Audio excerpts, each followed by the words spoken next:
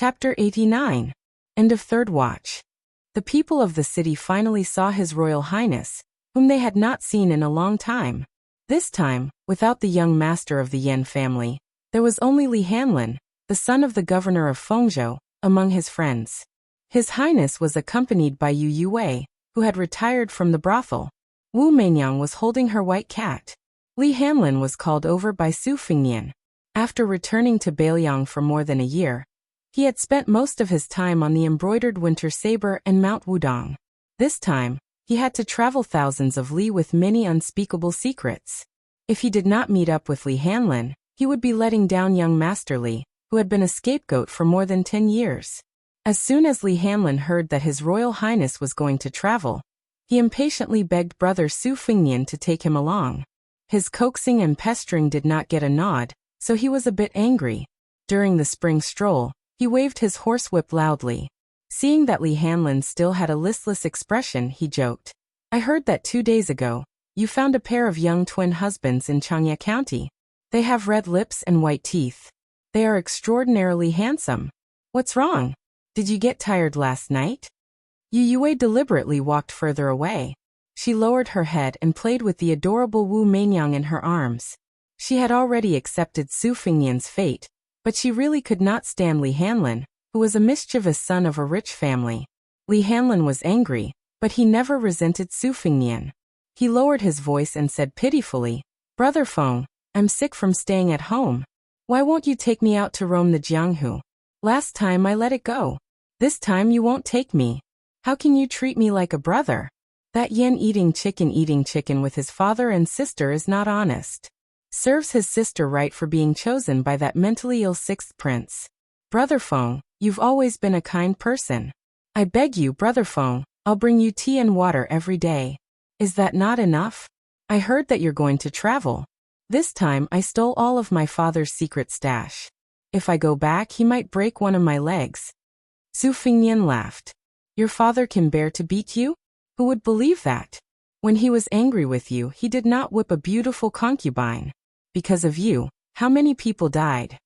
Li Hanlin's face was bitter, and he didn't say anything. He was so depressed that he wanted to drown himself in the lake. Su Fengnian patted his shoulder and comforted him. "To be honest, it was more suitable to take you last time. This time, it's really not suitable.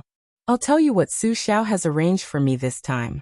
There are 4 masters in the open, plus 100 elite cavalry led by a general. Not to mention the men of sacrifice who are good at assassination and counter-assassination. There's also a super master to watch over me. Do you think they're all here to accompany me for a spring walk? Last time, we sneaked out. This time, we're doing it openly. Have you forgotten how Kong Wuqi was seriously injured? You're the only child in your family. Don't get mixed up in this muddy water. If you really have nothing to do, I'll let Su Xiao get you a position in the Beiliang army. Play for 2 or 3 years. You don't have to charge and break through enemy lines. Just think of it as going to the border to enjoy the scenery. When you return to Feng province, you can lead the army alone. This way, your father will be relieved." Li Hanlin did not utter a word. Su Fengnian loosened the reins and patted the neck of the divine horse that was as white as frost. This horse was the king of wild horses that Dezhou state captured at the border last year. It was tamed for more than half a year before he was willing to put the reins and saddle on it. This time, he brought it back to his favorite son. Su Fengnian sat down by the lake. When Li Hanlin sat beside him, he picked up a stone and threw it into the snail lake. He said softly, "Hanlin, don't always grow up. Your father had a son in his later years. He'll be old soon. If you don't mature, do you want your sister to carry the burden of the family?" Li Hanlin sighed and said, "Brother Feng, you've changed. My sister hated you the most before. If it's the current Brother Feng, she might like you. But I don't like you. Who am I going to find to play with in the future?" Su Fengnian threw the stone into the lake again and again. He smiled and said, "Your sister is much prettier than Yan Dongwu, but she's also much more stupid. I know that her heart already belongs to someone. I was just teasing her in the past. Sooner or later, she'll realize that the one she likes is actually an idiot. The one she hates is actually a bit more hardworking. As for who you'll find to play with in the future, it's very simple. Quickly find a virtuous wife and play with her. As you play with her, you'll have children. Li Hanlin scratched his head and said, I can have children, but only sons. Wouldn't having daughters be troublesome? When they grow up, they won't be able to escape being harmed by men. It's better to have sons. I'm not afraid of retribution. Su Fengnian smiled and said, You're also afraid of retribution? Li Hanlin lay on the grass and said in a surprisingly serious manner, How can I not be afraid? They all say that there's a God above my head. God knows when I'll die. I'll definitely be in a frying pan. Otherwise, I'll be punished to be a woman in my next life. Su Fengnian laughed and said, What's in your head, kid? Li Hanlin curled his lips and said, Fine, I'll listen to Brother Feng. If I go to the Bailiang army, I might be able to capture a Bei Meng princess and raise her as a slave. Su Fengnian clicked his tongue and said, What a great ambition. Li Hanlin got up and asked in a low voice, Brother Feng, tell me, what does that superclass master look like? Su Fengnian turned his head and pointed at the one-armed old man who was dozing off next to the carriage. His skinny body was wrapped in a shabby sheepskin coat. When he dozed off, he would use his fingers to pick at his nose and then secretly bend his fingers to flick it away. Su Fengnian said in a bad mood, He's probably like that. Li Hanlin looked at the old man who was not even fit to be a coachman, but had the courage to ride in the same carriage as Yu Huakue. He rolled his eyes and said, Brother Feng, you're lying to a child. Su Fengnian looked at the lake and said with a smile, You're a child. Li Hanlin protested, I'm still a child? Which girl doesn't praise the bird in my pants as a big bird after they're done? Su Fengnian laughed and scolded softly, Are you stupid? Only a child would brag about that. Besides, do you believe the compliments of the brothel girls who don't spend money and only make money? If you're not a child, then what are you? Li Hanlin's anger grew and he said angrily, Motherf asterisk cur, when we get back, I'll throw those whores into the beast cages and dismember them. Su Fengnian really scolded him this time. Don't be a sinner. Hurry up and go to the Bailiang army. Your brain is comparable to your sister's. Li Hanlin obediently said, Oh. In the end, young Master Li, who wanted to follow Su Fengnian out of Bailiang, chose to go to the Bailiang army, which had the strictest military discipline. When they parted at the city gate, Li Hanlin was crying his eyes out. Those who didn't know would think that His Royal Highness had taken young Master Li's dry path. When Su Fengnian returned to the prince's mansion, the old man whose surname she didn't know slowly got off the carriage. He was all skin and bones, and he only said two things. The first was, This little girl is not bad. She weighs a lot in the places where she should roll around. She's easy to give birth to babies. Without waiting for Yu Yue to blush, the cross-eyed old man's second sentence caused her face to turn pale. This cat is even better. Stew it and eat it. It'll nourish the body and nourish the spirit. Su Fengnian took a deep breath, and then another. The old man swaggered off and glanced at the tide-listening pavilion from afar on the embankment beside the lake. Su Fengnian went to Jiang Ni's courtyard and found her gesturing with a tree branch. He didn't look at her and hurriedly got up to wipe away the traces with the tip of her foot. He asked, I'm leaving Bailiang and might die on the way. You'll have a chance to stab me in the back then. Will you come with me? Of course, I'll bring a chest of secret manuals. If you come with me, they'll all be yours by the end of the year. Jiang and I only hesitated for a moment before nodding. I won't go. Su Fengnian was stunned. He turned around regretfully. Jiang Ni's pretty face flushed red. Her aura dropped to the bottom, and her voice was as soft as a mosquito's. Su Fengnian had finally understood. He must be used to rejecting His Royal Highness. He blurted out that he would go, but he didn't have the courage to explain. Admitting her mistake to His Royal Highness, who was her sworn enemy, was worse than killing her. Su Fengnian wasn't kind enough to smooth things over. He just let the little mud man be conflicted for the time being. Arriving at Princess Consort's tomb, Su Fengnian plucked a leaf and sat cross-legged in front of the tombstone. He blew a whistle melodious and light. It was the tune of the folk song Spring Goddess. Su Fengnian's state of mind was the most peaceful here. His thoughts were the purest. The old demon under the pavilion. A genuine superclass expert. Don't even think about taking him as a servant. Where was he hiding? Far away on the horizon? Close at hand? Sweet Potato was a deaf warrior. He didn't know whether to be happy or helpless. Bluebird was the sea in the heavenly stem. The bastard answer he had expected. He went to Mount Wudong and Huang Manor went to Mount Longhu. It was the most silent battle of orthodoxies in the world. Was Su Xiao going to overturn it with one hand? Second sister Su Weisheng was learning the tactics of a tyrant in Shangyin Academy. Was she going to suppress the insufferably arrogant Chen Jibao? Or was she going to the scholar's holy land to secretly rope in some hidden power? Why didn't Su Xiao kill Yan Jieshi's whole family when he could? Was it really because Yan Jieshi was his best friend? Su Fingyan threw away the leaf and folded the embroidered winter and spring thunder knives on his knees. He looked at the tombstone and said softly, "Mother, Su Xiao didn't avenge you, but Fengyan still remembers." That year, flowers bloomed in spring. His Royal Highness Su Fingyan rode a white horse out of Liangzhou. Chapter 90. Su Xiao usually lived with the common soldiers on the Beiliang border all year round. It seemed that he had to personally see that the Beimeng barbarian soldiers were no less numerous than the Beiliang cavalry, before he could feel at ease. After the Wangfei passed away, his children gradually grew up. First, Princess Changji, who married far away in Jiangnan. Then his second daughter, Su Weisheng, traveled thousands of miles to study at the Yinjiao Academy. For years ago, His Royal Highness left to travel. In any case, there was still Huang Manor in the manor. Now he had completely left. However, old Su couldn't care less about the affairs of these emperors, generals, ministers, and nobles.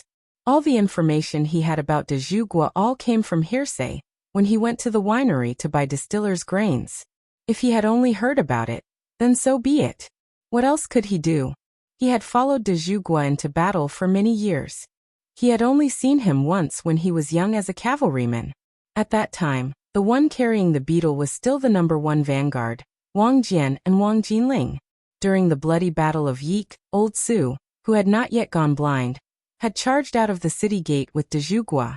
He watched as General Wang knelt on the ground and held up the city gate with both hands, allowing the Liaodong soldiers to charge out of the city. At that time, General Su had not yet been bestowed the title of king, and had not yet received de Zhugua's title. He had only turned his head to glance at the city gate. All of the Beiliang soldiers firmly believed that de Zhugua was the #1 hero of the present age. He was one of the 4 famous generals of the spring and autumn period. Just based on battle records, de Zhugua could not compare to Yi Baikue, who had been hailed as the only one in 500 years by the Yinjiao Academy. Before the Battle of Guanlan City, Yi Baikue was said to have never been defeated in 100 battles in his life. Not to mention Yi Baikue, the martial saint of West Chu, who had only lost 1 battle. Even Wang Sui, the prince consort of Dongyue in the past, was more confident and at ease than Su Xiao. How could he be in such a sorry state of fleeing with only a few hundred cavalrymen left? But in the end, other than the great general of the same court, only Su Xiao remained standing. Furthermore, of the 9 kingdoms of the spring and autumn period, the iron hooves under Su Xiao's banner had destroyed 6 kingdoms. The Confucian general, who became famous 20 years later than Su Xiao, had only 2 insignificant small kingdoms. How could he stand shoulder to the king of Beiliang? This was the power of the pillar state. It was only the middle of the month, so old blind Su wasn't willing to spend copper coins to buy distiller's grains. He could only lick his saliva to satisfy his craving. Blind old Su was old. He liked to sit on a wooden stump when the weather was warm and reminisce about the heroic spirit of the past. He thought about the way to survive that the old soldiers had taught him when he was young. He thought about the first time he went into battle with a crossbow in his hand. He thought about the brothers in the army beside him who had their heads chopped off like wheat being reaped. He thought about the rumbling of the hooves of the enemy's armored cavalry. He even thought about the final decisive battle at the western fortress in the spring and autumn. Wang Fei, dressed in white, had personally beaten the war drums. The drum beats were like thunder. They would not stop until West Chu was broken. Who in the army was not moved? Old Su tilted his head. His face, which had been tempered by the flames of war, was pressed against the smooth wooden walking stick. Most of the old soldiers were like this. They were used to holding sabers and crossbows. They were lucky enough to leave the army alive, but they always felt that something was missing. After their legs were broken, this walking stick had been of great help. These past few years, he had always heard a group of scholars say strange things. They said that more than half of the old soldiers who had fought with the Pillar State had died, and that no one had a good ending. In the end, only Su Xiao had become a king with a different surname. If old Su's legs had been broken, he would have stomped his feet and cursed. What the F***ck did these scholars with water in their brains know. Those who had truly gone into battle knew the saying that sabers and swords had no eyes. Were all the injuries on the Pillar State's body fake? Were they all smeared on his body with sabers, bows, arrows, and spears? If even the Pillar State did not become the king of Bailiang, then wouldn't all those old soldiers who did not hesitate to fight with their last breaths have died in vain? Who would still remember the 600 armored soldiers from Liaodong back then, and the 300,000 Bailiang cavalry, that no one in the world could compete with? Old Su spat and scolded. Those damn scholars are the most boring. If old Su was younger, I could have smacked all their teeth out with a single slap. Old Su, who was panting from just taking a few more steps, heard a familiar voice above his head. Brother Su, are you still in good health? Old Su hurriedly got up. The person who spoke was the Yamen official who had come to his house to deliver the silver taels. He had also instructed several of his retainers on the spot to repair the thatched hut properly. As expected, the thatched hut no longer had any leaks from then on. The monthly taels of silver were also sent to him on time. Old Su was an old soldier who had fought countless battles. He could vaguely guess that this Yamen official had also gone through many hardships in the army. He had a murderous aura, so he shouldn't think that he was just fooling people. The cowardly old Su did not even eat or kill a lot of pigs. This was true, but he had lived most of his life in the army. Those fierce soldiers who had killed dozens of people would look more ferocious than ordinary people even when they were eating. That person gently pressed down on old Su, who was standing up with the help of his walking stick. He laughed and said, Brother Su, sit down and talk. Do whatever is comfortable. There's no need to be so polite with me. Chapter 91. Old Su didn't insist. He was old, so he didn't try to be brave like a young man. He turned his head to look at that person and said happily, It's fine, it's fine. I can eat and sleep. I just have to wait for the end of the month to buy some meat and wine to reward myself. These days, the world is peaceful. I don't have to worry about food and clothing. It's very good. These are words of conscience. Old Su is blind, so I can't say that I'm blind. Isn't that right, Darren? The visitor smiled and said, Old Su, you're not blind at all. You have a lively mind. You're much better than many officials and generals. Old Su blushed and said, Darren, these words are too serious. I don't dare to accept them. I, Old Su, am just an old Bailiang soldier who didn't die. In the past, I heard a kid surnamed Su talk about dying on the battlefield, but I don't really understand. In any case, it's better to live than to die. Now, I'm not afraid of death.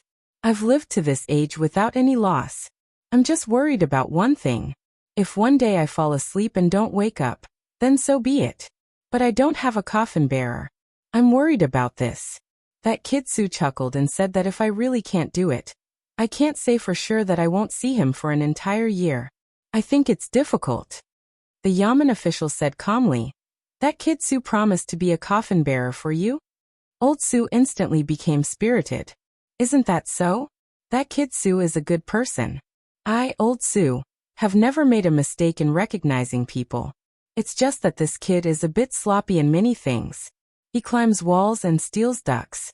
I'm worried that he won't be able to find a good wife in the future. 2 days ago, that kid Su even brought a pot of good wine to my place to chat. However, he said that he was going out again. Unfortunately, I was woken up by the smell of wine at night and accidentally drank the remaining half of the pot. Otherwise, I could have entertained Darren today. Haha, Darren, don't think that old Sue's broken mouth can't hold back on talking nonsense with you. That person laughed and said, I won't. Nowadays, it's hard for me to find someone to chat with. Younger brother Su, you want to drink? When I came here, I forgot that I usually don't drink when I'm old. Today, I'll make an exception. If brother Su can wait, I'll get someone to buy it. Old Su hurriedly waved his hand and said, There's no need, there's no need. "Milord is busy with important matters. How can I let Milord waste his time and money here?" That person smiled and leisurely enjoyed the afternoon sun with old Sue. The warmth of the sun spread over their bodies was much more comfortable than any brocade clothing. Old Sue leaned sideways and leaned on his walking stick with both hands. With a dazed expression, he said, "My greatest regret in my life is that I didn't get close enough to see the Pillar of Da. An old brother who passed away last year was much luckier. After the Battle of Jingyang, he killed hundreds of thousands of surrendered soldiers, and he was only 100 steps away from the Pillar of Da. That old brother still talks about it with his eyes closed. Look at how smug he is." The blind old Sue had always regarded him as a small government official in the Yamen. He softly said, "Su Xiao is nothing more than a hunchbacked old soldier. What's there to see?" In an instant, old Su's mind went blank. Since he was able to walk out of the battlefield covered in millions of bones alive, how could he be a fool? In Bailiang, who would dare to say that Su Xiao was nothing more than a hunchbacked old soldier? Other than the Pillar of Da, who else could it be? Old Su's withered body, which needed a walking stick to walk, began to tremble violently. In the end, the old soldier of Bailiang, who was still alive, had tears streaming down his face. He turned his head and said with trembling lips, "The Pillar of Da?" That person didn't admit or deny it. He only called out to old Sue, "Brother Sue." Old Sue seemed to have gone mad as he struggled to get up. Ignoring the Pillar of Da's obstruction, he threw away his walking stick and knelt on the ground. He used all the strength in his body, the heroic spirit of 30 years of fighting in 6 countries, and the spirit of 10 years of struggling at death's door to suppress the old soldier's passion and sobbing. He kowtowed and said, "Su Yongguan, one of the 18 old battalions of Jianzhou, the last rider of the Fish Drum Battalion, pays his respects to General Su." Today, the 18 old battalions of Jianzhou no longer existed. Just like the 600 iron armors whose fame was gradually fading away, the younger Bailiang cavalry had at most heard of some hot-blooded deeds. The Fish Drum Battalion. It was known as the number 1 death battle under the Su banner. The last battle was at the western rampart. Wang Fei, dressed in white as snow, beat the fish dragon drum that was as tall as a person in the Fish Drum Battalion. She won the battle for the crown of the Liang dynasty in one spurt of energy. Nearly 1,000 people from the Fish Drum Battalion fought to the death without retreating. In the end, only 16 people survived. The rider Su Yongguan lost an eye in that battle. The arrow was pulled out along with it. He fought again until he fainted among the pile of corpses. In fact, in the old soldier's heart, whether it was the Pillar of Da or the King of Bailiang, they were only titles for outsiders. In his heart, he was still willing to call him General Su. Old Su, who was supported by Su Xiao, sat back down on the wooden stool. His face was full of tears, but he said with a smile, "I've lived enough in this life. General Su, may I be so bold as to ask, is that young Su?" Su Xiao said softly, "He's my son Su Fingnian." The old soldier's face was pressed against the walking stick that the Pillar of Da personally took back. He repeatedly muttered, "I've lived enough, I've lived enough." The last person in the Fish Drum Battalion, old Su Yongguan, slowly closed his eyes. "General Su, Wang Fei, you have a good son. I, old Su, have to go down and drink with my old brothers. Tell them that the sound of the horses' hooves of the 300,000 Bailiang cavalry will only make the enemy more and more terrified. It can't be small, it can't be weak." Under the Su banner, the fish dragon drum sounded. Old Su Yongguan died peacefully. Chapter 92. The book review section is also a chaotic battle of spring and autumn. It's very exciting. His Royal Highness rode out of the city on a white horse with 2 sabers attached. Behind him was a tall and sturdy general leading more than 100 light cavalry. However, the carriage at the front was very ordinary. The coachman was a delicate and pretty woman. Even His Royal Highness was riding on a horse. Presumably, no one had the right to sit in the carriage. After more than 10 li out of the city, the 100 Phoenix Battalion mounted crossbowmen deliberately distanced themselves and followed from a distance. That General Wu Dian rode alone to Su Fingnian's side. Even though he was facing one of the most prominent forefangs of Bailiang in the past 10 years, his loyalty was unquestionable. The 3 of them, Lu Qiantang, Xu Xiu and Yang Qingfeng, were still very cautious and prepared to attack at any time. It could be seen that the three of them were terrified of Su de Jugua to the bone. They were afraid that the slightest movement would harm His Royal Highness, and they would have to apologize with their deaths as soon as possible. Su Fengnian was asking the old Taoist priest Wei Shuyang about the essence of the yin and yang kinship deed. Seeing the nervous posture of Lu Qiantang and the other two, he didn't say anything.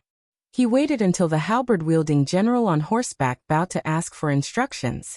Only then did he smile and say, "General Ning, you let your men and horses follow behind me only because I don't want to eat dust. There's no other meaning. Don't be nervous. Keep a distance of half a li. If there's really danger, it's just a matter of sprinting. Don't worry, General Ning, this is my personal guard camp. Every one of them is a valiant elite selected from the various armies of Bailiang. With General Ning in command, there's no chance of anything going wrong." This halberd-wielding Wudian general had a poetic name, Ningame, but he was big and burly, his entire body fierce-looking. The Phoenix Battalion's cavalry were all light cavalry with sabers and crossbows in their hands. Only his armored cavalry was wearing heavy armor. In his hand was an eye-catching iron halberd with the character bow in his hand. Furthermore, he carried a big sack on his back, filled with more than a dozen short halberds. At first glance, one could tell that he was a military general who could fight 10,000 men. Before Su Fengnian left the city, he had received a summary of Ningame's military exploits. He couldn't help but admire him. Ningame was an orphan on the battlefield. He was picked up by General Wang Jian and raised. After Wang Duling died in battle, he inherited his adoptive father's mantle. As long as he had a halberd in his hand, he had performed the magnificent feat of taking the head of a general in the midst of an army of 10,000 men several times. After each incident, the Great Pillar State would use a great merit to offset his small crime. Otherwise, he wouldn't be the one with the lowest martial rank among Bailiang's four fangs. However, as long as Ningame could go into battle, he could kill people. He didn't have to hide behind the formation and do things like wave flags and shout battle cries. He didn't care about these things. Since ancient times, those who dared to use a halberd as a weapon were all fierce men who killed people as if they were grass. On the battlefield, he was a killing god. Off the battlefield, Ningame wasn't the kind of barbarian general who would whip his soldiers at every turn. On the contrary, he was very gentle, respectful, and thrifty. Because his voice was full of energy, it was inevitable that it would shake the heavens. However, the tone of his voice always sounded like it came from the cherry lips of a Jiangnan girl. It was really an extremely strange thing. At this time, hearing His Royal Highness's explanation, Ningame held the halberd diagonally, the tip of the halberd facing the ground. He smiled shyly and said, "For this trip, the Great Pillar State ordered me to listen to all of His Royal Highness's orders. Your Highness, I will do as you say." Su Fengnian glanced at the iron halberd in Ningame's hand and asked curiously, "General Ning, this bu halberd should weigh 70 to 80 pounds. Ningame said in surprise, "His Royal Highness recognizes this halberd as the bu halberd?" Su Fengnian laughed involuntarily and said, "I occasionally heard my second sister mention it. It's not to the extent that she would recognize it as a fancy ceremonial halberd." Ningame didn't notice that the atmosphere around him was a bit stagnant. He said to himself, "His Royal Highness guessed correctly. This halberd weighs 75 pounds. Normal people can't lift it." Su Fengnian, who had two sabers at his waist, laughed loudly and said, "If there's a chance, I want to see General Ning's flying halberd. I heard Su Xiao say that your short halberd can make a person fall off a horse with one strike. There's never been a miss." Ningame was a bit embarrassed and only smiled. In the end, he excused himself and rode back, dragging the halberd behind him. Xu Xiu, who had a charming appearance but an unknown heart, pulled on the reins and coldly watched from the sidelines. The corners of her mouth hooked up, full of disdain. This Bailiang's trusted aide really didn't understand the ways of the officialdom. Since His Royal Highness could see through the weapon, it didn't matter if it was just a blind cat bumping into a dead mouse. Didn't he know how to take advantage of the situation and flatter him a bit? He even said in front of His Royal Highness that he couldn't lift the halberd. Was he mocking His Royal Highness for not having the strength to truss up a chicken? You're a brute who doesn't understand. Even if His Royal Highness isn't an expert in the use of sabers, those two peerless sabers are chilling. Just by looking at them, you can tell that they're killing sabers soaked in blood. How can normal people handle them? The tall and sturdy swordsman Lu Qiantang, whose figure didn't lose to Ningame, just closed his eyes and focused. His thumb hooked around the hilt of the giant sword Red Cloud he picked out from the armory. Yang Qingfeng was shrouded in a loose black robe, which made her snow-white hands even more dazzling. Su Fengnian continued forward and sighed softly. Back in the day, West Chu claimed to have 1 million people with halberds within 5,000 li. But those hundreds of thousands of invincible great halberd warriors still lost to Su Zhao's cavalry. It seems that in this world, the Bailiang cavalry is still the sharpest spear. The old Taoist priest Wei Shuyang stroked his beard and laughed softly. In my early years, I was fortunate enough to see the marvelous sight of thousands of Bailiang cavalry galloping in a line. It was like the tide of Guangling River, overturning rivers, overturning seas, and destroying mountains. I was fascinated. Su Fengnian blinked and said, "Grandpa Wei, I've seen this many times." The old Taoist priest was stunned for a long time. Finally, he understood and smiled with gratification. This made Xu Xiu, who was in the dark, puzzled. Xu Xiu and the other two had been raising eagles and dogs in the prince's mansion for quite a long time. The longest was Yang Qingfeng, who had been raising eagles and dogs for 7 or 8 years. At that time, His Royal Highness was already the infamous #1 silk pants in Bailiang. Chapter 93. There was no such thing as a demonic sect or cult in Jianghu, and no sect or faction that didn't know the difference between life and death would label themselves as demonic. Even for some vicious sects, once they were associated with the word demonic, most of them would run to crowded places to cry for their parents. This was especially true for Jianghu, which had been crushed by the Bailiang cavalry. No one had the guts to walk this path that was destined to be short-lived. About 60 years ago, Jianghu was a chaotic place, just like the 9 kingdoms of spring and autumn in the Central Plains. However, there was a sect that most of Jianghu looked up to and called itself the demonic sect. What happened to it? Mount Longhu easily produced an immortal that was hard to come by in 100 years, Qi Xuanjin. He posted a message to the world, inviting a battle to the devil-slaying platform on top of the lotus flower. The great spiritual master Qi single-handedly slaughtered 6 pretentious devil Dao experts. Since then, he was unable to recover from the setback, and had faded from the public eye for 50 years. Only God knew how many times he had been ridden on by the previous generation of sections. Xu Xiu came from a leftist sect in West Chu, which had studied some witchcraft that had been severely suppressed by the orthodox path. Although she was a rare witch in the sect, and had a chance to inherit the position of sect leader, Xu Xiu had her own ambitions. She looked down on the petty sect of less than 100 people, so she escaped to live a carefree life. Relying on her good looks and low-class seduction techniques, she accidentally obtained an incomplete high-class mental cultivation method from a middle-aged Taoist on Mount Kongtong. After she practiced it, her power skyrocketed.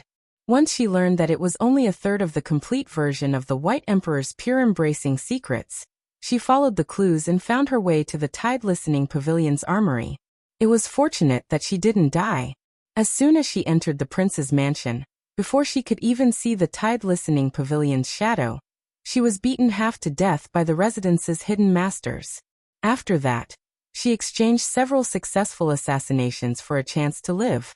This time, she obtained the pure embracing secrets, and naturally cherished it. Don't think that Bailiang Palace was only a place for assassination. Every time a group came, Bailiang would immediately send out a group to take revenge. Every time, they would eliminate the source of trouble. This was the viciousness of the great pillar of the country, Su Xiao. Xu Xiu, a fearless heterodox person, would only become as timid as a mouse as the accumulation of murder cases. No matter how fearless a heroine was, she wouldn't be able to withstand the hundreds and thousands of methods of the pillar state that made people wish they were dead. Su Fengnian did not have a good impression of Xu Xiu and the other two, so there was no need for him to exchange pleasantries. He simply urged his horse to the side of the carriage, lifted the curtain, and saw Yu Yue playing with Wu Meinyang in her arms. She was in a good mood. Whether it was the courtesan Yu Yue, or the orphan girl of the West Chu Emperor's sword attendant.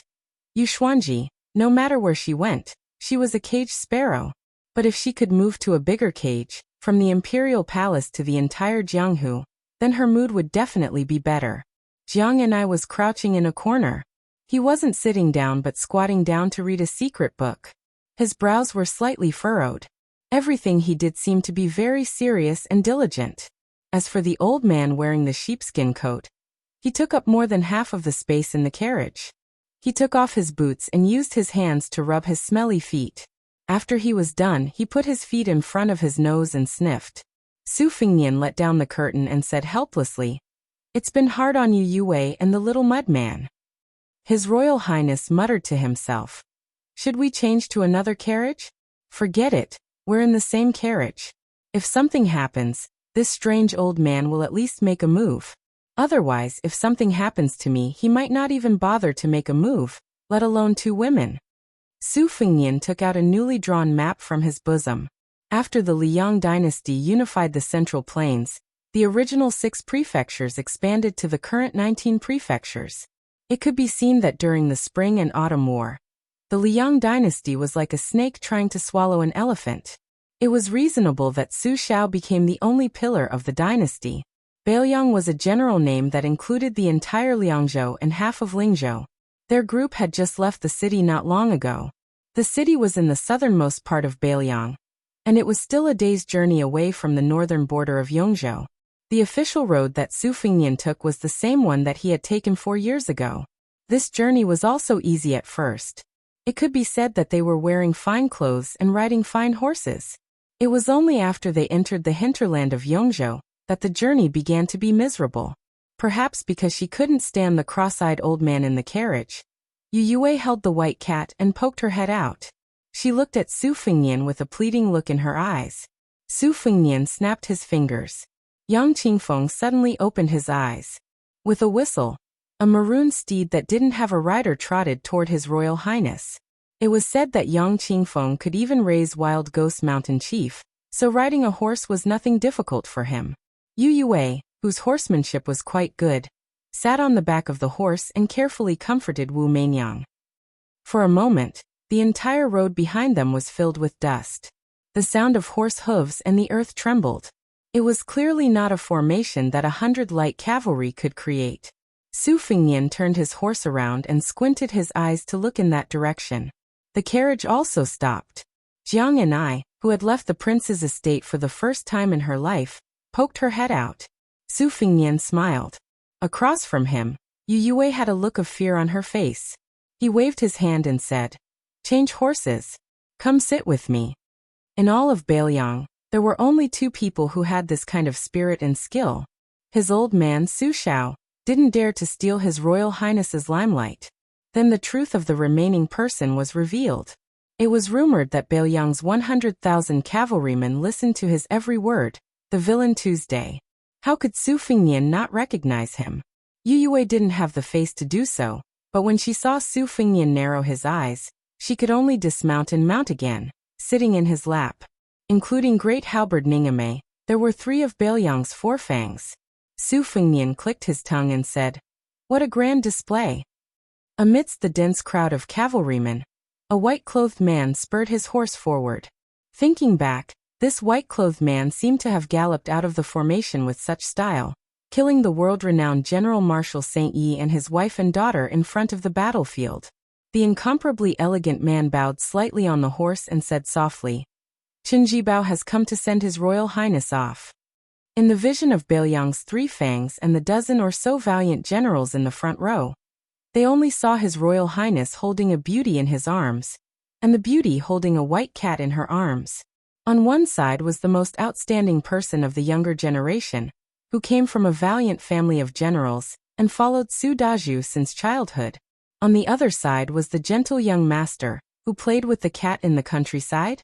It seemed that in an instant, the difference between the 2 was obvious. Su Fengnian turned his horse around again, a finger twirling the woman's hair. He said slowly, "I won't see you off." Chapter 94. Begging for collection. I'm only 2,000 away from 40,000. Ningame led the 100 Phoenix Battalion Light Cavalry, and continued to follow His Royal Highness. He didn't make a sound when he passed by White Bao. Although Ningame was a top-class warrior, he wasn't interested in climbing up the ranks in the Bailiang army. He gave off a dull feeling.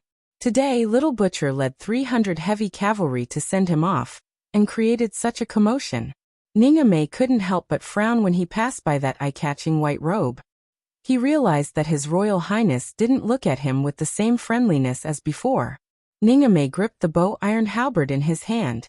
Its weight was second only to Wang Tongshan, the #1 general under King Yan's command. He turned his head and saw that the 100 or so Phoenix Battalion personal guards all turned their heads every few steps to admire Bao. Ningame fell into deep thought. Bailiang's Four Fangs, Dian Xiongzong led the 6,000 iron stupas, the second most elite heavy cavalry, and Wei Fuqing led the 1/3 of Bailiang's white crossbow feather forest. Both of them were trusted generals that Bao had groomed. Ningame wasn't familiar with these two young generals of Bailiang. They were only limited to their skillful coordination on the battlefield.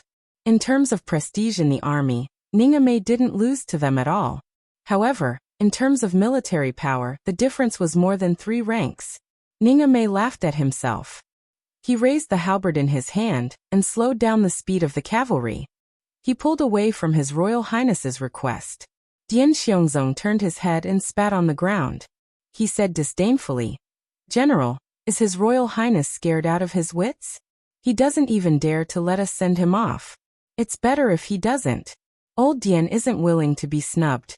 We Iron Stupas are all brave men who use Baimeng barbarians' heads as urinals. We can't afford to lose face like this." Wei Fuqing, who was more like a private school teaching children how to read and write, was much more reserved. He chuckled and said, "For years ago, when Your Highness went out to travel, you only brought an old coachman with you. His Royal Highness is in high spirits. Naturally, he doesn't like our intrusion. Old Dian, you're an old man who only knows how to kill. How can you understand His Royal Highness's romance?" The 6,000 iron stupas could be ranked second in the Bailiang army, second only to the Baimeng army's dragon cavalry that was personally led by Su Xiao. One was black and one was white. They made Baimeng's 350,000 soldiers tremble in fear. During the Spring and Autumn War, Su Xiao taught the world a bloody truth. Victory and defeat on the battlefield were never simply a competition of numbers of soldiers. It was not even a matter of the ratio of armor, but the combination of different types of soldiers. The Western Wall was the fish drum camp, which was the #1 in a battle to the death. They were not afraid of death. They opened up a bloody path for the 3,000 Great Snow Dragon cavalry to penetrate the hinterland of Yi by Kuei's halberd army. Bao sat in the middle of the army, strategizing. Wang Fei personally beat the drums. Su Xiao abandoned his helmet and bore the brunt of the charge. The 3,000 white horses and white armor galloped like thunder. Among them were the corpses of more than 1,000 soldiers from the fish drum camp. Since the scholars of West Chu said that there was no West Chu after the Western Wall, then Su Xiao made West Chu completely disappear. The spring and autumn period of the 9 kingdoms, where famous generals emerged in large numbers, was the most dazzling era for martial artists. Dian Xiongnan, Wei Fuqing, was precisely a young general who rose to prominence from the flames of war. His fame was accumulated by stepping on the white bones of the spring and autumn period generals one after another. There was an indescribable pride and ambition in his body. How could he possibly look down on the vultures of the younger generation? So what if you are His Royal Highness? Bailiang's army places great importance on military merit. Every year, there are so many silk pants who are thrown to the border by their father's generation. Which one of them is not drilled by them until they are hovering between life and death, and do not even have the strength to cry? Which one of them did not in the end forget even their 18 generations of ancestors, and only remember their superiors in the army? Yu Sufengnian, other than the title of His Royal Highness, what else does he have? Dian Xiongnan spat and laughed nastily. Damn his mother's romance. The year before last, Laozi led 600 iron cavalry straight into Baimeng for 800 li, and robbed a provincial governor's daughter. She was stripped naked on horseback, and after that, she was stabbed to death and hung on a spear. That is Laozi's romance. Wei Fuqing bent down and stroked his beloved horse's mane. He joked. As a result, you were hung on the fence of the barracks by the great pillar state and froze for the whole night. I heard that your thing was frozen to the point that it could not be seen. Can you still use it now? Dian Xiongnan patted his belly and laughed boldly. It can still be thick and thin. Laodian has no objections on horseback and bed. Wei Fuzi, if you don't believe me, you can borrow your daughter and give it a try. I guarantee you won't be convinced. Wei Fuqing felt a headache coming on. He said, you dare to have ideas about my daughter? Do you believe that I, by New Yulin, will destroy your 6,000 iron stupas? Dian Xiongnan curled his lips and said, Fuzi is farting again. If you have the ability, each of us will pull out 100 people and throw them on the drill ground to fight. Let's see which family's bastard will lie on the ground and cry for his mother. From beginning to end, the little butcher Chen Jibao, whose reputation was not as important as that of Beiliang's 4 fangs and 4 tiger generals, did not interrupt. He did not remind his right-hand men to be careful with their words, nor did he echo and make sarcastic remarks about His Royal Highness, who was unpopular. His expression was indifferent. His adoptive father, de Zhugua, was about to enter the capital to meet the emperor.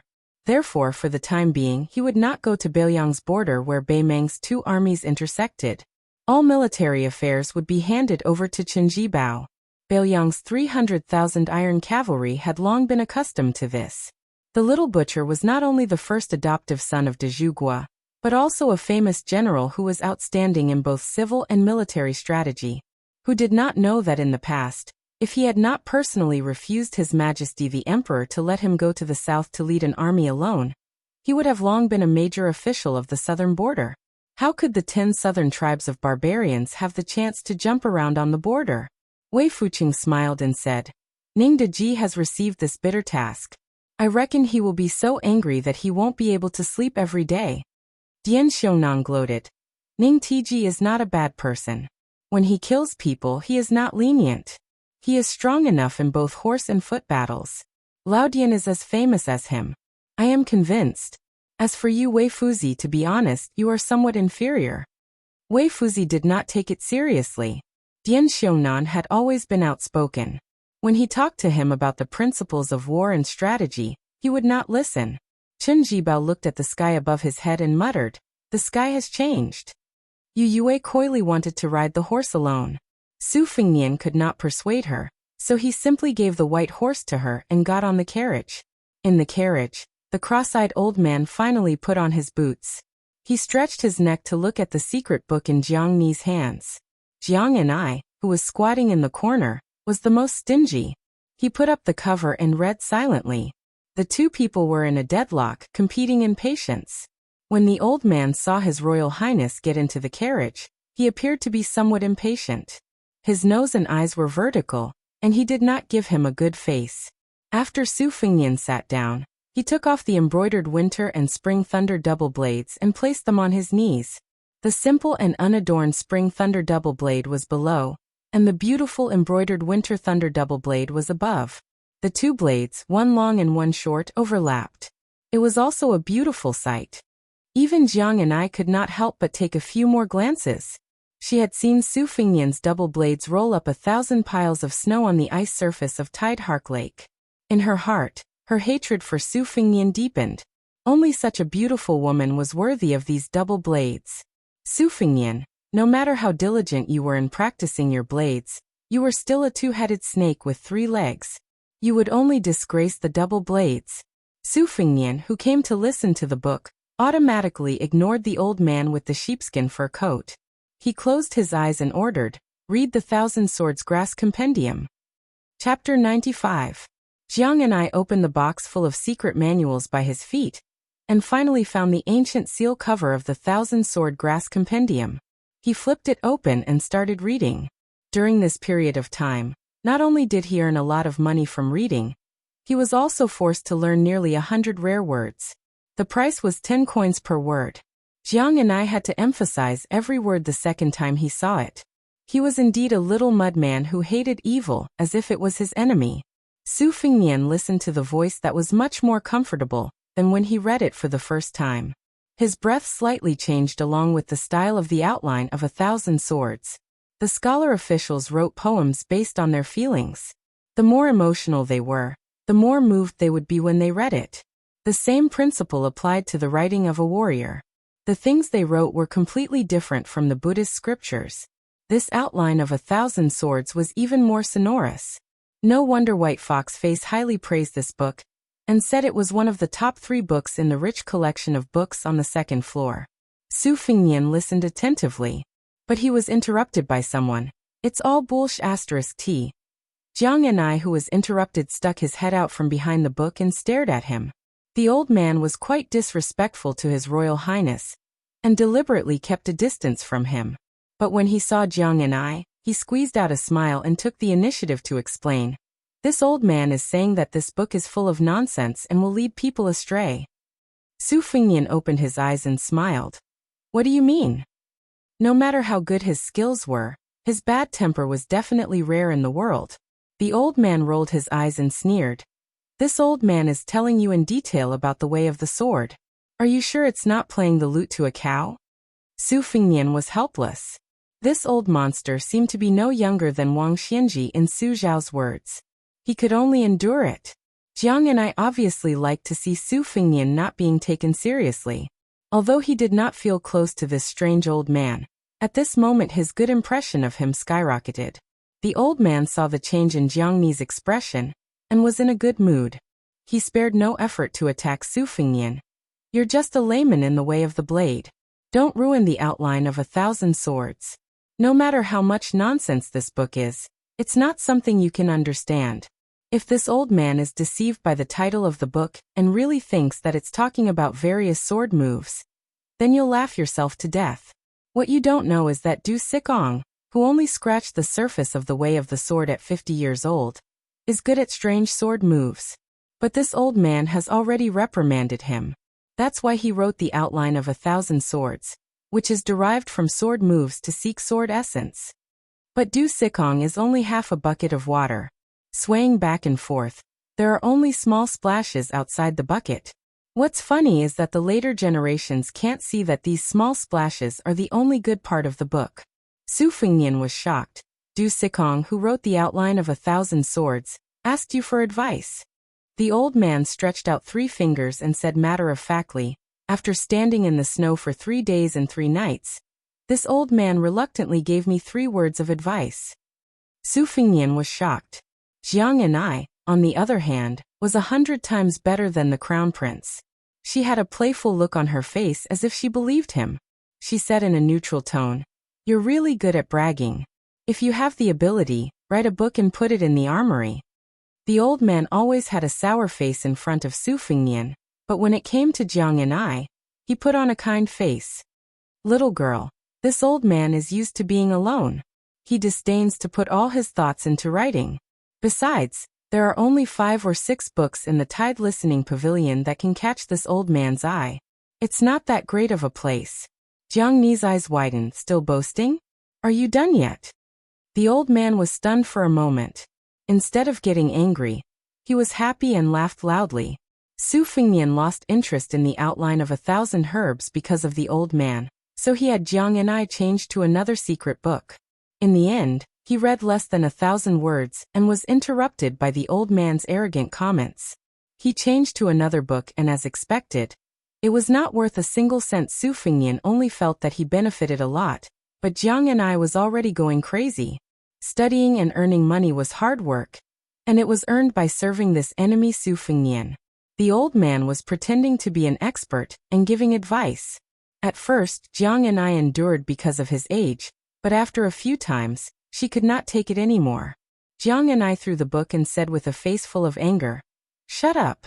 Look, one who is close to ink will be stained black." She was getting better and better at learning the catchphrase from His Royal Highness. Su Fengnian did not pay attention to Jiang Ni's outburst. He laughed and asked, "How about I go find Lu Qiantang to practice my blade and give him some pointers?" The old man stretched and comfortably laid down in the carriage. He said in a bad mood, "This old man is willing to say a few words about the original owner of your 2 blades. Forget about you. As for your perception, it's so-so. It's probably half of this old man's when he was young. It's a pity that you started practicing your blade too late. Your internal energy is not your own. I don't believe that you can practice 3 to 6 times. Jiang Ni's eyes were full of smiles. Jiang and I added insult to injury. These words are true. Su Fengnian lowered his head and stretched out a finger to stroke the winter-embroidered scabbard. Half of his perception? Jiang and I seemed to have thought of something and coldly said, "That person is the villain Chen Jibao? He looks much more like His Highness the Crown Prince than you." Su Fengnian raised his head and laughed. "That's just a resemblance." Jiang and I was actually a bit angry that her number one enemy was so useless and humiliated her, and the divine talisman. She fiercely said, "Don't you know how to suppress that Chen Jibao's limelight?" Turning around and running, "Aren't you afraid of being laughed at?" Su Fengnian said dumbfoundedly, "Or should I fight with Chen Jibao?" Jiang and I hatefully said, "Whether or not I can beat him is one thing, whether or not I can fight him is another." The old man tugged at his sheepskin coat and said with a smile, "Little girl, you don't know anything about this. The crown prince in front of us is mediocre in knife skills, but his mind has been taught by Su Xiao. It's just that the villain's surname Chen probably already knew this, so he's not that easy to fool. On the other hand, those boorish men behind us who only have strength but not brains probably didn't see it." Su Fengnian turned a deaf ear. Jiang and I was deep in thought. The old man's words hit the nail on the head. "Little girl, in terms of scheming, you probably won't be able to beat this treacherous guy. Why don't this old man teach you some martial arts? You still have a chance to compete. Even if he has the entire Great Yellow Courtyard, as long as he hasn't truly touched the threshold of martial arts, you can still defeat him with one sword. Who said that a woman can't have the strength of 1,000,000 masters with one sword? This kid's mother is one of the only 3 sword masters that this old man has seen in his life." Su Fengnian didn't say anything. His left hand held the spring thunder. The old man looked at the twin blades and laughed. "So he's used to using his left hand. Little girl, you see, this old man said that this kid is very cunning." Su Fengnian laughed and stood up. He slowly said, "I won't listen to the book today." When Su Fengnian left the carriage, Jiang and I was in a daze and was a bit annoyed. The old man asked, "Little girl Jiang, how was it? Do you want to learn some skills from this old man?" He didn't expect Jiang and I to say without hesitation, "Learn what?" The old man was puzzled. Why not? Back then, the number of idiots that begged this old man to be his disciple could line up from Bailiang all the way to Donghai. Jiang and I coldly said, "If I learned from you, Su Fengnian would have killed me a long time ago." The old man raised his sparse eyebrows. "He dares." Jiang and I put the book back into the box inside. "Besides, you're only good at talking. Learning from you won't amount to much." The old man held his stomach and laughed. He almost rolled around in the carriage. Jiang and I angrily said, "What are you laughing at?" The old man sat up straight and mysteriously whispered, "Do you know who this old man is?" Jiang and I calmly said, "Why should I care who you are?" The old man rubbed his chin and lay in the carriage. He crossed his legs and muttered to himself, "That's true. Even this old man has almost forgotten who he is. Who would remember the wooden horse and ox?" Chapter 96. Su Fengnian rode the red date horse that was originally assigned to Yu Yue, and looked up at the gray sky. If nothing unexpected happened, there would be a heavy rain tonight. Based on their current speed, they could stay in Hengshui City at dusk and not travel in the rain. Lu Qiantang, who carried the red cloud sword, led the way at the front. Xu Xiao and Yang Qingfeng, who did not carry weapons, were in charge of bringing up the rear. In the middle, the old Taoist priest, Wei Shuyang, spurred the horse's belly and rode side by side with Su Fengnian. These 4 personal retainers all had the strength of around the second rank. Even if they were to face off against a half-immortal like Dong Tai and Chao Guanzi, who occupied the thrones of the top masters, they still had the strength to fight. At the very least, they could hold off the cross-eyed old man in the carriage until he finished buttoning his feet and digging his nose. Su Fengnian asked softly, "Grandpa Wei, what is the strength of the top 10 masters? Can you explain it in simpler terms?" Apart from Wang Xianji, who can't be judged by common sense, the remaining 9 people, including Deng Tai, the leader of the new generation of swordsmanship, Wang Mao, who uses a broken arc spear, and Chao Guanzi, are obviously in a higher realm than the other 6. I reckon that the so-called top 10 experts in the world are just more famous, but there should be quite a number of people whose real strength is similar to the other 6. This group of people can be divided into 2 realms. Based on my deduction, I think that the great spiritual master in our sect said that the first class 4 levels are divided into the Vajra level, finger level, and celestial level. Only those in the Vajra level can be considered to have reached a higher level in martial arts. Lu Pu, who is responsible for guarding Li Yuanying in the Tide Listening Pavilion, and Chu Kuangnu, can probably be ranked in this category. As for the celestial level, which is one of the higher levels, I can't say anything about it. I think that Jian Jiuhuang, who escorted His Highness on a journey of 6,000 miles, is in between the 2 realms. Deng Taiyi Wang Mao and Chao Guanzi probably entered the celestial level at different times. Only Wang Xianji has been in the celestial level for half of his life. It's really too high to reach, too high to reach. Su Fengnian asked softly. Grandpa Wei, did you miss the last realm? Wei Shuyang laughed. Back then, the great spiritual master only said that reaching this realm would make one an earth immortal. I thought that if there was someone in the human world with such supernatural powers, it would only be Wang Xianji. Tracing back further, Qi Xuanzhen of Mount Longhu and old celestial master Zhao, who changed the late emperor's fate, could be counted in. However, every 100 years, the Wu family's sword tomb would produce an earth immortal sword. After some calculation, it's about time for them to appear. As for the 2 Zen temples, it's hard to say. There might be a golden arhat sitting there in the Holy Land of Buddhism. However, when I was as young as His Royal Highness, there were a few masters whose names were known everywhere. They were collectively known as the 4 great grandmasters. They were more deserving of their fame than the 10 great masters of today. The red armor talisman general in the south was wrapped in a bright red armor. His face could not be seen. The ancestor of Fengdu in the west was a woman in a green robe. The 3rd one is in our Beiliang. It's the spear immortal Wang Xiao. Su Fengnian laughed coldly. I've heard a little about this. Chen Jibao learned the spear art from him. In the end, this great spear master still died in the hands of his disciple. Wei Shuyang stroked his beard and smiled. The last one is the most famous. No matter how many people in the world learn the sword, they couldn't avoid this mountain peak. At that time, as long as he was there, no one dared to claim that their swordsmanship was superior. It's the same as Wang Xianji claiming to be second, and no one claiming to be first. Does His Royal Highness already know who he is? Su Fengnian nodded. The god of swords Li Chungang.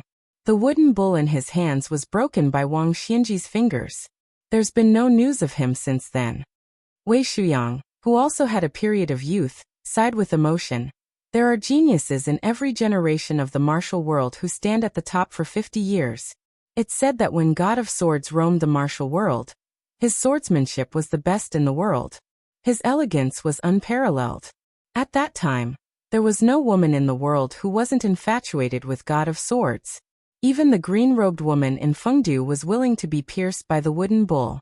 When I was young, I always dreamed of meeting God of Swords when I went out one day. I would be satisfied if I could talk to him. When he found out that Wang Xianji defeated him, he couldn't accept it for a long time. He wanted to fight Wang Xianji to the death. I had already learned the sword for more than 10 years. Later on, I gave up the sword to cultivate. The main reason was because of God of Swords' retirement. A youth who doesn't roam the martial world with a sword isn't a youth with ambition. Su Fengnian was amused by Grandpa Wei's youthful feelings. The haze in the carriage faded a little. He couldn't help but laugh. Grandpa Wei, did you also want to be a carefree swordsman when you were young? Old Taoist me squinted his eyes and smiled. Who hasn't been young before? I might as well tell His Royal Highness the truth. I even admired a few heroines in the past. Once, I finally got the chance to meet one of them. I couldn't help but blush and tremble. I couldn't say anything. Compared to His Royal Highness, it's like a Vajra realm and a heavenly image realm. Even 5 old Taoists combined can't compare. Su Fengnian and Wei Shuyang could be considered friends despite the difference in age. When they were young, he rode on the old Taoist's neck and peed mischievously. When he entered the Tide Listening Pavilion in his youth, He was also willing to listen to Grandpa Wei's stories about mountain spirits and immortals. If it wasn't for this, with Su Fengnian's shrewdness and stinginess in certain matters, would he have handed over the Wudong's deed of thorough comprehension to Wei Shuyang the moment he received it? He even allowed Wei Shuyang to copy it for future annotations. Did Su Fengnian really not know the preciousness of the deed of thorough comprehension? With the great yellow hall's precious jade in front of him, the thin deed of thorough comprehension might be even thicker. Su Fengnian chuckled. Grandpa Wei, even if I have to dig 3 feet into the ground in the martial world, I'll help you dig that Li Chungang out. Chapter 97. The old Taoist shook his head and said, even I have to enter the coffin. Maybe old immortal Li has already passed away.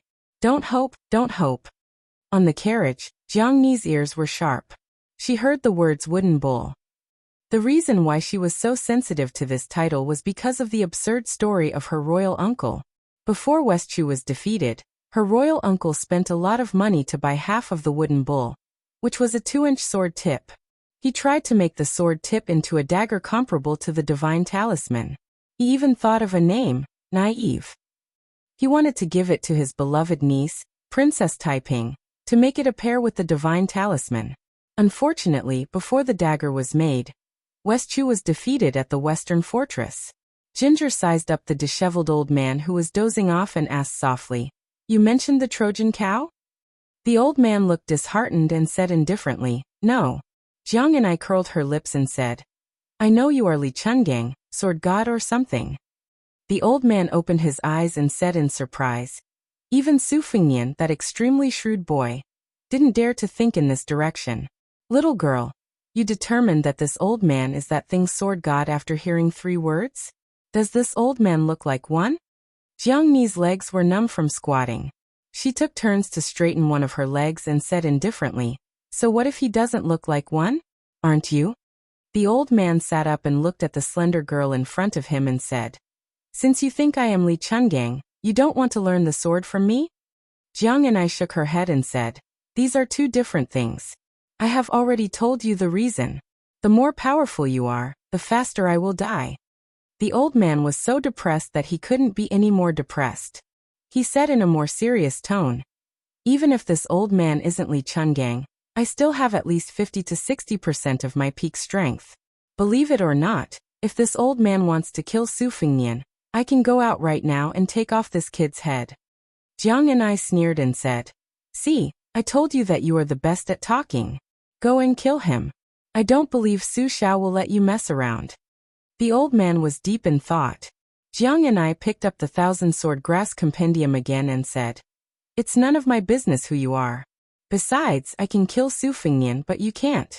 But even if I can't stop you, I won't stop you. Moreover, you might have made a deal with Su Fengnian to test me. The old man shook his head and said with a helpless smile, girl, you do have some resemblance to that princess whose sword will is said to be majestic. This old man just couldn't understand. If it wasn't for Su Xiao, that scoundrel, who made that woman change from the sword of birth to the sword of life, she would have had at most another 10 years to polish her vigorous sword will. At that time, even this old man and Wang Xianji, who was lucky enough to win against the wooden horse ox, wouldn't have dared to say that they could win against her. Now that the woman is gone and you are here again. This old man felt suffocated and uncomfortable just thinking about it. Since you don't want to learn the sword, this old man won't force you. Actually, if you can't get rid of your obsession, even if you learn the sword, you might not be able to reach the peak. At that time, this old man will destroy a piece of unpolished jade. Killing people can't win against saving people. That Taoist Qi argued with me back then. I talked about my sword and he talked about his heaven's way. No one could win against the other. Later on, he killed the devil on the demon-slaying platform and ascended to immortality, but I lost to Wang Xianji. Then I figured out that if you want to reach the state of immortality, you must save people. The old man was surprised. His turbid eyes shone with a strange light like the vast sword aura. He murmured a few words of killing people to save people. Then he stared at the confused Jiang and I and said with a smile, little girl, it's a pity that you don't learn the sword. If you change your mind one day, come back and find this old man. Jiang and I just read the book and didn't care about the old man. This old man seemed to be the sword godly Chungang. She suddenly popped her head out and asked softly, "You said that Su Fingyan has half of your talent. You also said that he practiced the sword late and was destined to be useless. Then what's the use of me secretly learning the sword from you?" The old man didn't understand the reason behind it. It took him a while to sort it out. It seemed that this little girl was used to being bullied by Su Fingyan. She began to admit that she wasn't as smart as him. After figuring this out, the old man, who was unlike the sword godly Chungang, said patiently, "Your talent isn't worse than that kid. What are you afraid of?" Jiang Ni's eyes brightened but quickly returned to coldness. She said with a bitter face, "Forget it. Practicing the sword is very difficult. I'd better study."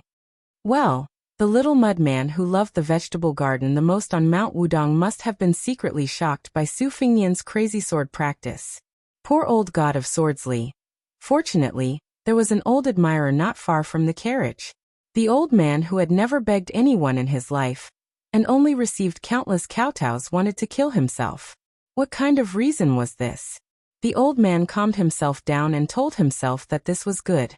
This little girl's unreasonable spirit was what he liked the most. When had Li Chungang ever talked reason with people and the world? Easy matters, difficult matters, stormy matters, Jianghu matters, matters of the dynasty, matters of the world. It was all just a matter of one sword. Jiang and I rolled up her sleeves and gently untied the ribbon around the dagger. The old man was stunned. "What? It's fine if you don't want to learn the sword, but you want to risk your life with me?" This old man, who rarely shows kindness. He really didn't understand the way of the world, which was in such a mess. Unexpectedly, Jiang and I, who admitted that she wasn't very smart and was afraid of suffering, handed over the divine talisman and said softly, "Here, I'm not giving it to you. I'm lending it to you." The old man slowly took the divine talisman and suppressed the waves in his heart. He asked softly why. The little girl hid her head behind the secret book again and said softly, "There's no one in this world that's good to me. You seem to be quite good." The old man, who only had one arm and no longer had the wooden bull, didn't have any change in expression. He just sat there silently. Still hiding behind the book, Jiang and I repeated, "I don't want to learn the sword." Chapter 98. Yu Yue was happily riding the horse and was addicted to it. No matter how Su Fingyan threatened and enticed her with words, she was unwilling to get off the horse and get on the carriage. Su Fingyan saw that her horsemanship was ordinary, and her slender jade-like hands were already red from holding the reins, so he could not help but feel a little annoyed. Only a person like him who had traveled the Jianghu would know that although those heroines with beautiful faces were beautiful, they could not bear to be looked at carefully. After riding for a long time, their buttocks were definitely not smooth and round. After holding swords and sabers for a long time, the calluses on their hands were even more unbearable to look at. Could it be that Yu Yue was going to follow in his footsteps? Su Fingyan snorted coldly, put 2 fingers between his lips, and blew a sharp whistle. The blue and white wand that Yu Yue had painstakingly trained broke through the dark clouds and directly pierced the white cat in Yu Yue's arms, Wu Meinyang. The big white cat, which had been pampered and was no more courageous than a mouse, had its snow-white fur standing up. It let out a miserable shriek. Yu Yue was so scared that her face turned pale. Since the day she picked up this white cat and named it Wu Meinyang, it had been her only family member. This 6-year phoenix, the most handsome bird in Liaodong, only swooped back and forth, not harming the white cat. However, Wu Meinyang was scared out of her wits. Even Yu Yue looked at Su Fingyan with an exceptionally sorrowful expression. Su Fingyan, who was talking cheerfully with the old Taoist priest Wei Shuyang, pretended not to see anything. Yu Yue had no choice but to get off the horse bitterly and get into the carriage to face the overly casual old man wearing a sheepskin coat. Xu Xiu, who had originally wanted to use her beauty to entice His Royal Highness to surprise him, felt a chill in her heart when she saw this scene. She originally thought that the maidservant in the carriage had spiritual energy, but she was still young, and the taste of a green peach could not compare to that of a ripe peach. As for the maidservant driving the carriage, her appearance was not bad, and her figure could be considered graceful, but her temperament was too cold. With one glance, one could tell that she was a woman who did not know how to warm a bed. In the end, Only the maidservant holding the white cat was the most threatening. Her 2 buttocks were full of charm when she got on and off the horse. Even Xu Xiu, who was also a woman, felt tempted when she looked at this scene. His Royal Highness was a veteran in the field of flowers, so why did he bring this lady who raised a cat along on this journey? Wasn't it to quench his thirst? Since you like this, why can't I go up and make up the numbers? 1 dragon and 2 phoenixes, a pair of swallows. But why did His Royal Highness not seem to dote on her? It was rumored that His Royal Highness was willing to do all kinds of absurd things for the sake of those Bailiang courtesans. Fortunately, the Great Pillar country was a big enterprise, and the local rich and powerful families could not afford such extravagance. For a moment, Xu Xiu was somewhat dispirited. Her most powerful skill was not her internal energy or assassination, but her disguise technique.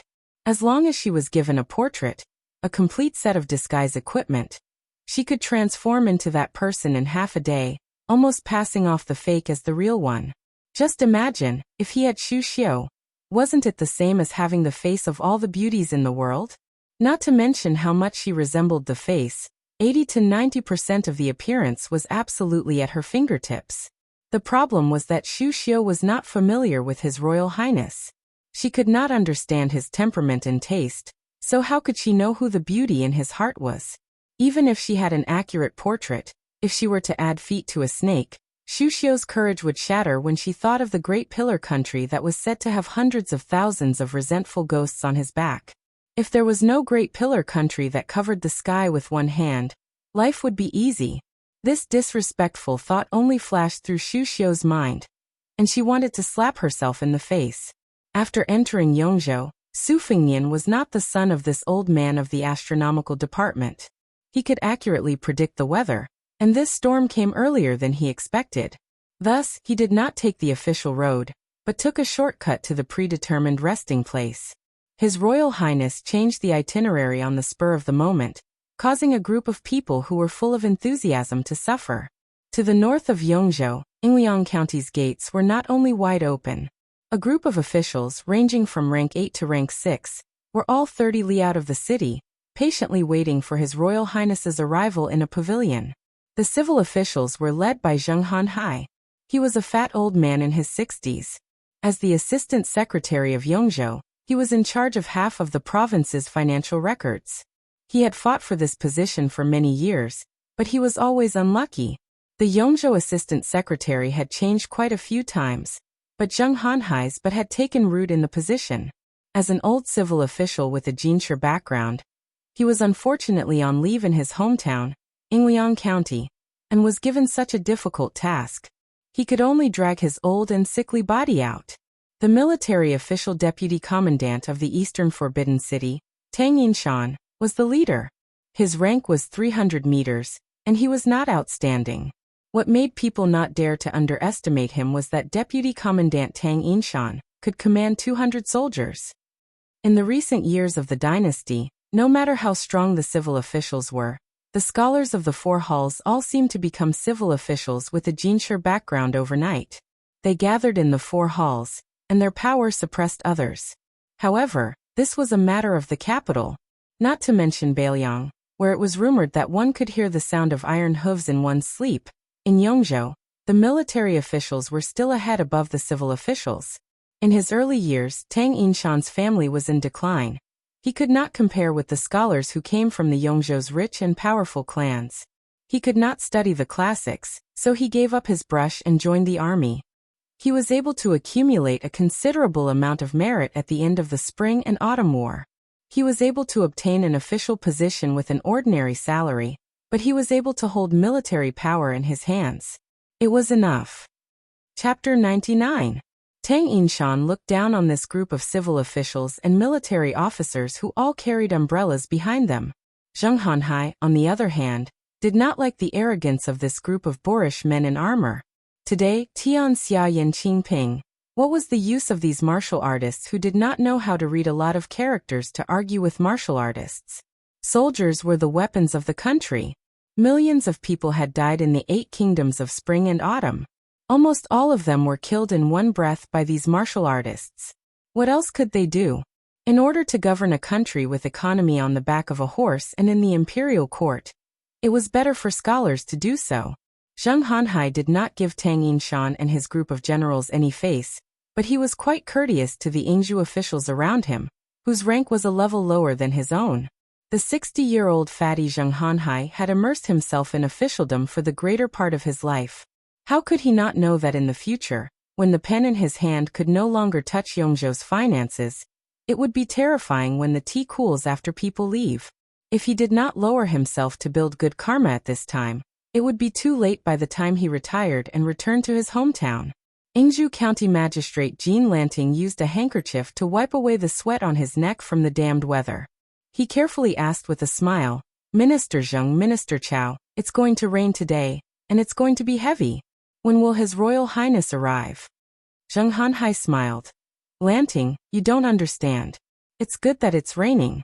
This time, when His Highness the Crown Prince came to Yingzhou, it was not easy for me to fight for His Highness the Crown Prince to stay in your private residence. There are lotus flowers in the lake and banana trees in the courtyard. If it was not raining, would His Highness be able to feel the sound of the rain hitting the banana trees in your residence? Furthermore, welcoming guests in the rain shows sincerity. Jean Lanting understood immediately, but he said, "I'm just worried that Elder Zheng will catch a cold." The heavy rain suddenly came. The raindrops the size of soybeans hit the armor of the officials, making an intense sound. Even those who did not have the right to stand in the pavilion did not move, allowing the rain to hit them. They were all generals of the dynasty who were ranked second only to the Great Pillar country. They wanted to show His Royal Highness, who had borrowed his father's meritorious service, that Beiliang's 300,000 cavalrymen were not the only valiant soldiers in the world. The pitiful civil officials were like banana trees that could not withstand being tossed around, trembling in fear. Their umbrellas were completely useless. The thin Jean Lanting could not take care of himself as he struggled to hold up an umbrella for Zheng Hanhai, who was about twice his weight, to shelter himself from the wind and rain. The servants and attendants were so busy that they were in a complete mess. Some of the more active ones even began to think about how to cook some hot soup to warm up their masters. In the north of Yongzhou, there was heavy rain and thunder. On the east side of Beiliang, it was drizzling. Su Xiao and his chief advisor Li Yishan were riding in the same carriage. Outside the carriage, there were 200 heavily armored cavalrymen.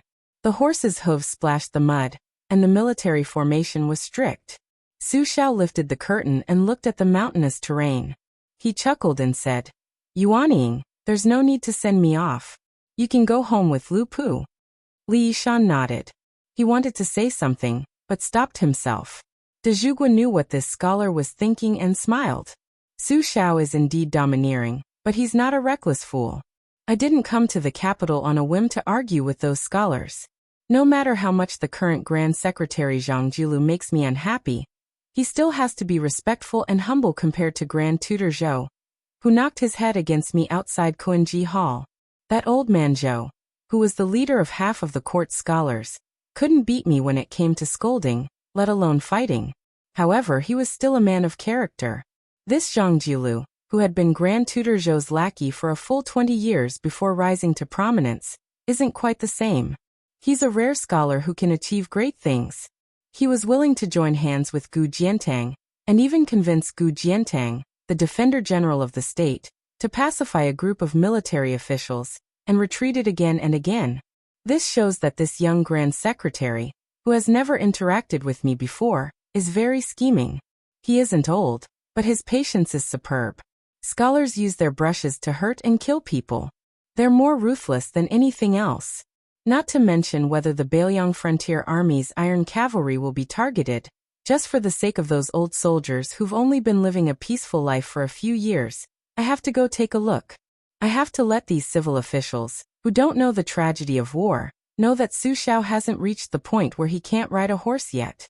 Li Yishan said lightly, "Back then, between you and Gu Jiantang, who would be the leader of all the military officials in the imperial court, and who would be sent out to take on the infamy of being the second emperor, you argued endlessly.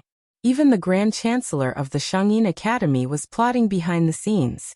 The late emperor stood his ground against all opposition, and was willing to place you in Bailiang instead of Gu Jiantang, who was easier to control. His breadth of mind was worthy of the 4 words stalwart and magnificent on the tide listening pavilion. Only the 9 dragons plaque hanging there might have been a reminder to you. Su Xiao laughed. The late emperor was good at everything, but he was too obsessed with the scheming of an emperor. Speaking of breadth of mind, Li Yishan, you're wrong. How could I have rebelled in the Battle of the Western Wall? How could the late emperor not have seen through it? But he still allowed 14 of my former subordinates of Bailiang to die in front of the palace. Why? Wasn't it because he found them an eyesore? Li Yishan shook his head. Your resentment hasn't dissipated yet? Su Xiao laughed coldly. Since when was Su Xiao a magnanimous person? Li Yishan stared at De Zhugua's face and asked in a low voice, Are you really just going to see Zhang Jilu's skills? Su Xiao laughed. Some people only slept soundly when they saw Su Xiao's hunched back and lame legs. It wasn't easy for him to sit on the dragon throne, but he never slept well. Even I feel sorry for him. Li Yishan smiled wryly. He was just about to get off the carriage when Su Xiao said softly, There are 10 rounds of listening to the tide. Yishan might win the 9th round. With his back to De Zhugua, Li Yishan lifted the curtain and said with emotion, It'll be my win if you come back alive. De Zhugua scolded jokingly, Nonsense, I'm willing to die. If I don't seek death, who can kill me, Su Xiao? Li Yishan, who had been suppressing his anger for the past few days, suddenly felt relieved. He got out of the car and bowed. Lowering his head, he said sincerely, I implore the Pillar State to kill fewer students this time. We've killed enough in the spring and autumn war. Su Xiao smiled and said, Yuanying, your pedantic scholarly aura is the most undesirable. Back then, Zhao Chongling was much more slick than you. Li Yishan took over the reins of the servant guard Lu Pu and said disapprovingly, Zhao Chongling, the first of Jiangzhou, is good at strategizing. Even if he is alive today, he can't get along with your son, and will be a headache for you. Su Xiao put down the curtain and passed with a smile. On a small path at the border of Yongzhou, Lu Qiantang, who could barely open his eyes, suddenly stopped his horse and pulled out his sword. He could faintly see a long-lost red-armored seal general at the end of the path. Chapter 100.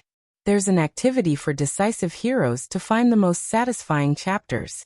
For details, see the chapters related to the novel and the top post in the book review section. The time limit is 2 weeks. The strange figure in bright red armor was like a divine soldier. He stood in the middle of the path without holding any weapons. The thick helmet seemed to cover his entire face. In the pouring rain, the strong armored figure was surrounded by fog. Judu Taoist Mi Wei Shuyang cried out in shock. The Southern Kingdom's talisman General Red Armor has long been dead. It's said that he tried to assassinate the late emperor. He was stripped of his armor and skin by the eunuch who scolded him as a human cat. His corpse and armor were hung on a royal flag. Many Jianghu people who went there in admiration saw the bloody scene with their own eyes. That bright red armor was unique in the world, and it was confirmed by Chao Guanzi. It can't be faked. What's up with this red armor figure? The caravan had stopped.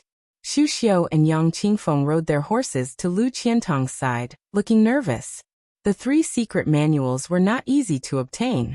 Most of the assassins who dared to provoke His Royal Highness were powerful. Moreover, the person in front of them had appeared openly on the road. Just his courage alone made the 3 of them feel inferior. The ups and downs of the political world were a test of one's ability to observe people's expressions. In Jianghu, one had to observe each other's temperament. The biggest taboo was to make a mistake.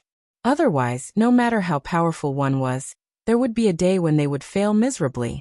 Didn't the sword godly Chungang, a peerless master in the mystic understanding realm, lose to Wang Xianji, who was just a newborn calf at that time? To be more specific, Wu Luding, the young swordsman who appeared in the Wu family's sword tomb, never said who he was or where he came from. He only headed south, killing with his sword. Those who died to his one-handed withered sword were unlucky people who often got their shoes wet while walking by the river. Su Fingyan was not anxious.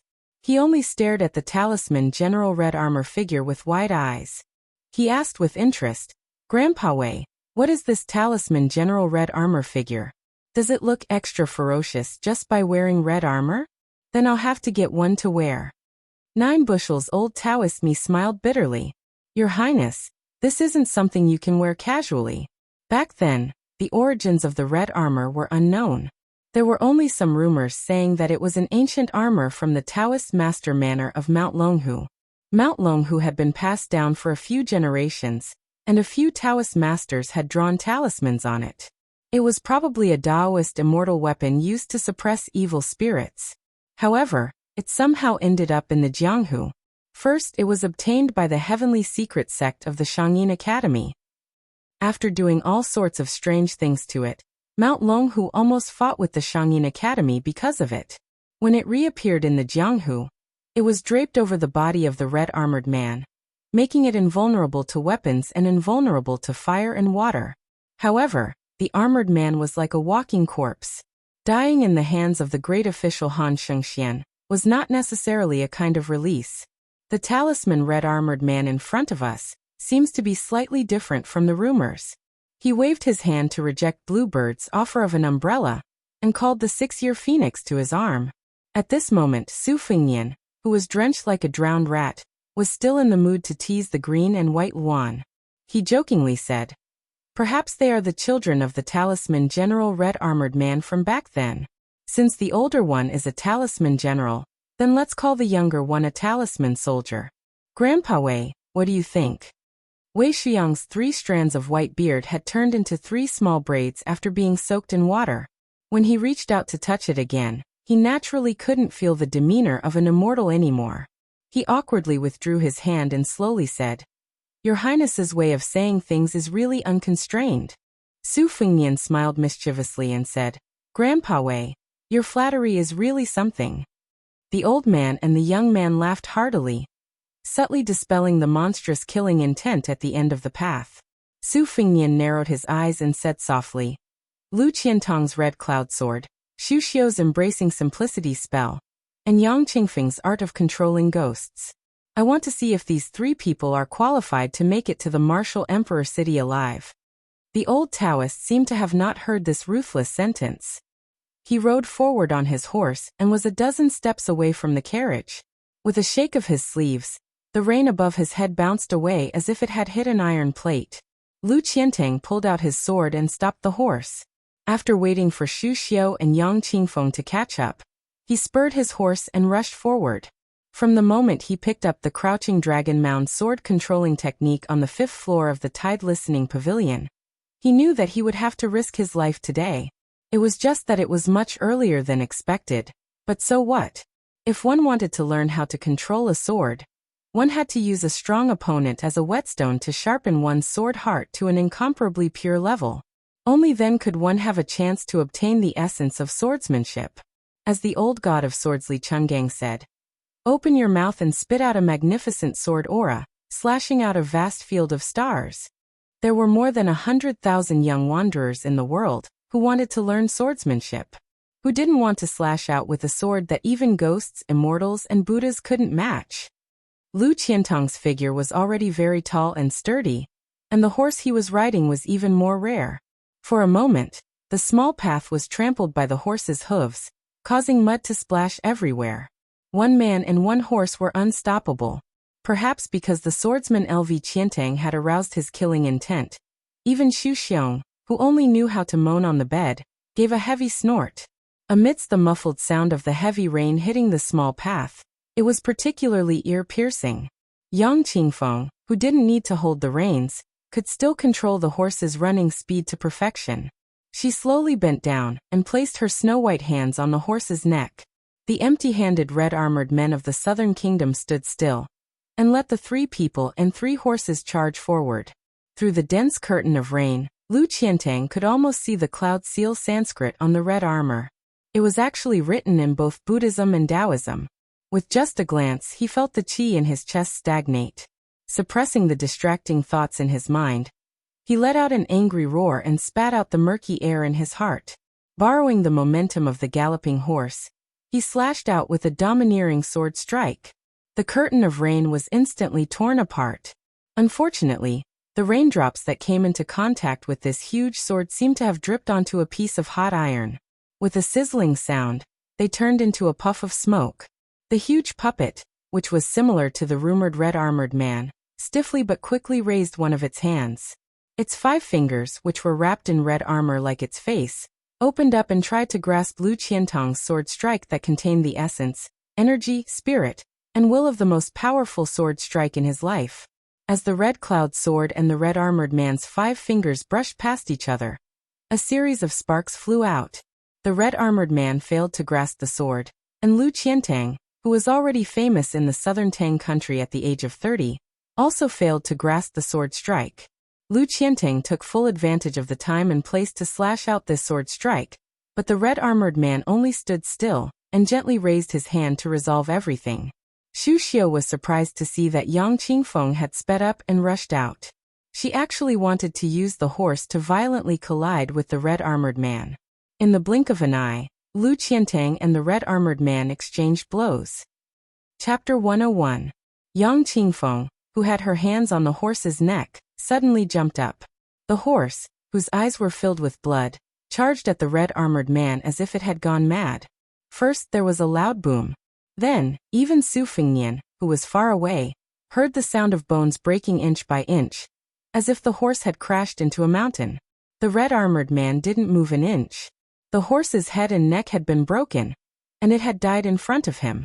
Xu Xiu didn't care how powerful the red armored man was, and she couldn't care less about the fear in her heart. She dismounted from the horse and leaped forward like a rabbit. She placed her white palms on the armor on the monster's chest and suddenly exerted her strength. With her and the monster as the center, countless raindrops exploded in the air. Xu Xiu's strength was, after all, vigorous internal energy. The red armored man finally swayed a little. No matter if it moved an inch or a foot, as long as it moved, even if it didn't fall down, it was still 1,000,000 times better than not moving at all. Xu Xiu's attack hit its target, and she used the force to bounce back. Her feet drew a straight line in the mud, and the hem of her skirt was covered in mud. Lu Qiantang, who was behind the red armored man, continued to charge forward with his horse. He fiercely pulled the reins, raised the horse's hooves, and stomped heavily on the ground, creating 2 holes in the muddy road. Lu Qiantang turned his horse around and took a deep breath. His expression was incomparably solemn. Yang Qingfeng, who had floated between Lu Qiantang and the red armored man, was still expressionless. However, her hands were even paler, and the veins on the back of her hands were almost visible. The number of veins on her hands was much denser than that of a normal person's. The 3 of them working together only managed to make this strange armored man sway a little. Wei Shuyang muttered to himself. Fortunately, we can confirm that this isn't the red armored man from the 4 great grandmasters. Could it be that His Royal Highness was right, and it's just an imitation? Su Fengnian shouted. Grandpa Wei, go and stop Ningame and the Phoenix Battalion. Leave this to the 3 of them. The old Taoist priest, who was about to lend a hand, was stunned for a moment before he left. Su Fengnian lightly squeezed the horse's belly and came to the side of the carriage. Bluebird, who was driving the carriage, held a delicate oil paper umbrella. It was the only graceful scene in this murderous, muddy path. Su Fengnian clicked his tongue and said, as expected, only a battle to the death can reveal the true colors of an expert. Lu Qiantang's sword move is really at the peak of sword moves. Yang Qingfeng's trick only looks good, but it's nothing special. I really underestimated that woman Xu Xiu. Bluebird nodded and asked a very important question. Your Highness, is there only one armored person? If the Phoenix Battalion doesn't come, wouldn't it be inappropriate? Su Fengnian smiled and said. How could there only be one talisman general red armored puppet? Maybe there's a second or third one hiding in the dense forest. Maybe there are 4 or 5 of them altogether. Because I calculated that 2 red armored puppets can easily get rid of Lu Qiantang and the other 2. And 1 red armored puppet can get rid of 100 Phoenix Battalion. Even with the halberd Ningame holding the line, both sides will probably suffer. If another one comes, wouldn't we have to personally go into battle? The person in the carriage is a top secret. Even I don't know his identity. No matter how resourceful the red armored puppet's master is, he wouldn't be able to guess it. Therefore, with a snap of his fingers, the remaining red armored puppet and the expert behind the scenes would be able to easily take my head. If it's really as I think, without the old man in the sheepskin fur coat, then I'll be in trouble. Even if you are the kamikaze warrior third, that Su Xiao painstakingly cultivated, and can fight to the death with a puppet, you may not be able to guarantee that I will reach Yingzhou alive. Bluebird looked at the calm face of His Royal Highness. She lowered her head and said softly, "It's Bluebird who is useless." Su Fengnian shook his head and smiled. "To me, it's not that a useless person isn't an expert. It's that they aren't willing to give their life to me." "Haha, Bluebird. Raise your head. I like to see your cold and elegant appearance. Compared to those heroines who don't live up to their titles, you are much more beautiful and moving." Bluebird's face reddened. Su Fengnian looked at the hostile battlefield. With a shake of his arm, he released Qing Bailuan. His hands pressed down on Xiaodong and Spring Thunder respectively. He smiled nastily. "Although this is the worst-case scenario, with my status, I reckon it's worth it for them to treat me so seriously." Motherf *Ker 5 puppets. Are they going to play a game of metal, wood, water, fire, and earth? The curtain behind Bluebird lifted up a corner. 2 heads popped out, one above and one below. Jiang and I didn't say anything. He just stared with his eyes wide open. The old man pulled out the sandalwood from his hair bun. Instead, he inserted something that Su Fengnian couldn't think of. Divine talisman. What were these 2 clowns doing? The old man squinted his eyes and smiled. "Boy, your brain is really not bad. Your 3 useless subordinates are up against the water armor of the red armor talisman. Look at the weather. If you don't throw them out to calm the situation, wouldn't it be a waste of your status? This old man kindly reminded you that the earth armor talisman might come out from under your horse's belly and tear you in half. The fire armor talisman is standing on a hillside 600 steps northeast of you. The wood armor talisman is squatting on a tree 300 steps southwest of you. As for the gold armor talisman, did he not come? Or was his presence concealed by an expert? Or did he go to cause trouble for your Phoenix Battalion's light cavalry? You really make this old man worry. Why don't you give me a straightforward answer? The little girl, and I will go back to Liangzhou. Fighting and killing is boring. At most, we'll call someone to help you collect your corpse." Su Fengnian smiled. "Then let me guess. Su Xiao and you have 3 rules. Did he mention that you are not allowed to touch weapons?" The old man opened his eyes wide and stretched out his single arm to show his innocence. "Kid, what does this old man have in his hand?" Su Fengnian stretched out a hand. "Give the talisman to me for safekeeping." Jiang and I loudly protested. "That's mine. Mine."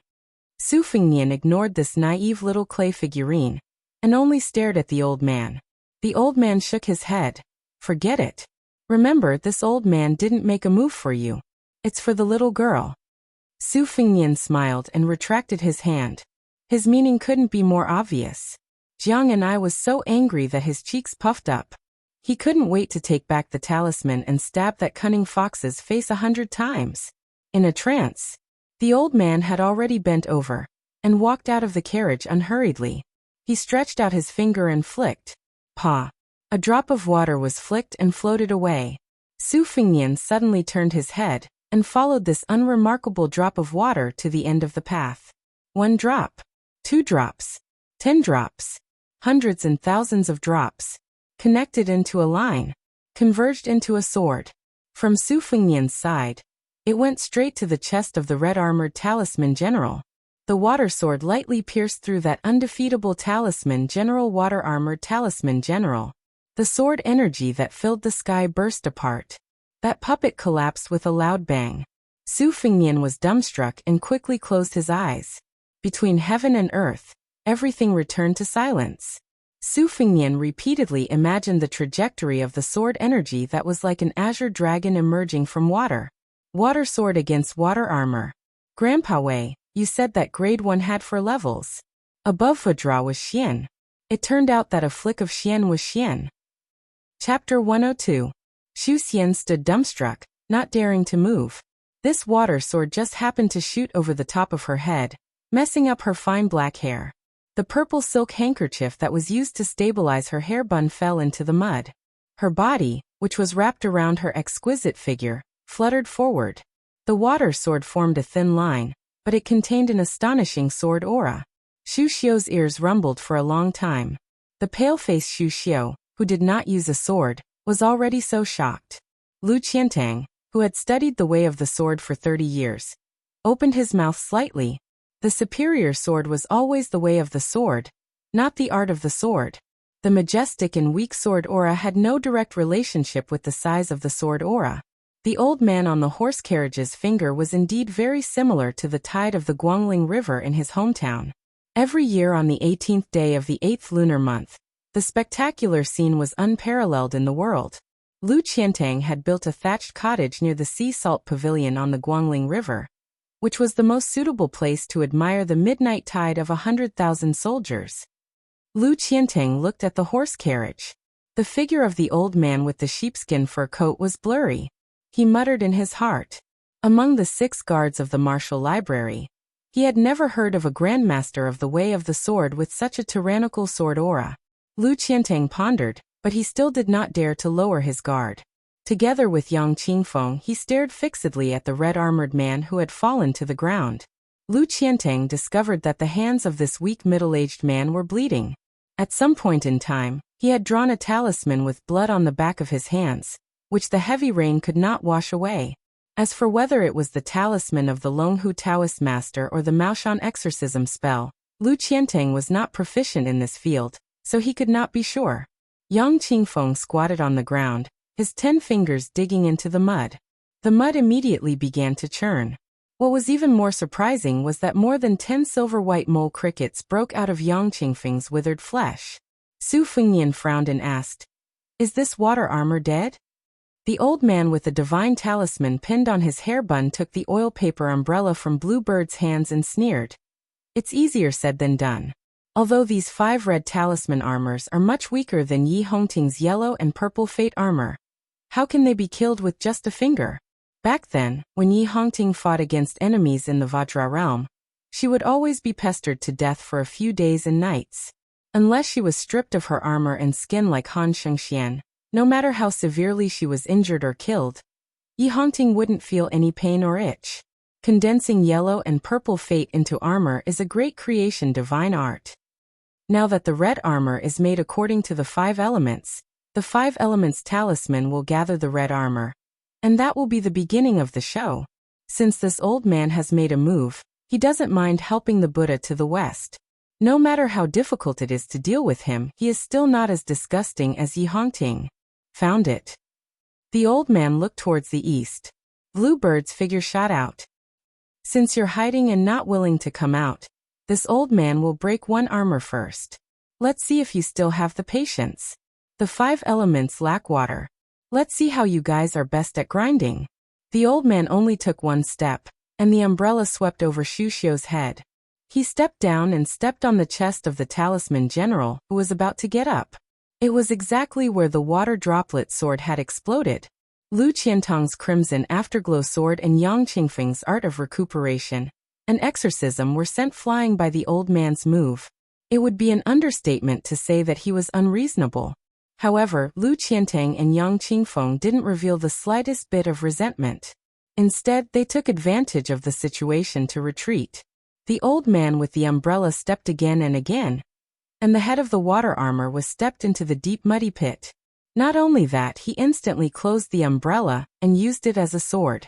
This time, compared to the azure dragon water sword formed by the water droplets, the sword intent was even more boundless. The rain that filled the sky was wrapped by this umbrella, forming a huge rain tornado around the old man.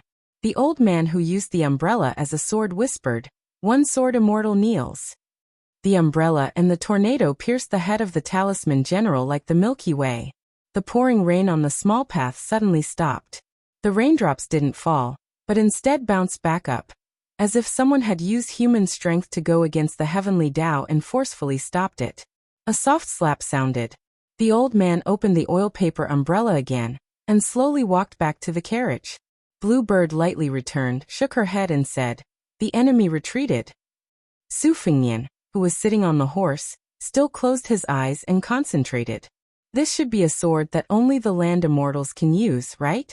It was indeed correct that he didn't practice the sword first when he practiced the saber. If he had learned the sword earlier, and then witnessed today's finger and Xian swords, he would definitely have been traumatized and couldn't get rid of it.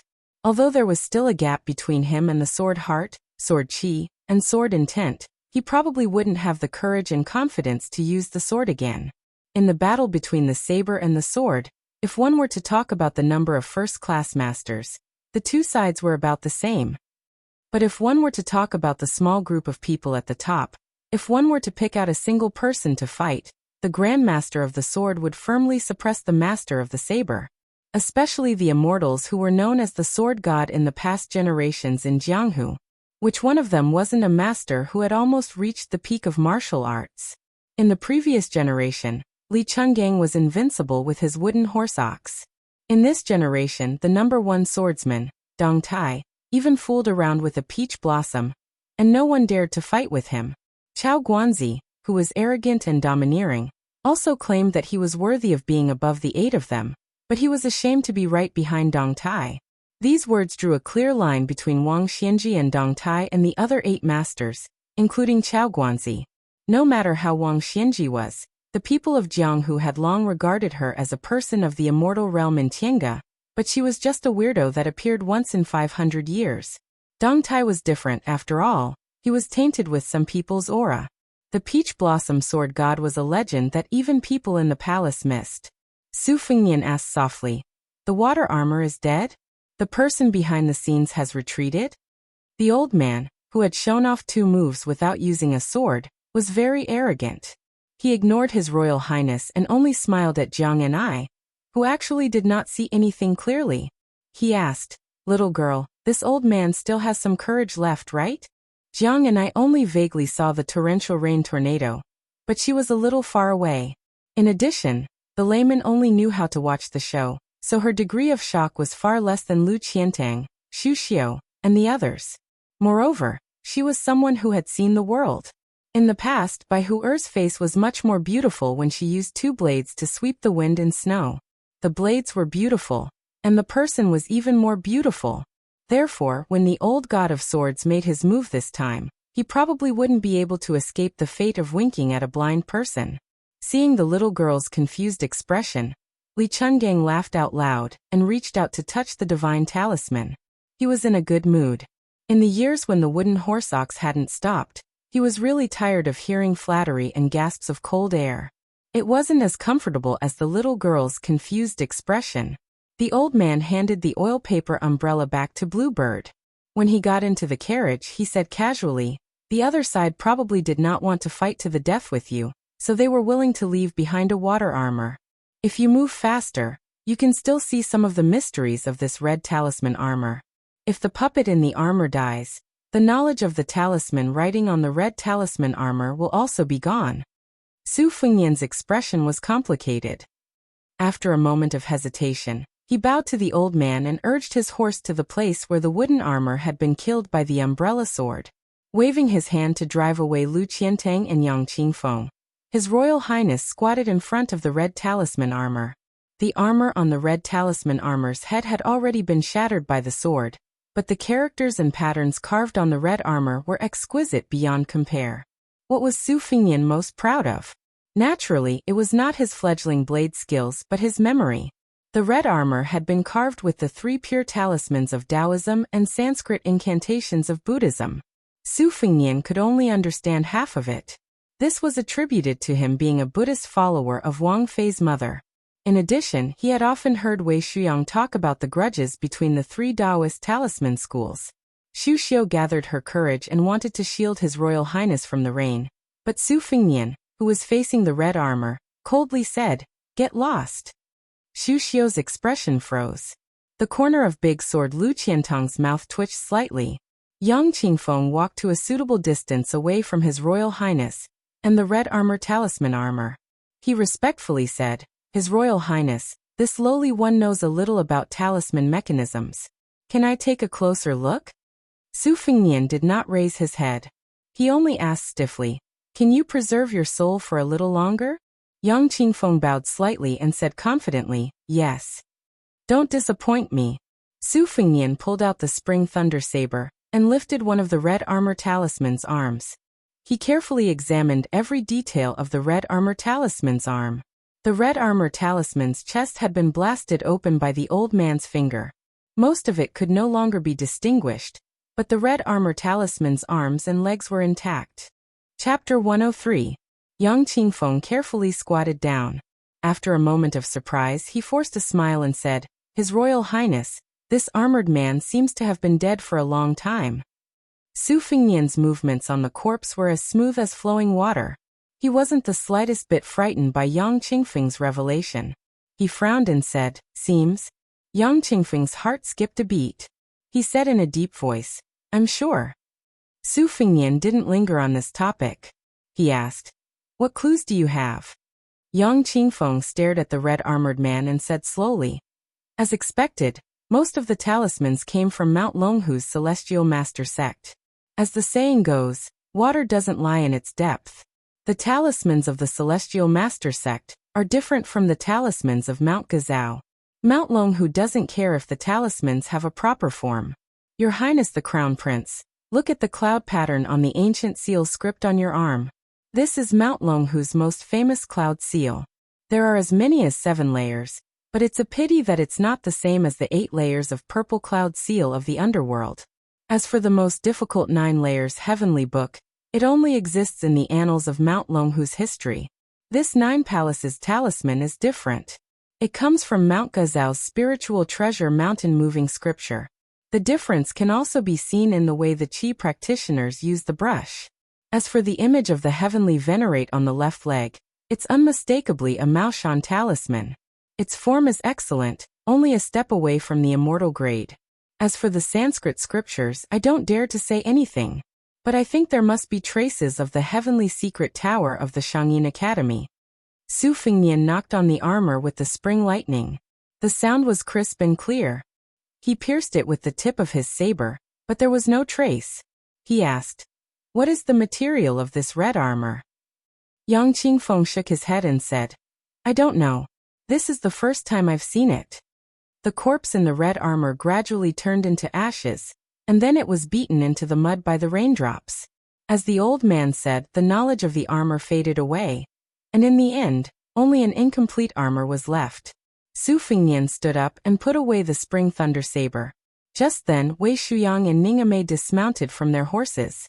Su Fengnian noticed that Ningame's hand, which was holding the halberd, was bleeding profusely. There were only a few short halberds left in his backpack. This Wudian general knelt heavily in the mud and shouted with bloodshot eyes, "This general is incompetent. The Phoenix Battalion has lost more than 40 men, but we still couldn't stop that red-armored man. We only managed to cut off one of his arms. Ningame only asked His Royal Highness to give this general 30 light cavalry to pursue and kill. If you can't take down that assassin, Ningame will bring his head to me." Su Fengnian asked in surprise. General Ning cut off one of the armored man's arms. To the side, Wei Shuyang nodded gently. It was truly a bloody battle. Although the Phoenix Battalion was composed of light cavalry, no one was afraid of death or injury when faced with the unfathomable red-armored man.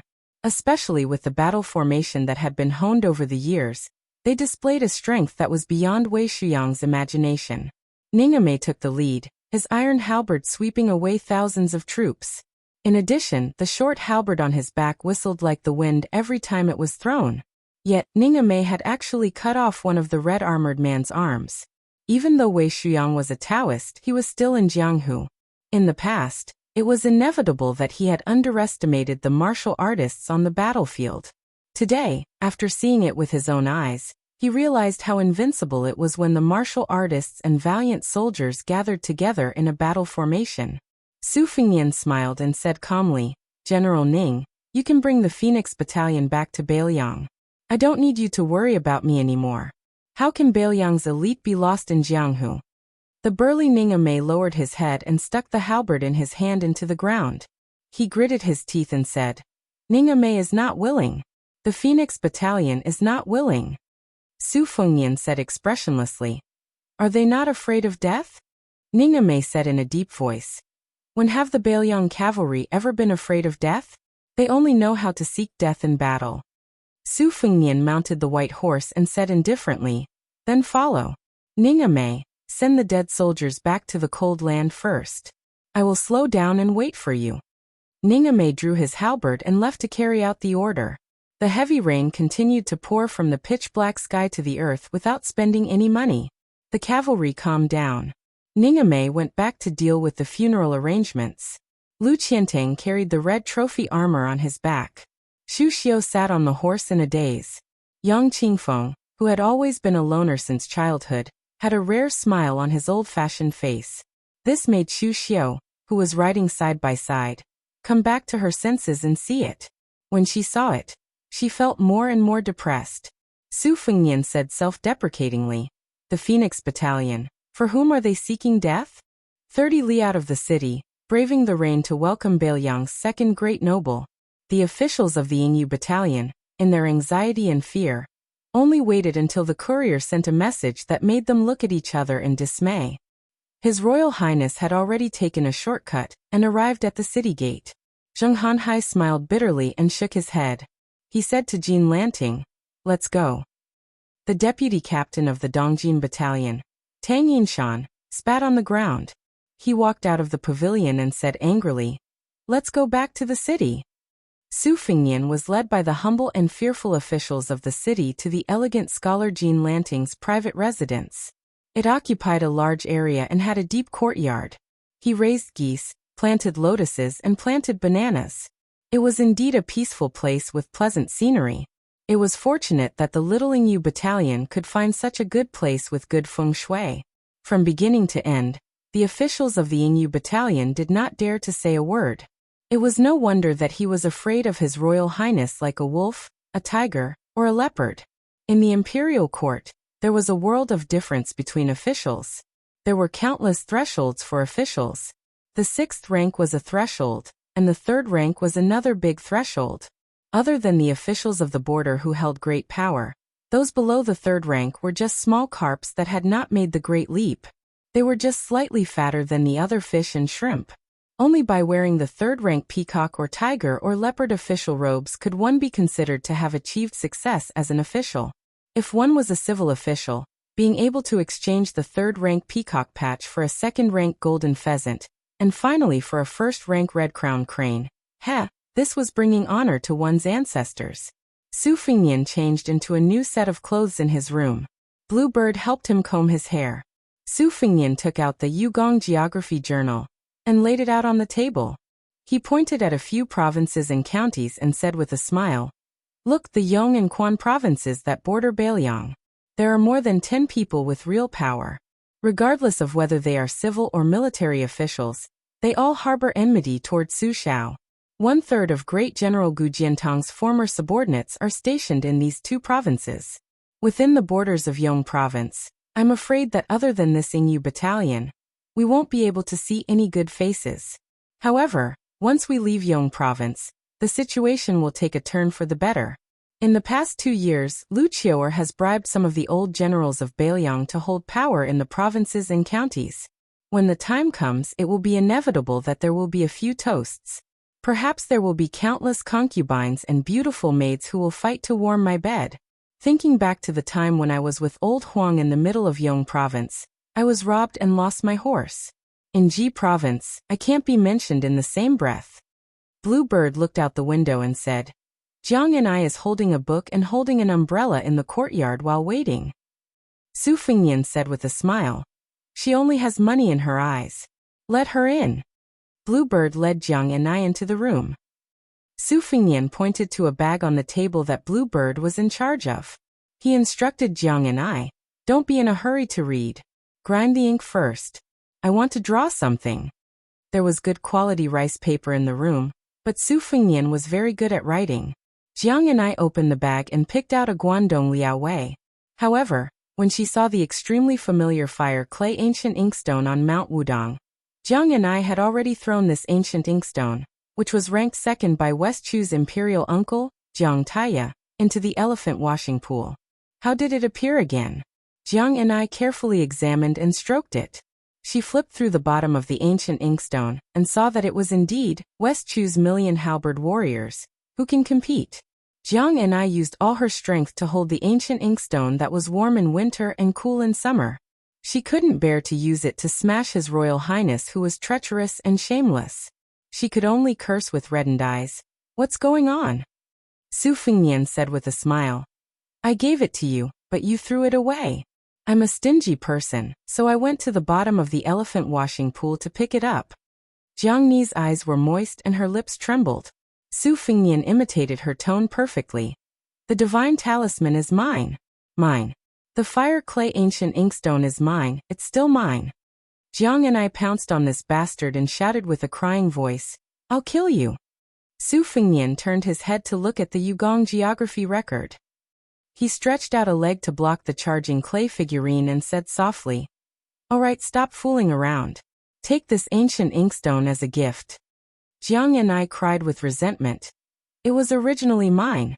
You scoundrel. I'm going to learn the sword from Li Chungang and stab you to death." Su Fengnian narrowed his eyes and fell into deep thought.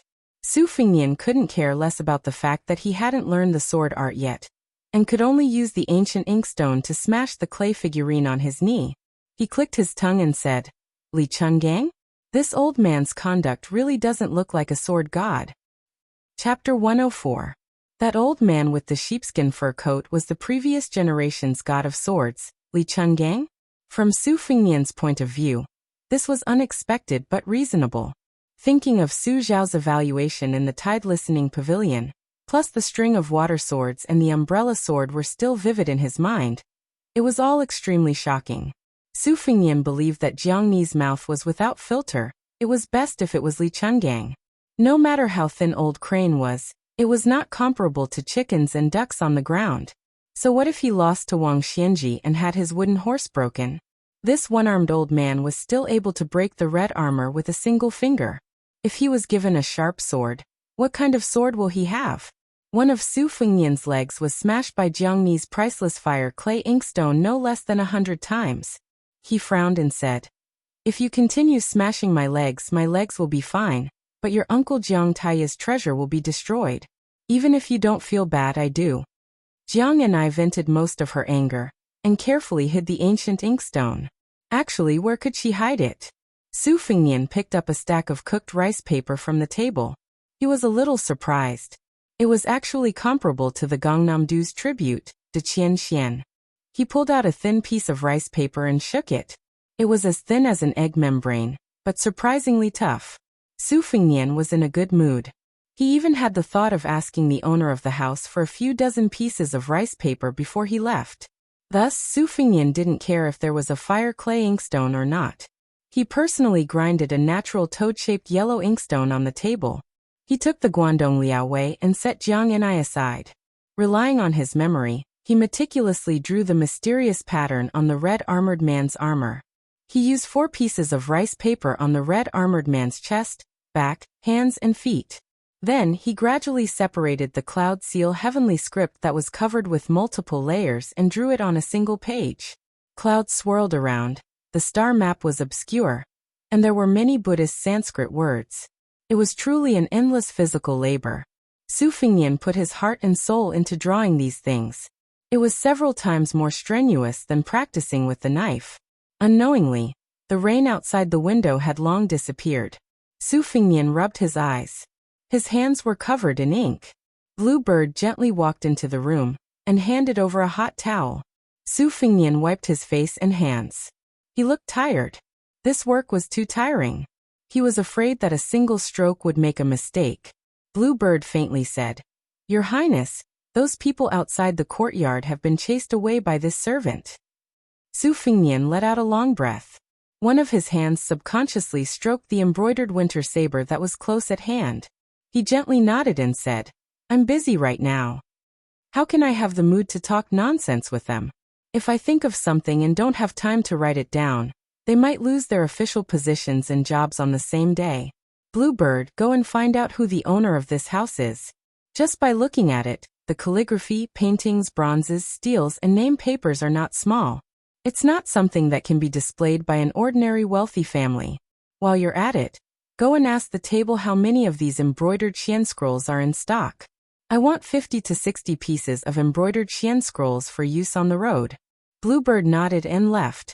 From the corner of his eyes, Su Fingnian noticed that Jiang Anai was tiptoeing and secretly peeking at the things he had drawn. He was too lazy to expose her. He would just treat it as repaying this lass for revealing his secret. Divine Swordsman and Wooden Horse Ox. When Su Fingnian remembered these two names, he could not help but associate them with those two swords. Su Fingnian stretched his neck. He picked up the embroidered winter saber and spring thunder saber, and went to the courtyard. Jiang Anai held the secret manual, and stood in the corridor. She was unwilling to leave. 1 copper coin per word.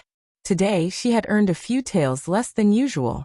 Su Fingnian concentrated, and took out the spring thunder saber.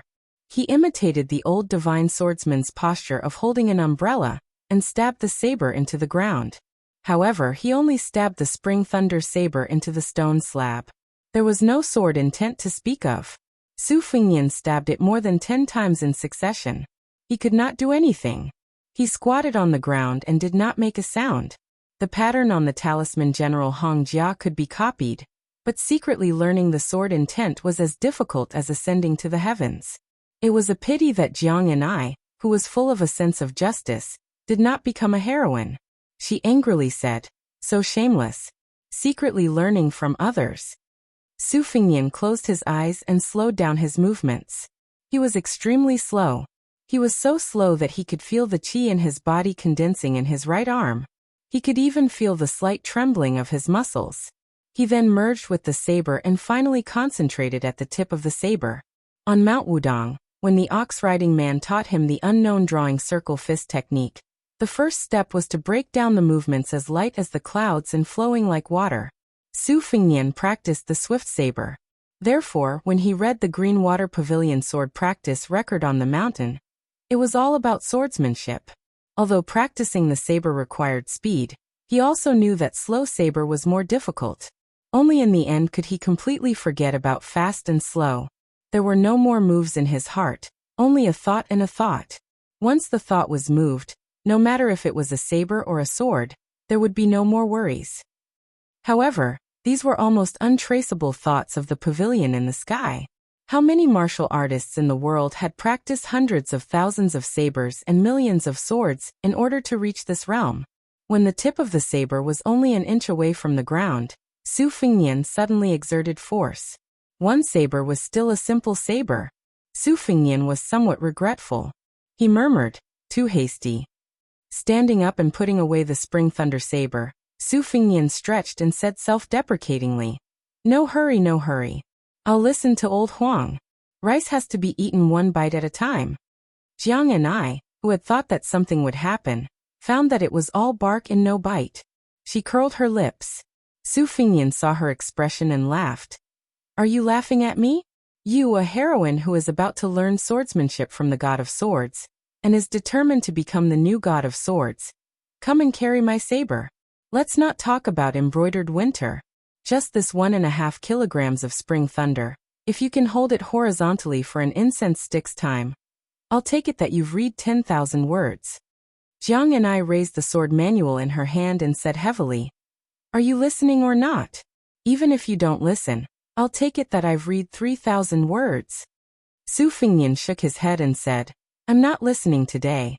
I still have to draw more while I can remember. Go, I'll give you an extra 3,000 words." Jiang Ni's face was filled with disbelief. She was afraid that it would be another trap. After so many years of being taken advantage of and plotted against, she was already very scared. Ignoring Jiang Ni's thoughts, Su Fingnian walked into the house and continued to scold the Qi practitioners of Dragon Tiger Mountain, while painstakingly drawing. This work was like practicing the slow saber.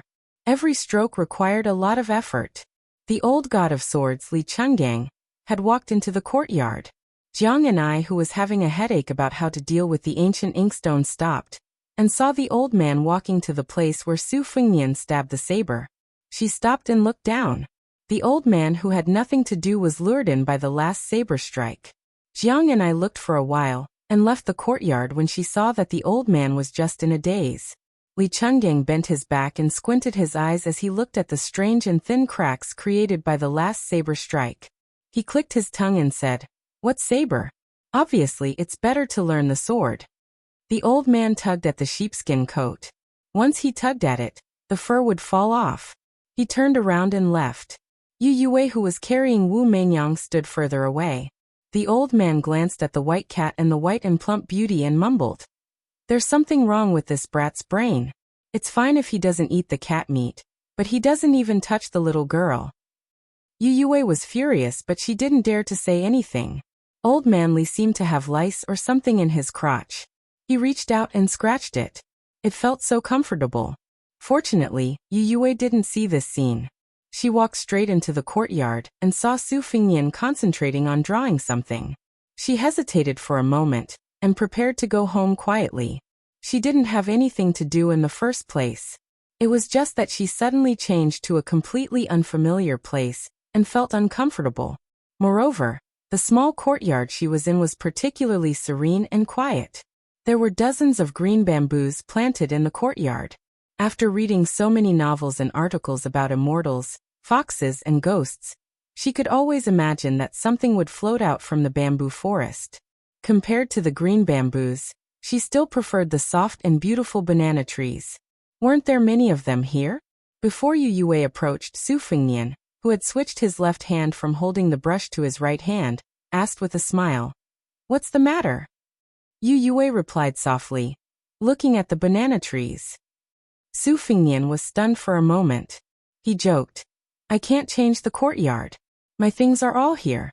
However, if you like to look at the banana trees, I can get someone to pull out the big bushes in the courtyard and pile them up in your courtyard. How about that?" Yu Yue said shyly and angrily, "Okay." Su Fingnian snapped his fingers. The elusive bluebird stood beside Yu Yue. Su Fingnian said with a smile, "Get someone to move the banana trees." Yu Yue said, "No need." Then she angrily turned around. Even Wu Mengyang lazily stretched out her claws. Looking from the side, the claws slid across the round curve of Yu Yue's chest. Su Fingnian, who happened to catch this charming scene, was a little spellbound. Su Fingnian waved his hand, and Bluebird retreated.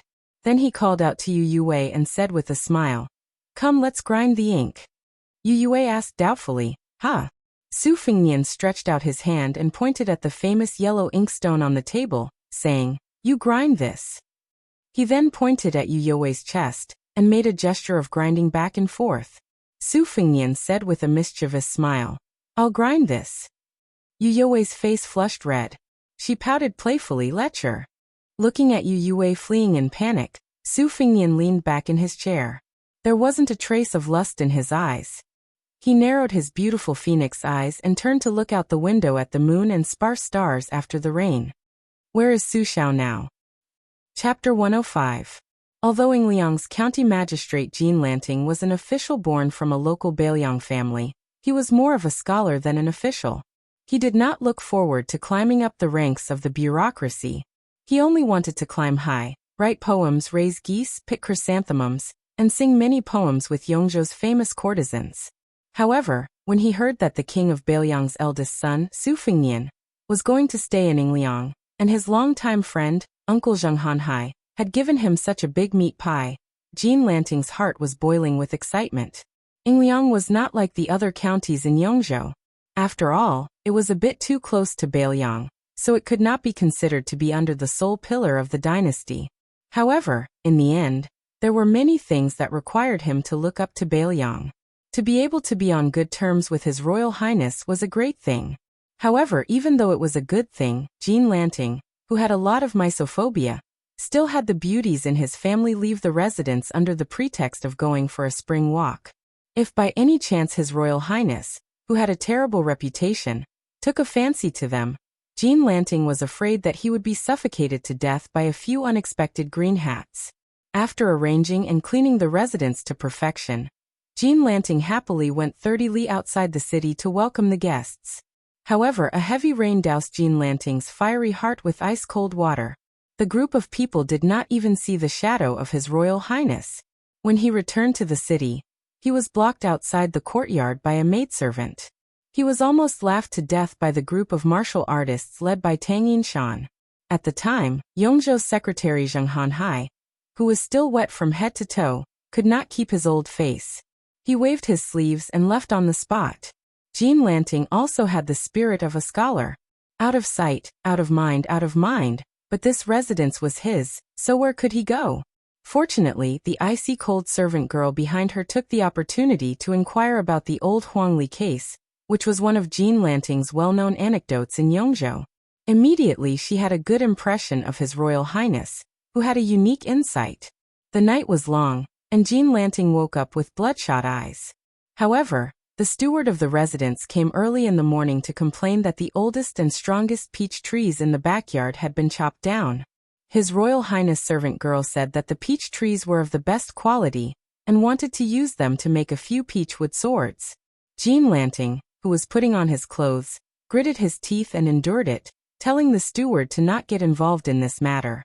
However, without waiting for Jean Lanting to swallow his resentment, a small steward who specialized in raising white geese came howling in grief and sobbing. He complained to Jean Lanting about His Royal Highness' evil deeds of killing geese to roast meat. Jean Lanting clutched his chest. This weak scholar, who was quite famous for his poetry in Yongzhou, angrily turned around and took down an ancient sword that was hung on the wall as a decoration.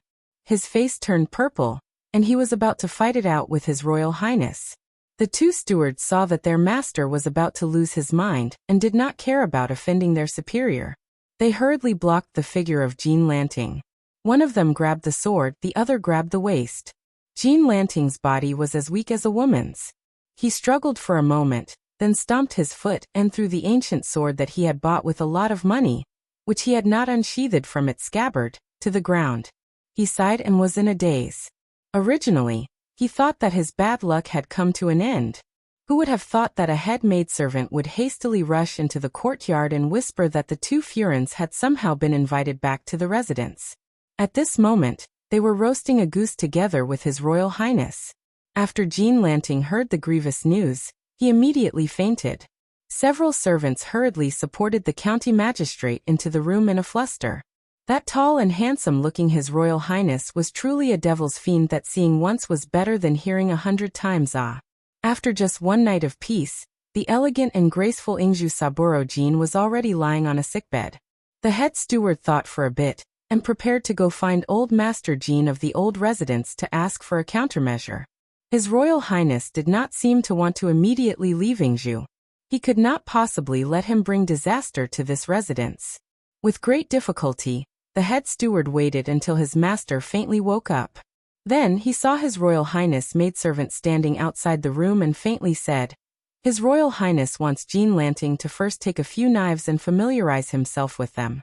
He wants to teach the two Furins how to write cooking goose notes."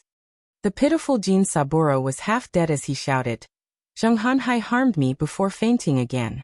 At the lakeside, His Royal Highness was in the middle of a shady business of burning the zither and cooking the crane. Just now, he had personally chased a flock of Jean Lanting's beloved white geese from the shore to the lake, and made a deal with Jiang and I. Her rowing the boat was equivalent to reading a 1,000-word essay.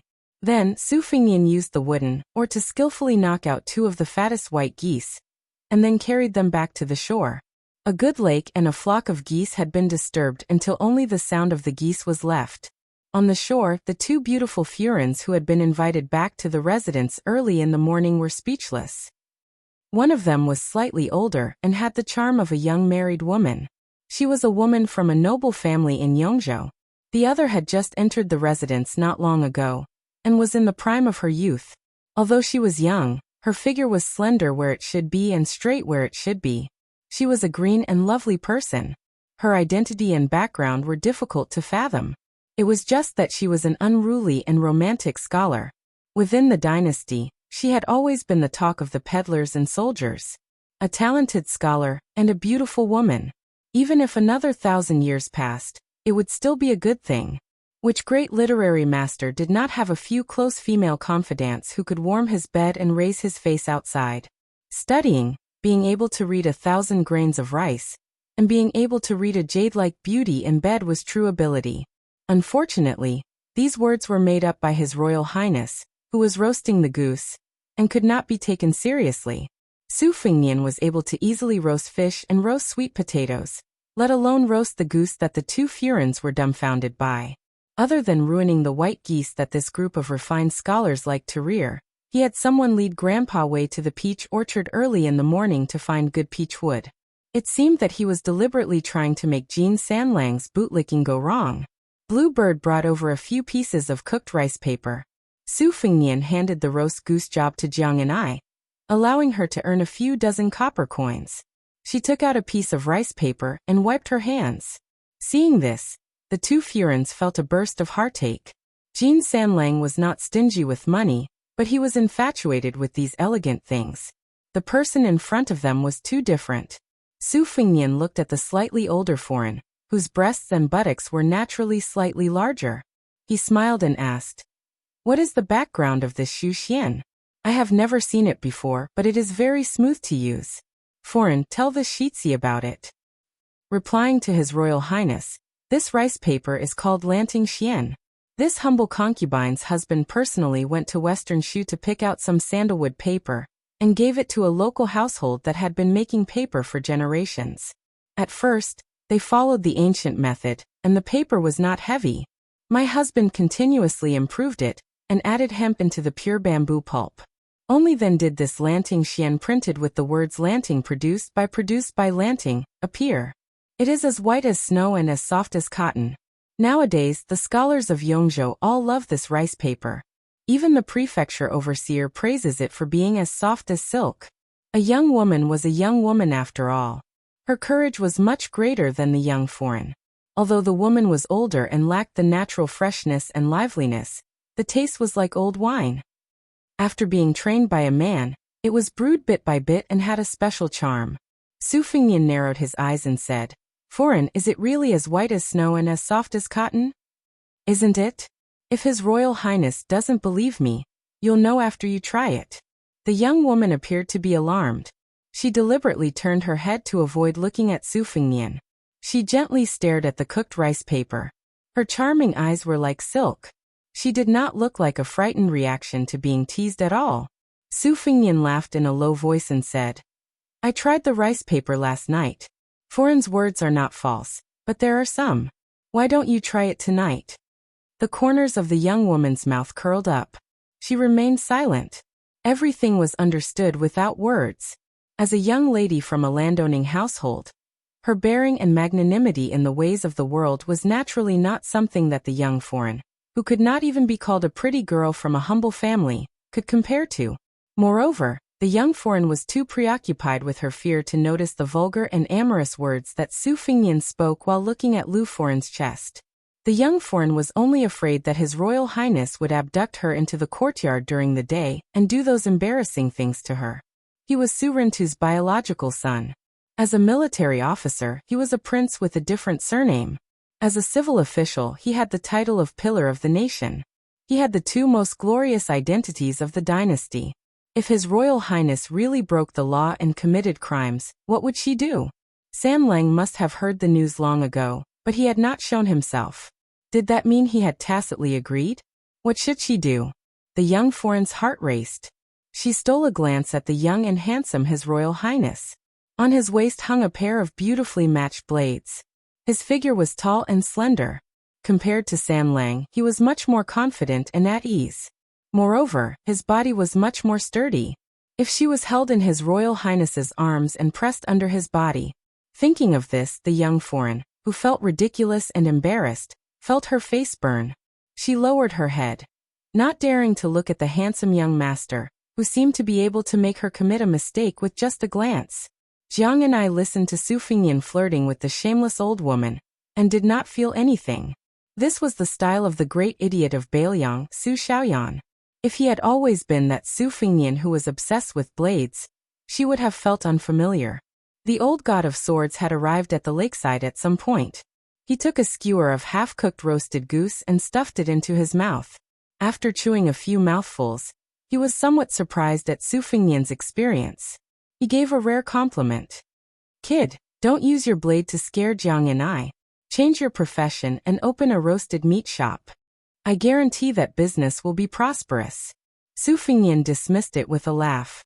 He was used to this old man's dog mouth. Nothing good came out of it. Chapter 106. Zhao Ningyun, one of the top disciples of Mount Longhu's Ning generation, said darkly, "Little bald donkey, How dare you pretend to be a monk of the 2 Zen temples? You're asking for a beating." After Zhao Ningyan finished speaking, he brazenly attacked the north and south little monk. Moreover, his words were quite mysterious. He first threw down a big hat and attacked without giving you a chance to explain. He did not seriously injure or cripple you, but only taught you a lesson and vented the anger in his heart. In the future, if this little monk was really a monk of the 2 Zen temple, it would just be a misunderstanding. Zhao Ningyun was very clever, but he did not expect the little monk and the little girl to reach the gate of the Taoist master's residence without any obstruction. The little monk stood in front of his beloved little girl, and did not intend to fight back. He was here to talk to the Taoist master on the mountain, not to fight. Besides, fighting had never been his strong point. The little monk's skills were only trivial things like washing clothes, cooking, covering for his master, and picking rouge for his master's wife. A breeze brushed past Zhao Ningyun's palm attack. Miss Li Zi saw a young Taoist holding a horsetail whisk walk out of the grand gate of the Taoist master's residence. He used a boxwood hairpin to tie his hair into a bun. His Taoist robe was not the yellow-purple of the Taoist master's residence. It was no different from the ordinary Taoist temple at the foot of the mountain. He wore a pair of white and shabby hemp shoes. If he did not walk out of the Taoist master's residence in the celestial capital, with his old-fashioned face and shabby attire, even pilgrims would not approach him. The Taoist priest, who was no more than 30 years old, lightly waved his white tail whisk. It was the inconspicuous Oriole seizing the tail of the 16 styles of Mount Longhu's horsetail whisk. He easily wiped out Zhao Ningyun's attack. On the battlefield, it was best to avoid those brave men with halberds. When it came to Jianghu, if you met a monk or a Taoist who used a horsetail whisk, you should be careful regardless of your age. The horsetail whisk in your hand was extraordinary. This was a warning passed down from generation to generation by the older generation of Jianghu people. The Wudong sect leader Wang Zhonglo broke a river with a finger. Then there was the legend of Mount Longhu where Taoist master Zhao once broke 160 imperial guards with a horsetail whisk. When Zhao Ningyan met the solemn Taoist priest who was a generation older than him, he immediately put on a cheeky smile and lowered his eyelids. "Uncle, I'm just joking with the little monk." The Taoist priest ignored his nephew Zhao Ningyun. He bowed slightly to the little monk in a light red cassock and said stiffly, "Please follow me." The little monk turned his head to look at the east and west. After getting permission, he took the lead and walked into the Taoist master's residence. After entering the main door, he found that there was another door behind the first one. On the white jade floor, there was a huge 8 trigrams Tai Chi diagram. It was full of the mysteries of heaven, which made people feel reverence. The 2 doors were as imposing as the main door. The dragon and tiger bow their heads to the Taoist master, and the ghost and god admire their virtue.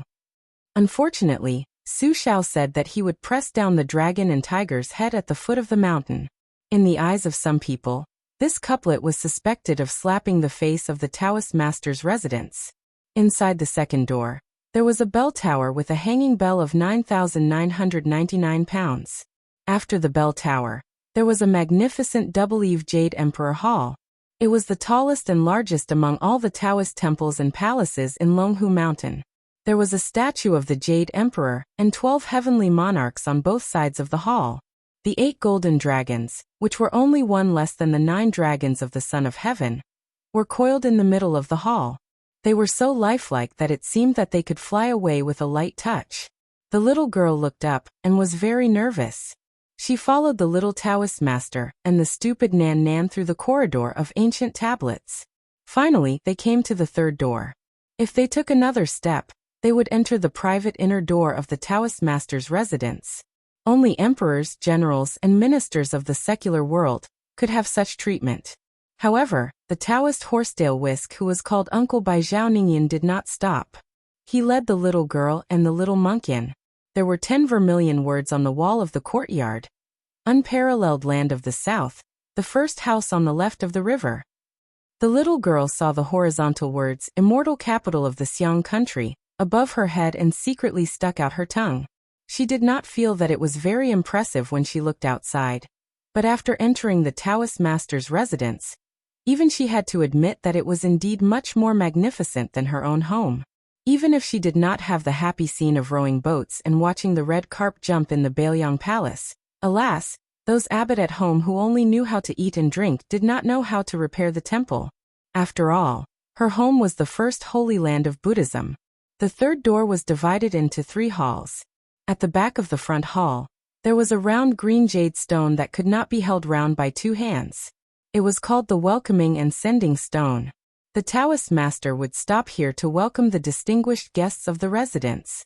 The Taoist master led the 2 to the hall in one breath and let the 2 rare guests sit down. 2 delicate and pretty Taoist children served tea. In the hall, there were portraits of the first 3 generations of Dragon Tiger Mountain. In the middle of the hall was the first generation of the Taoist master's residence, Zhao Lingzuan. He stood with his hands clasped behind his back, looking like a celestial being. There was a couplet hanging on the wall. What is there to be like? Discipline the demons and evils to retreat. To the left and right were the 2nd and 3rd generation of the Taoist master, Zhao Chuyu and Zhao Jiqing. One was sitting with a sword and the other was standing with a horsetail whisk. The Taoist master with the horsetail whisk, who looked very similar to the 3rd generation of the Taoist master, waited for the 2 to sit down and said calmly, "I'll go and ask the Taoist master to come out of seclusion." Come out of seclusion? That meant the Taoist master Pai Gu was in seclusion. No matter how ignorant the young lady was, she was not stupid enough to trouble the Taoist master of the Zhao family to come out of seclusion to welcome guests. She hurriedly waved her hand and blushed slightly. She smiled awkwardly and said, "Taoist master, there's no need to trouble the Taoist master. Let's just drink some tea, and then go down the mountain." The Taoist master was probably a stubborn person. He said calmly, "It's fine." Chapter 107. The little monk was the exact opposite of the little girl. He was always muddle-headed when it came to small matters. Every day, he would be scolded as an idiot by the little girl's family of 3.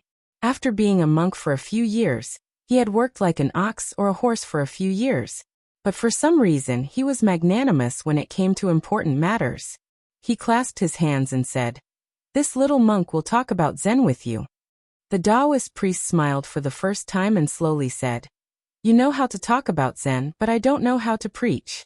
If you don't mind, I can call Mr. White Lotus out and talk to the master." The little monk respectfully said, "Okay."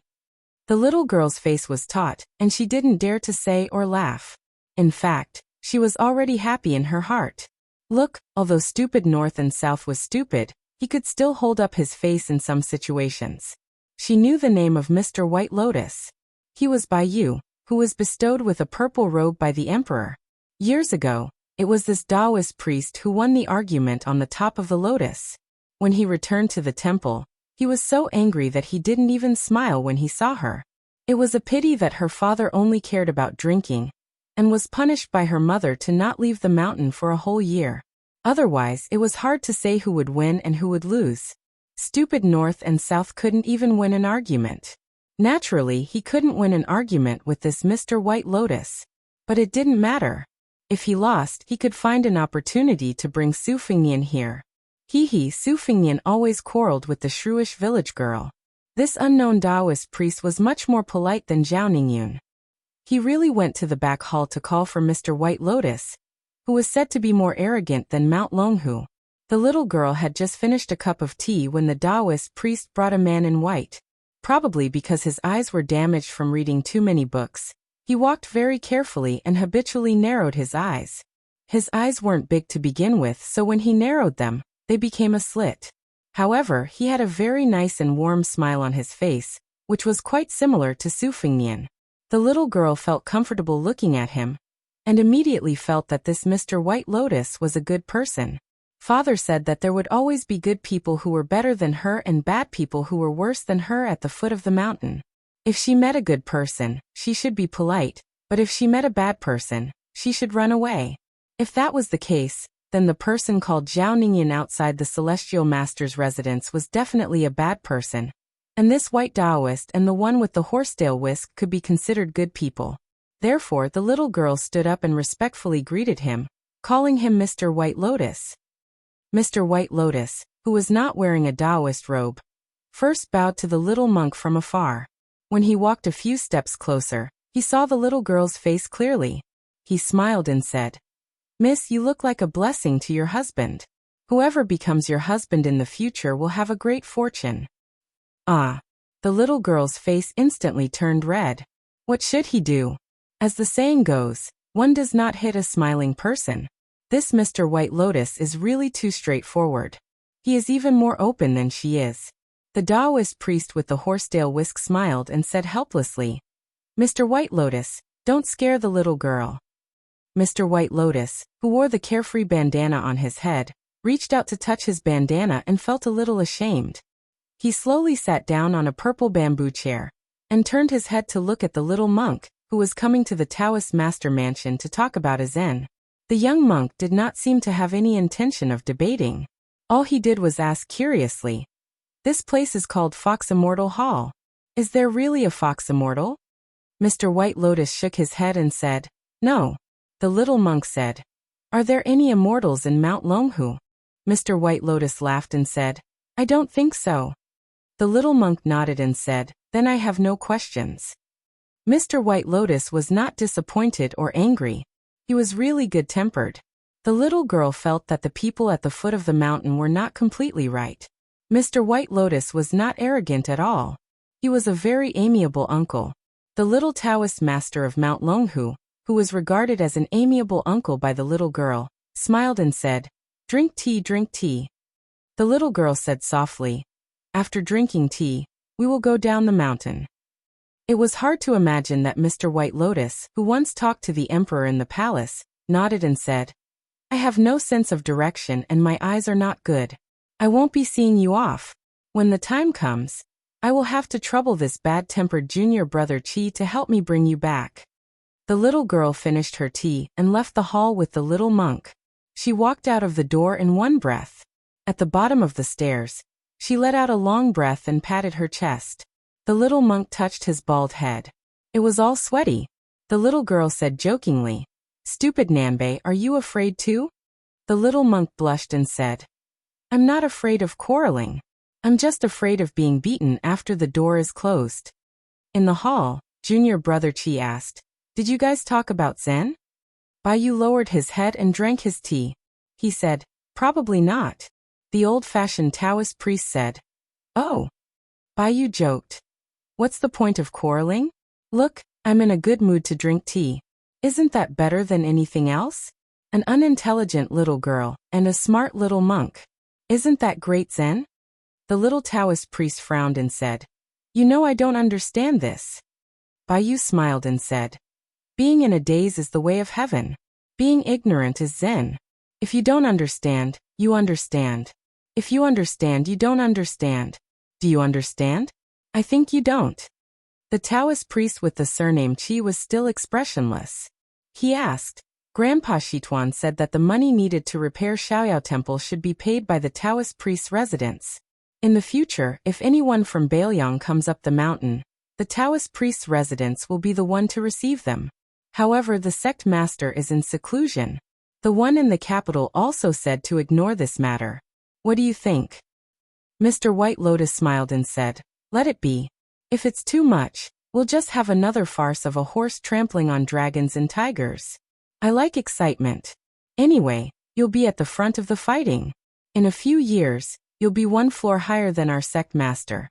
By then, who will you be weaker than?" The Taoist priest was silent.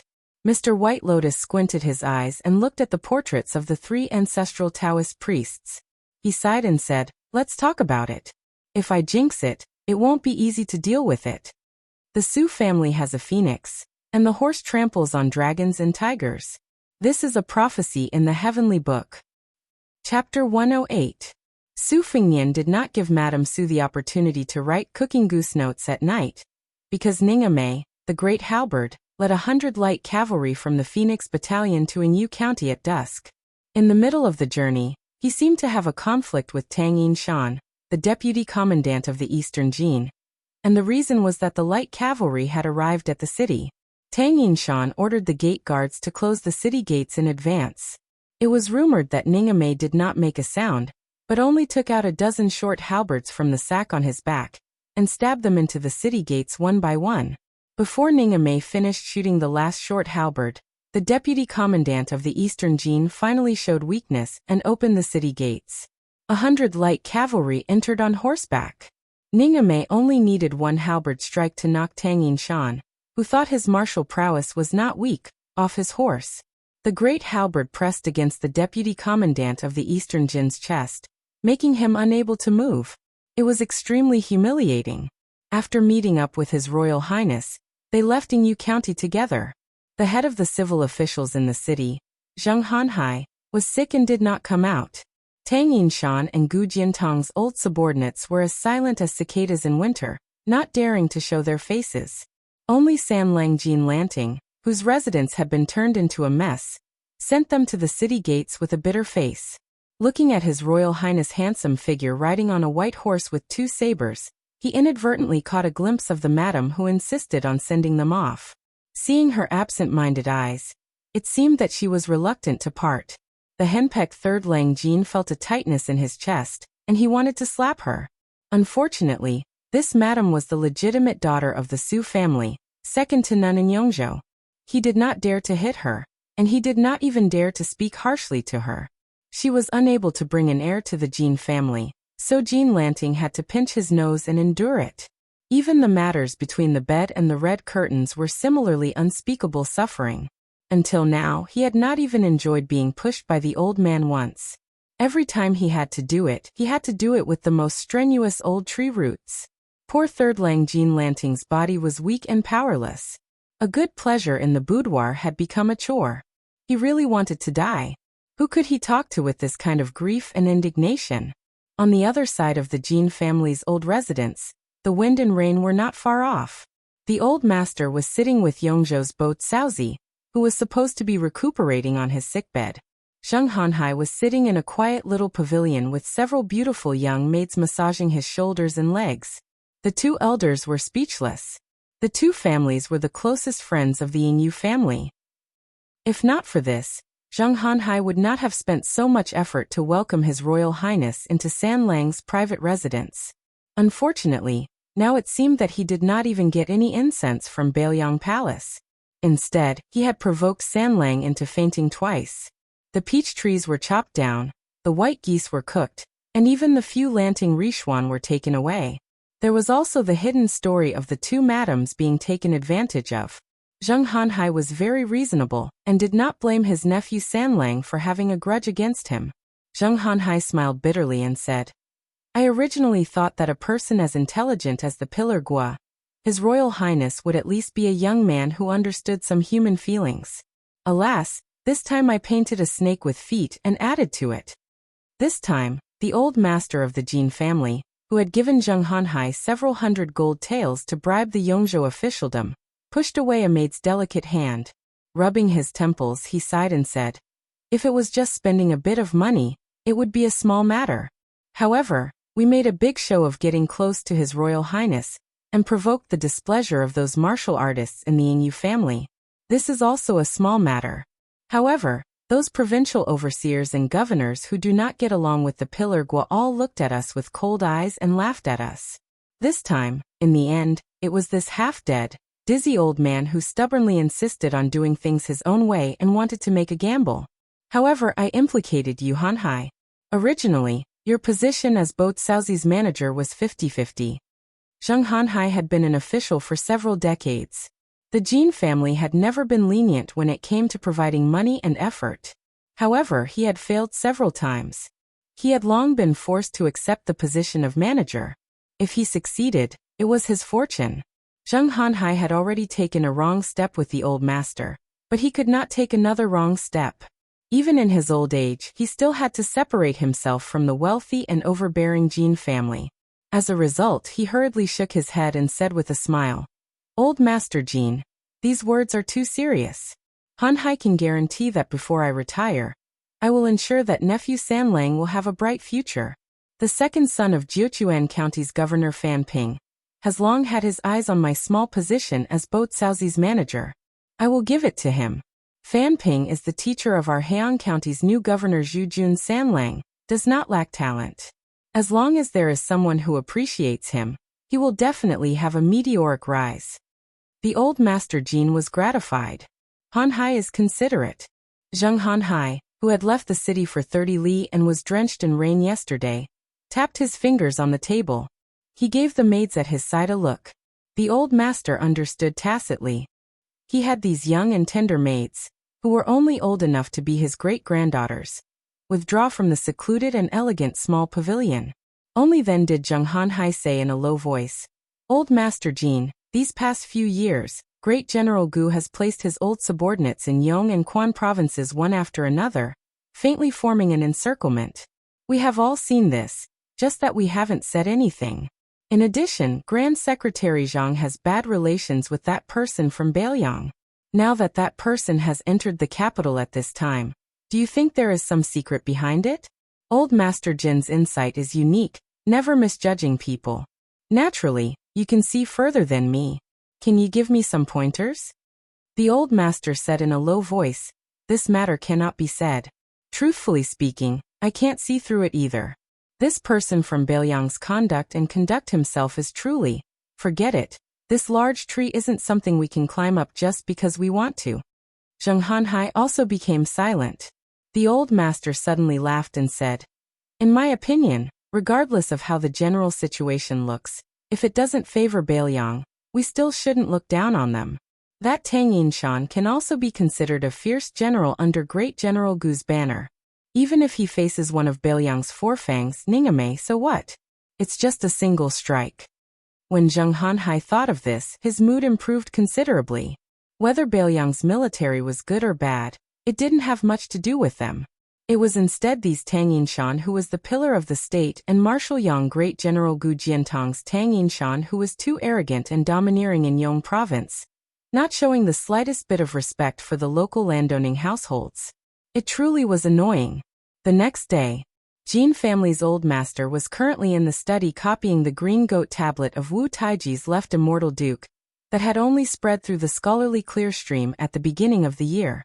Zheng Han Hai couldn't care less about his bearing, frantically rushing in, shouting in pleasant surprise, "Old Master Jin, great news, great news!" It was rare for old Master Jin to see Zheng Han Hai lose his composure like this, and his interest was piqued. He put down his brush and asked, "What's the news?" Zheng Han Hai wiped away his sweat, keeping him in suspense, and said excitedly, "Old Master Jin, do you know that Chu Lushan, who was nicknamed Lu Qiu, or by His Royal Highness?" Old Master Jin's heart tightened. Who didn't know Chu Lushan in the 10 counties of Liang, Yong and Quan? Speaking of evil, this Lu Qiu, who was as fat as a pig, was only slightly inferior to the butcher Su Dejugua. He liked to drink fresh milk from women, and he frequently skinned and killed people in the army. During the spring and autumn war, although this fat pig wasn't the most murderous deity of Bailiang, Su Shao was willing to hand over almost all of Bailiang's most secretive and immoral deeds to this adopted son of his. When Eastern Yu and Western Shu were destroyed, the number of imperial concubines killed by this Lu Qiu was more than 10. It was said that 6 princesses of Western Shu were tortured to death by him in one night. Old Master Jin, who was accustomed to ups and downs, was already sweating. No wonder he couldn't keep his cool. As long as it was related to Lu Qiu, how could it be a joyous matter? Had Zheng Han Hai lost his mind? Seeing old Master Jin's strange expression, Zheng Han Hai suddenly woke up and didn't dare to beat around the bush. He laughed and said, "Old Jin, this is really a joyous matter. Lu Qiu, brought the new governor, Zhu Jun, to San Lang's residence. Did you know? San Lang has been promoted twice and is going to the capital to be the assistant minister of the Yellow Door." Old Master Jin was stunned. San Lang's greatest wish in this life was to go to the capital to be an official. To be able to be in the big yellow door, which was above the small yellow door, was a great honor for a scholar. The big and small yellow doors were a stepping stone that one had to go through to become a grand scholar in the future. The current Grand Secretary Zhang Jilu boasted that he was the old Grand Tutor's lackey. Didn't he lie dormant in this noble position of the big yellow door for 16 years? When scholars of the Shangyin Academy entered the capital, their first choice had always been the big and small yellow doors. How lucky was San Lang to suddenly jump into the blessed land known as the Little Dragon Pavilion? Old Master Jin asked in shock, "Really? Is this true?" Zheng Hanhai exhaled and smiled slowly. Although the appointment hasn't been announced yet, Lu Qiu said that the Great Pillar State has already written a recommendation. It was written by the Great Pillar State himself. Old Master Jin slapped his thigh. This matter is settled. The big yellow door is already my Sanlang's. Who in the world dared to go against the Great Pillar State who rarely recommended officials? His Majesty the Emperor? Old Master Jin didn't want to and didn't dare to think too deeply about it. Beside the lake in Jin Lanting's residence, Sanlang Jin Lanting crawled on the ground, sobbing silently. In front of this Yongzhou scholar who regarded himself as a talented and unrecognized official, stood two important figures whose physiques were as different as heaven and earth. Chu Lushan with squinted eyes and a smile, as well as the nervous Heian Governor Zhu Jun Lu Qiu, slowly walked out of the residence and boarded the carriage with difficulty. She made a sound of surprise and turned her head to Governor Zhu, who was standing respectfully to the side, and said with a smile, I heard that a beautiful concubine in the manor just gave birth to a Qilin child for Sir Zhu. I think there's plenty of milk. The dignified Governor Zhu Jun's face was ashen. His Adam's apple moved as he lowered his head and gritted his teeth. General Zhu, please come back with me to the manor. Unexpectedly Lu Qiu laughed and climbed directly onto the carriage, saying, Forget it. This trip is for His Royal Highness. I don't have time for such delicious food. Zhu Jun looked at the dust rising from the carriage, and the Bailiang cavalry charging out of the city. His body trembled. Chapter 109. Yu Yue did not see eye to eye with the old god of swords, whose words and actions were absurd. She was more than happy to ride a horse and ride a cat, enjoying the scenery along the way in Heian County. She glanced at Su Fengnian, who had been whispering to old Taoist priest Judami, and couldn't help but move a little closer. She asked, Is His Royal Highness very regretful that he wasn't able to teach Lady Su, who has a romantic figure, how to write the cooking goose note? Su Fengnian was in the middle of asking Grandfather Wei about the mysteries of the final prison gate, and several other gates. He hoped that he could learn from the other mountains, and turn the invisible and intangible Great Yellow Court into his own. Hearing Yu Yue's sarcasm, he said disapprovingly, Do you believe that if I go back to Yingliang County, Jin Sanlang would be willing to offer Lady Su to this heir to add fragrance and warmth to his bed? He even knew that Lady Su and I were having an intimate night together. Yet he was still able to sleep with a smile on his face. Yu Yue ignored the vulgar words about adding fragrance and warmth to his bed. With a face full of disbelief she asked, Is he crazy? Su Fengnian smiled and pretended to be profound. He said, He's not crazy. Jin Sanlang can't pick up a sword, but he's good at reading the books of the saints. He didn't become a saint, but he learned how to conduct himself. Therefore he's a smart person. Yu Yue only felt scared. She was once the daughter of a West Chu official.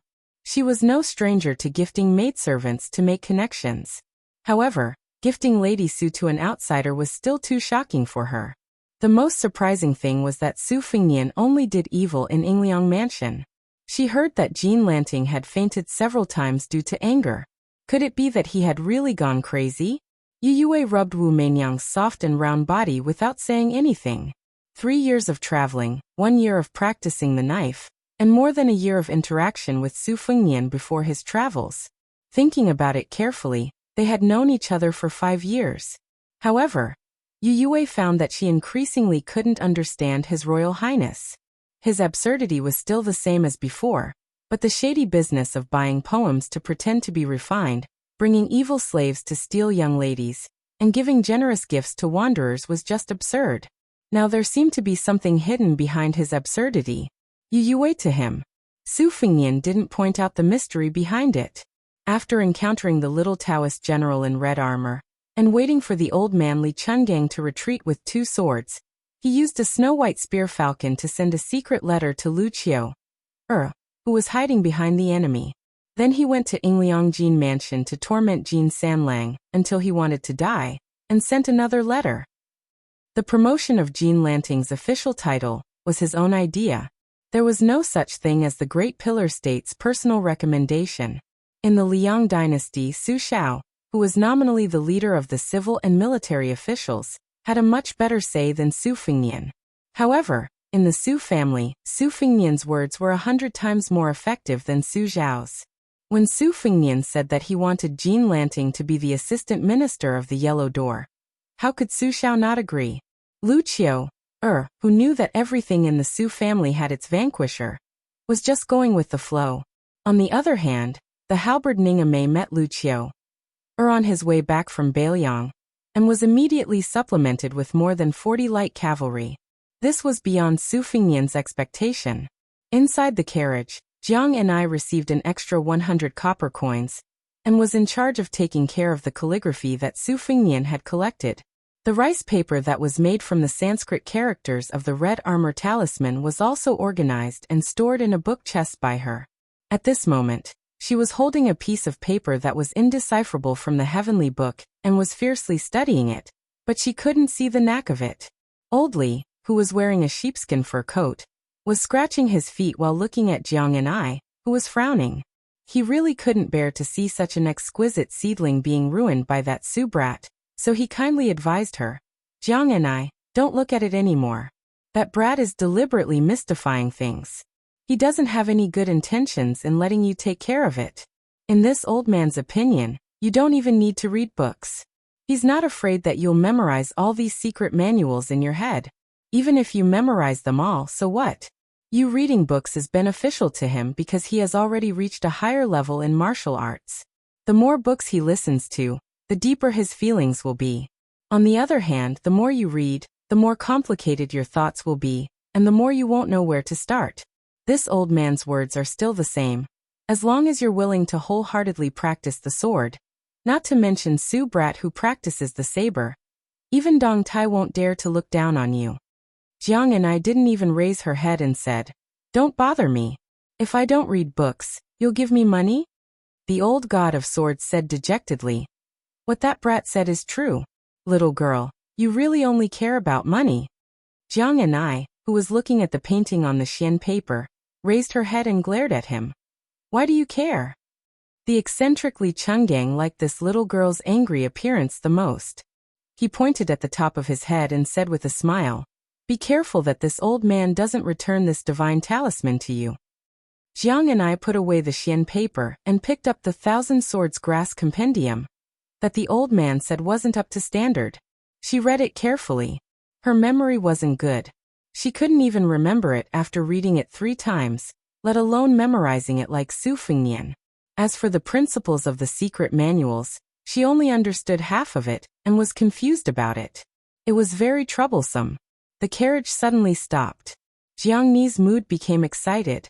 The first time she stopped the carriage, she saw Chen Jibao in white sending her off.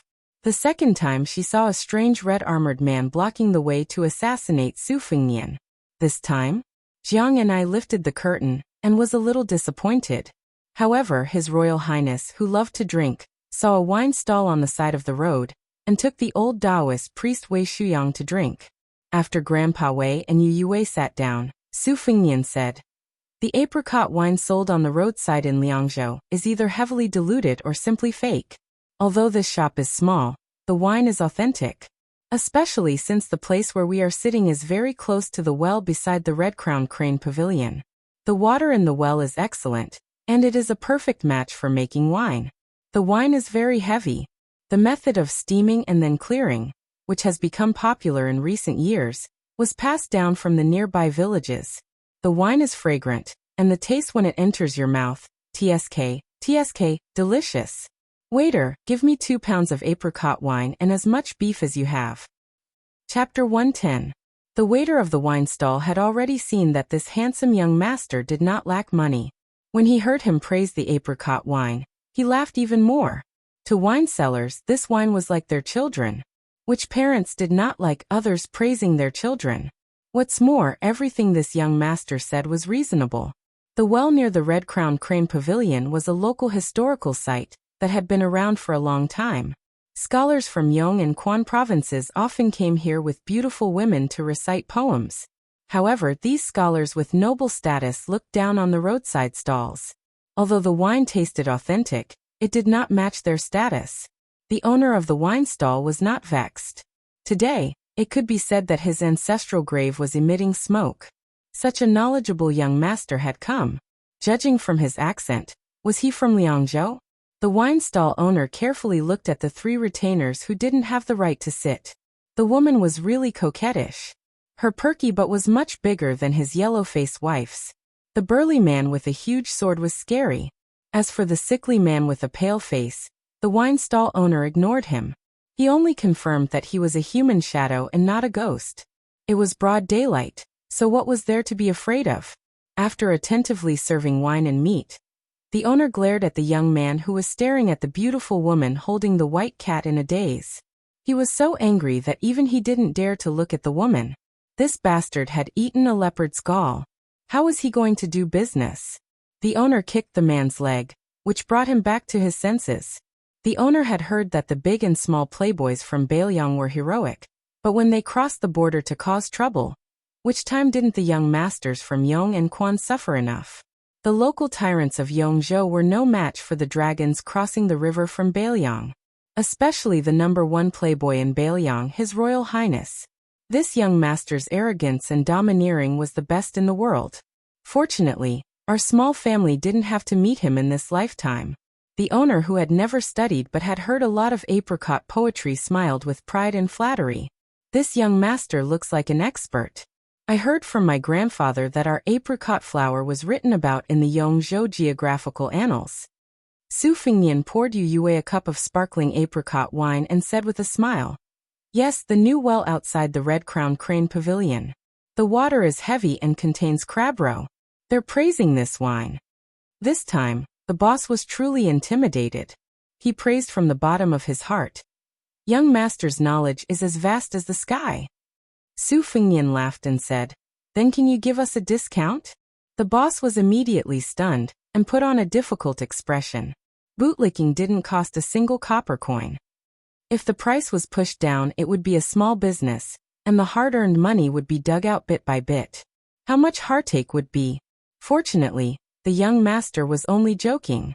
He said considerately, "I'm just joking. I'm already very grateful to be able to drink apricot flower wine." In the past 2 days, Xu Xiu, who had become increasingly curious about His Royal Highness, saw Su Fingnian holding a dirty bowl and drinking inferior wine from a remote and desolate place. She was even more puzzled. Although she came from the wilderness of the southern kingdom, she had been a witch since young and was worshipped as a deity. When it came to basic necessities, she couldn't compare to His Royal Highness. Later, she defected from her sect and wandered the Jianghu alone. There was an endless stream of admirers, so Xu Xiu had never been shabby. Seeing Su Fingnian so casual about trifles, she was really puzzled. Jiang and I followed the craving old god of swords down the carriage and sat on the bench opposite Su Fingnian's table. Yu Yue took a sip of the warm apricot flower wine. It tasted good and was different from Bailiang's green ant wine. She asked softly, "What's the story about this well?" Su Fingnian was narrowing his eyes and savoring the fragrance of the wine on the tip of his tongue. When he heard the question, he smiled and said, "Legend has it that there was an immortal on Mount Wudong who was resting on a crane in a pavilion. Seeing the simple customs of the people, he couldn't bear the hunger and thirst of the people, so he spat mouthfuls of saliva into the well. From then on, the well water was sweeter than the famous springs in the forest." Yu Youwei's expression was unnatural. "Saliva?" Su Fingnian laughed and said, "Perhaps some people's saliva is sweet. I want to taste it, but unfortunately, I can't be sure." Yu Youwei's cheeks flushed. She didn't know if it was because of the cup of apricot flower in her hand, or because of someone's drunken words. Old Man Li rolled his eyes and muttered, "Little Jiang, let's give up the carriage later. This old man is sick of seeing the two of them flirting all day and not doing anything serious." Jiang and I, who didn't drink, said angrily, "Pay up." "No, 10 times. Su Fingnian was just about to attack the little mud man who demanded too much when he caught a glimpse of Ningame riding alone. This Bailiang brave general was meticulous and didn't use his halberd. He dismounted and was about to call out, "Your Highness," when Su Fingnian waved his hand and said, "Come, let's drink. Waiter, bring 2 caddies of wine." Ningame didn't stand on ceremony. He stood and drank 3 big bowls. His expression was the same as usual. Most likely he could drink 1,000 cups without getting drunk. This wasn't strange. The Baelyang cavalry was strict, but every time they destroyed an enemy or massacred a city, they could drink to their heart's content. Among the generals and soldiers from Baelyang, there were very few cowards with poor alcohol tolerance. Ningame omitted the frightening title His Royal Highness. Ever since that day when Chen Jibao personally led 300 cavalrymen to send him off, he was forced to stand on the same line as Baelyang's Double Fang's heroic beast Wei Fuqing. His Royal Highness didn't have a good expression, so he didn't have a chance to speak after meeting His Royal Highness again. Ningame's official rank wasn't high, so he didn't care if he could use this opportunity to be on good terms with His Royal Highness. It was just that he had humiliated those former subordinates of the Pillar of the State and Great General of Wuyanggu Jiantang at the gate of Yingyu City. It was hard to guarantee that the deputy commandant of the Dongjin Imperial Guard wouldn't jointly report him for indiscriminately starting a war. As a general of Baelyang, Ningame didn't need to care about this kind of trivial matter. However, if he made His Royal Highness feel that he was being reckless, then he really couldn't face the 40 or so comrades who had been killed or injured. Therefore, when he heard that the cavalry ahead had stopped, he rode alone, and wanted to say a few words of conscience that wouldn't make his face red. He only hoped that His Royal Highness wouldn't take his anger out on the Phoenix Battalion, which was worthy of being called Baelyang's army's men. The owner of the liquor store and the waiter all sensibly stood far away. This man was born with a strong back and a strong waist. He was wearing heavy armor, and had an overbearing aura. He did not look like an ordinary soldier. Could he be one of the generals in Heian County? Ningame lowered his voice and said, "At the Yingzhou city gate." Ningame taught a lesson to those fellows who closed the city gate. Su Fengnian interrupted Ningame's words and laughed softly. "General Ning, do you think you've vented your anger by knocking down the Eastern Forbidden City's deputy commandant with your halberd? If I was there, wouldn't I let you strip him of his armor and hang him on the city gate? If you think you've gone too far and are afraid of causing trouble for me, fine, I'll regret treating you to those 3 bowls of wine. But if you still think it's not enough, I'll treat you to 3 more bowls of wine. How about it?" Ningame suddenly showed a heroic spirit. He was in high spirits, which made this Baelyang's second Fong look extraordinarily majestic. Then Ningame must drink 3 more bowls of wine. Chapter 111. Regardless of how LV Qiantang and Yang Qingfeng used to conduct themselves, whether they were open-minded or insidious, they had been forced to develop a cautious temperament in the Prince of Northern Liang's mansion, which had a strict hierarchy like that of an emperor's family. The conversation between His Highness Heir Apparent and the great halberd Ningame went in one ear and out the other, so they did not dare to think about it. Only Xu Xiu, who was a girl among the 3, was willing to carefully observe the situation. She was not familiar with the inner workings of the Baelyang army, but she could see that His Royal Highness' casual words had vaguely won the general's sincere affection. Drinking big bowls of wine, 6 bowls of wine down his stomach, the man's heroism was endless. If she were His Royal Highness, she would definitely strike while the iron was hot. For example, she would invite General Ning to sit down and drink. At the very least, she would comfort him with a few words about the tragedy of the Phoenix Battalion's casualties. However, after His Royal Highness invited him to drink, he turned around to tease the white cat. He insisted that his pet, whose nickname was Wu Mainyang, also drink. He said that if a drunk rat dared to slash a cat with a saber, then the drunk cat dared to kill a tiger with a sword, causing the beautiful courtesan to hug the cat and hide. Sure enough, it was just as the old man, who was at the level of a land sword immortal, had said. His Royal Highness really likes some small and charming affairs. He had no choice but to be patient and not eat meat. This made Xu Xiu, who was proficient in the 18 types of martial arts and 36 positions in bed, unable to display her skills. How could His Royal Highness be so unromantic? After drinking wine and eating meat, Su Fengnian's body was full and warm. Just as he was worrying about not having any entertainment, he saw 2 young swordsmen appear on the wide official road. They held their swords and stood across the road. Their elegance and bearing were rarely seen in the common people of the marketplace. What was even rarer was that the 2 young swordsmen seemed to have made an appointment. One was wearing a fluttering white robe. The other was wrapped in a glaring black robe. One in black and one in white stood on the side of the road. In addition to Su Fengnian's table of extravagant spenders, there were 4 or 5 tables of drinkers who had stopped to rest. These people did not have much money in their pockets, but their interest in watching the spectacle was no less than His Royal Highness's in the past. Each and every one of them widened their eyes, wanting to see these 2 wanderers display some beautiful moves, so that they could show off to their friends and family. Yongzhou was not like Bailiang, where the folk customs were valiant and wanderers everywhere. Both the old and new provincial governors had vigorously banned martial arts within their borders. The current Yongzhou provincial governor, Tianzong, was Great General Gu's favorite disciple in the past. In the southern Han country, he was the first to obtain the first merit of crossing the river. Tianzong, who was a martial artist, was not the slightest bit lenient towards the younger generation. He had a group of 300 light cavalry specifically to deal with those scoundrels who played with spears and sticks. Once they were caught, they would ruthlessly deal with them. When they were thrown into prison, they would be whipped until their flesh was split open. If they were disciples of Jianghu sects, they would be investigated and punished. As a result, it was very difficult for Yongzhou to see the flourishing scene of the martial arts world 20 years ago. The 2 swordsmen fought until the sky turned dark and the earth turned dark. They exchanged blows back and forth, and the coordination of their sword moves was so seamless that it made the layman exclaim in admiration. Soon the bored drinkers, who had their eyes widened, cheered and applauded loudly. Dust immediately flew up on the official road. A few carriages passing by stopped to admire the dazzling sword moves and sword momentum. Su Fengnian turned his head to look at the carefully arranged show. In the past, when he was in Bailiang, he was just a bystander and was happy to tip a lot of silver taels.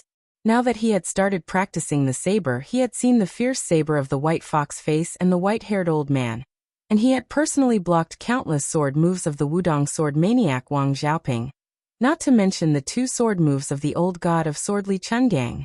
The 2 swordsmen's spirit was weak, and their crude sword moves were even more difficult to master.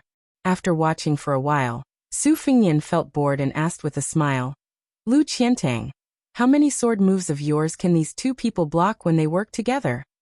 Lu Qiantang, who had been watching the tide and practicing the big sword and wholeheartedly forging the vigorous sword will, answered truthfully, "Not even 1 sword move." Su Fengnian looked at Yu Yue and joked, "These 2 people are waiting here, trying their best to swindle some silver taels from me. Their intentions are commendable. Look at their brand new clothes. They might have saved money from starvation. Moreover, Yongzhou prohibits martial arts very strictly. If they dare to compete on the official road, they must have some courage. Yue, do you think they should be rewarded?" It should be known that Yu Youe's mother was the head of the sword servants of the late emperor of West Chu.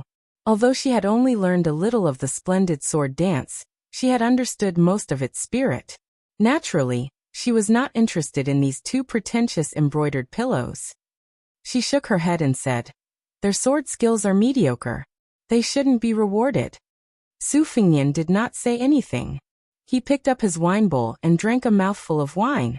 He was in a daze, which was a bit abnormal. On the official road, the 2 swordsmen saw that there was no movement here for a long time.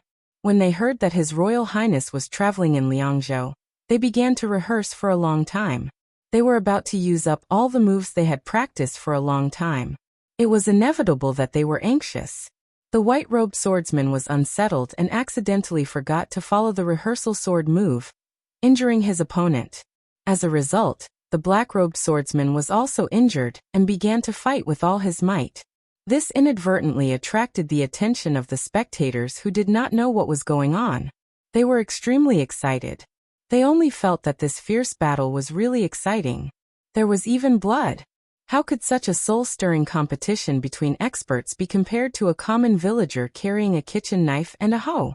Some of the customers who were short on money and could only carefully count their copper coins to buy wine were willing to each order a few more bowls of apricot wine. Chapter 112. Su Fengnian did not go to watch the clumsy fight between the 2 poor wanderers. He only remembered a friend he met during his travels years ago. Apart from little Li, who was a generous acquaintance and confidant, only that fellow named Wenhua was willing to travel with him. That fellow's parents seemed to have passed away early. After spending a few years with his brother and sister-in-law, He could not stand his snobbish sister-in-law's sarcastic remarks. In a fit of anger, he began to wander the Jianghu alone. To say that he was alone was not appropriate, because this pauper was so poor that he could only cut a wooden sword and hang it on his waist. How could he afford a horse? Although when Hua was poor, his ambition was boundless. He said that he wanted to find a famous master to practice a famous sword. He wanted to make a name for himself so that he could return home and bring glory to his ancestors. He wanted to obtain an expensive and good sword with sword benefits. Su Fengnian once asked him how he would deal with his sister-in-law when he returned home. This fellow replied that his sister-in-law was his sister-in-law after all. No matter how short-sighted he was, he could not really do anything to her. However, if by any chance he was successful, he could let his brother hold his head high and no longer have to endure his sister-in-law's anger every day. Every time this one Hua saw old Huang leading the skinny red horse, it was as if he saw a good sword. However, Su Fengnian was on tenterhooks, afraid that this fellow who had gone crazy from longing for a sword would really steal the horse and sell it for money. However, before they parted, no such mishap had occurred. Just as when Hua himself said, a sword would only be his own if he bought it with his own money. However, this fellow also had some unscrupulous thoughts. For example, in the various martial arts competitions to find a spouse, he had overestimated his ability and shamelessly went up on stage. When was he not beaten to the point of vomiting blood? There were a few times when he was beaten down. He walked up the stage and flew down. It was truly a miserable sight. Su Fengnian, who was watching from below the stage, was sweating cold sweat. He could only strenuously carry him away from the stage. Fortunately, every time he was half dead and half alive for a period of time, he could be vigorous and lively again. He would change the venue and continue to go up the stage to compete, humiliating himself and boosting his opponent's confidence. This fellow who was clamoring to treat his good brother to a few caddies of cooked beef, was he well now? Had he earned enough money to buy a sword? Had he met a good girl that he liked?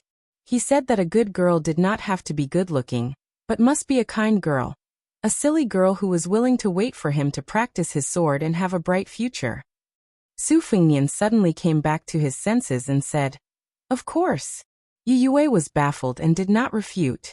How could she stop His Highness, who had grown up in a mountain of gold and silver, and had never been afraid of spending money on nothing, when he said he wanted to reward her? Besides, why should she stop him? When she was still the #1 courtesan in Liangzhou, she had heard the young courtesans say that although many dandy young masters spent lavishly in the brothels as if they were from the top aristocratic families, in reality, they were just competing to save face. When they returned home, they would be beaten by their fathers. Moreover, they were often even colder and stingier to the servants by their side. In comparison, Yu Yue preferred this His Royal Highness, who was willing to spend a fortune on anyone. The evil servants of the prince's mansion were willing to fight to the death for His Royal Highness, acting as accomplices to the evildoer. However, Yu Yue had privately heard a secret that when Su Fengnian was in danger and was about to be assassinated, several evil servants did not hesitate to use their bodies to block the sword. They faced death one after another without fear. As for the reason behind this, Yu Yue did not dare to investigate. Su Fengnian picked up the wine bowl and was about to drink. He raised the large white bowl in his hand and asked Jiang and I, "How much do you think I should reward them?" Jiang and I sneered. "It's not my silver. If you want to reward them, go ahead. Even 1,000 gold is fine." Su Fengnian said self-mockingly, "I didn't bring that much, and I can't bear to. It's better to be frugal when going out. All right, round it up and give them 1,000 taels." Su Fengnian snapped his fingers. Blue Bird, who was most in tune with His Royal Highness, turned around and went into the carriage to get the banknotes. If it was 1,000 taels of silver, the two injured swordsmen would be so tired that they would vomit blood just by carrying them. If they went out and exposed themselves, wasn't that just seeking death? Did they really think that the world was peaceful and no one would pick up lost things? Jiang and I, whose face was full of indifference, quietly turned her head. The little girl, who was not good at math, stretched out her fingers to calculate. If one hand wasn't enough, she added another small hand with calluses. After much difficulty, she calculated the result.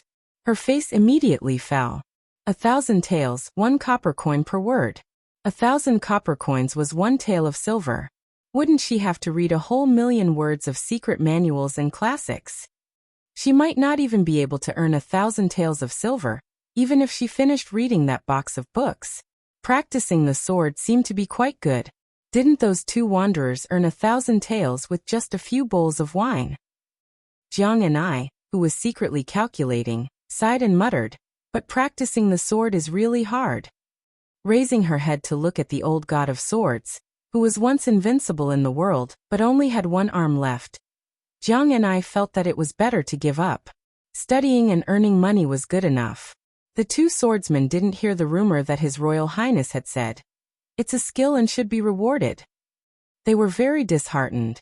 Moreover, they didn't even have the energy to drink milk in this competition. So the fighting momentum was inevitably weakened. They were suspected of having a strong start but weak finish. Those onlookers who didn't need to move their hands and only needed to move their mouths to drink wine couldn't see the knack, but how could they not see the difference in the intensity of the fight? Seeing that the 2 wanderers were getting more and more sloppy in their fight, they began to jeer and boo. On the official road, the 2 swordsmen, whose mouths were full of dust, had the urge to rush over and beat these bastards up. However, with the presence of the high and mighty crown prince, they could only suffer in silence. Indeed, as Su Fengnian had predicted, even their new clothes were bought on credit. Their swords, which were worth some money, were already in their possession. Otherwise, they would have lost everything and would not be able to face their confidants, who were eagerly waiting for them to go back and buy rouge and face powder. The heavens had opened their eyes. Bluebird walked slowly, handing 2 stacks of 500 taels of silver notes to the young swordsman. One of them couldn't help but look at the beauty in front of him when he took the notes. His vision blurred and he flew backward, landing heavily on the ground. The other wanderer was shocked. He didn't care about exposing himself and hurriedly ran over to help his companion. He hurriedly took a small path to escape. Seeing this funny scene, Yue couldn't help but smile. Su Fengnian didn't smile at all. He just lowered his head and drank a mouthful of wine. He said to himself, "Wenhua, so what if you can't afford a good sword? I hope you can always carry this broken wooden sword and become famous all over the world. When the time comes, according to our agreement, you will treat me to beef and I will cheer you on." The old god of swords, Li Chuangong's expression changed slightly. Looking at His Royal Highness, who was acting a little strange today, the old man habitually tugged at his sheepskin coat and said softly, "Boy, find a time to fight with that Lu fellow. This old man will watch the show. It's more interesting than watching 2 idiots who don't even deserve to carry a sword fooling around." Su Fengnian, who was busy thinking about the promise he made years ago, didn't hear the old man's words clearly. He raised his head and asked in surprise, "What?" The old man, who had always been sarcastic to His Highness the Crown Prince, felt as if the sun had risen from the west. He said calmly, "I'll let you fight with the one surnamed Lu." Su Fengnian said in a low voice, "All right." Chapter 113. Of course, Lu Qiantang wasn't deaf. He heard that the old sword immortal senior wanted him to spar with His Royal Highness. Although it was mostly a manual job to slowly feed His Royal Highness, what he practiced was the tide-watching heavy sword. His attacks weren't as delicate and precise as other sword techniques. What if he injured His Royal Highness? Who would he complain to? Looking for the Pillar State, who was known for being protective of his own people, would be courting death. Talking to His Royal Highness about the principle that swords and sabers have no eyes? No matter how he looked at it, this His Royal Highness didn't seem like a master who was easy to talk to. Who knows, he might even be made to suffer along the way. Lu Qiantang lamented in his heart. "Forget it, I'll just deal with whatever comes my way. When the time comes, I'll just have to go all out. At worst, I'll just stand there and let His Royal Highness hack at me a few times." Xu Xiu, who had been told to get lost by Su Fengnian during the battle with the red-armored man, smiled. "How about it? This time, it's your turn to be defeated, Lu Qiantang. You just had to learn swordsmanship. This old lady wants to see how you're going to deal with this." Xu Xiu lightly spat on herself. "What old lady? This little girl is still young. How many girls in the world can still be as beautiful as me when they reach the age of 30? pinching her face. Her skin could even drip water. Xu Xiu, who hadn't been a witch for many years, was admiring herself. Su Fingnian had already stood up. Blue Bird paid the bill and gave a few extra taels of silver, making the wine stall overjoyed. Looking at the procession of horses slowly moving, the wine stall owner sat on an empty bench, weighing the taels of silver in his hand. It was rare for him to pour himself a bowl of apricot distiller's grains from the bottom of the wine jar. This thing couldn't be sold for a few copper coins, but it could relieve tiredness. The old doctor even said that it could cure rheumatism and frostbite. Some villagers who were bitten by snakes and bees had a habit of asking for some distiller's grains to cure themselves. The shop owner raised his head and looked at the 3 dusty words on the banner, thinking that he should take it down and clean it properly. Just as he was thinking about this small matter, he felt the ground tremble violently. Turning his head, he saw a general holding an unfamiliar huge weapon, leading over 100 cavalrymen charging past. The innkeeper rubbed his eyes. He was not mistaken. It was the heavily armored general who had been extremely respectful in front of the elegant young master. He had seen the Yongzhou army's appearance from afar a few times, and it was already shocking enough. However, the cavalrymen in front of him were even more majestic and sharp. Other than the burly general at the front, all of them were riding fine horses and wearing light armor. Each of them was equipped with a standard Bailiang saber and carried a crossbow on their backs. The innkeeper could vaguely recognize that saber. During the Spring and Autumn War, the reputation of this killing saber had long spread throughout the world. In the early days of the dynasty, countless people were proud of obtaining a Bailiang war saber. Later on, the imperial court issued a decree forbidding anyone other than Bailiang soldiers from carrying such a saber. Otherwise, they would be punished for violating the law. Only then did this turbulent trend gradually die down. Damn, which one of the children in Yongzhou's mink fur coat could have 100 elite cavalrymen following closely behind them? Was it a descendant of a general from Bailiang who came to Yongzhou to play? However, Yongzhou had clearly been competing with Quanzhou and Liangzhou for the past few years. This was something that even a commoner like him was well aware of. How could a dandy from Bailiang have the boldness to mobilize an army to gallop within Yongzhou's borders? Wasn't this forcefully slapping our provincial governor Tian's face? The innkeeper carefully put away the silver pieces. With one hand he protected the half-empty bowl of white wine. He raised his other hand and waved it to disperse the dust. After thinking for a while, he still could not figure out the background of this gentle and elegant young master. In short, he was an important figure that he had never seen before in his life. The innkeeper waited for the dust to dissipate before raising his bowl and drinking a mouthful of distilled grains. He sighed emotionally and said, "This young master's family background is truly impressive. When I get back, I will have a good talk with my wife who has never seen the world. Sigh, it's a pity that he's not from our Yongzhou. Otherwise, I would have some face to talk about him with others."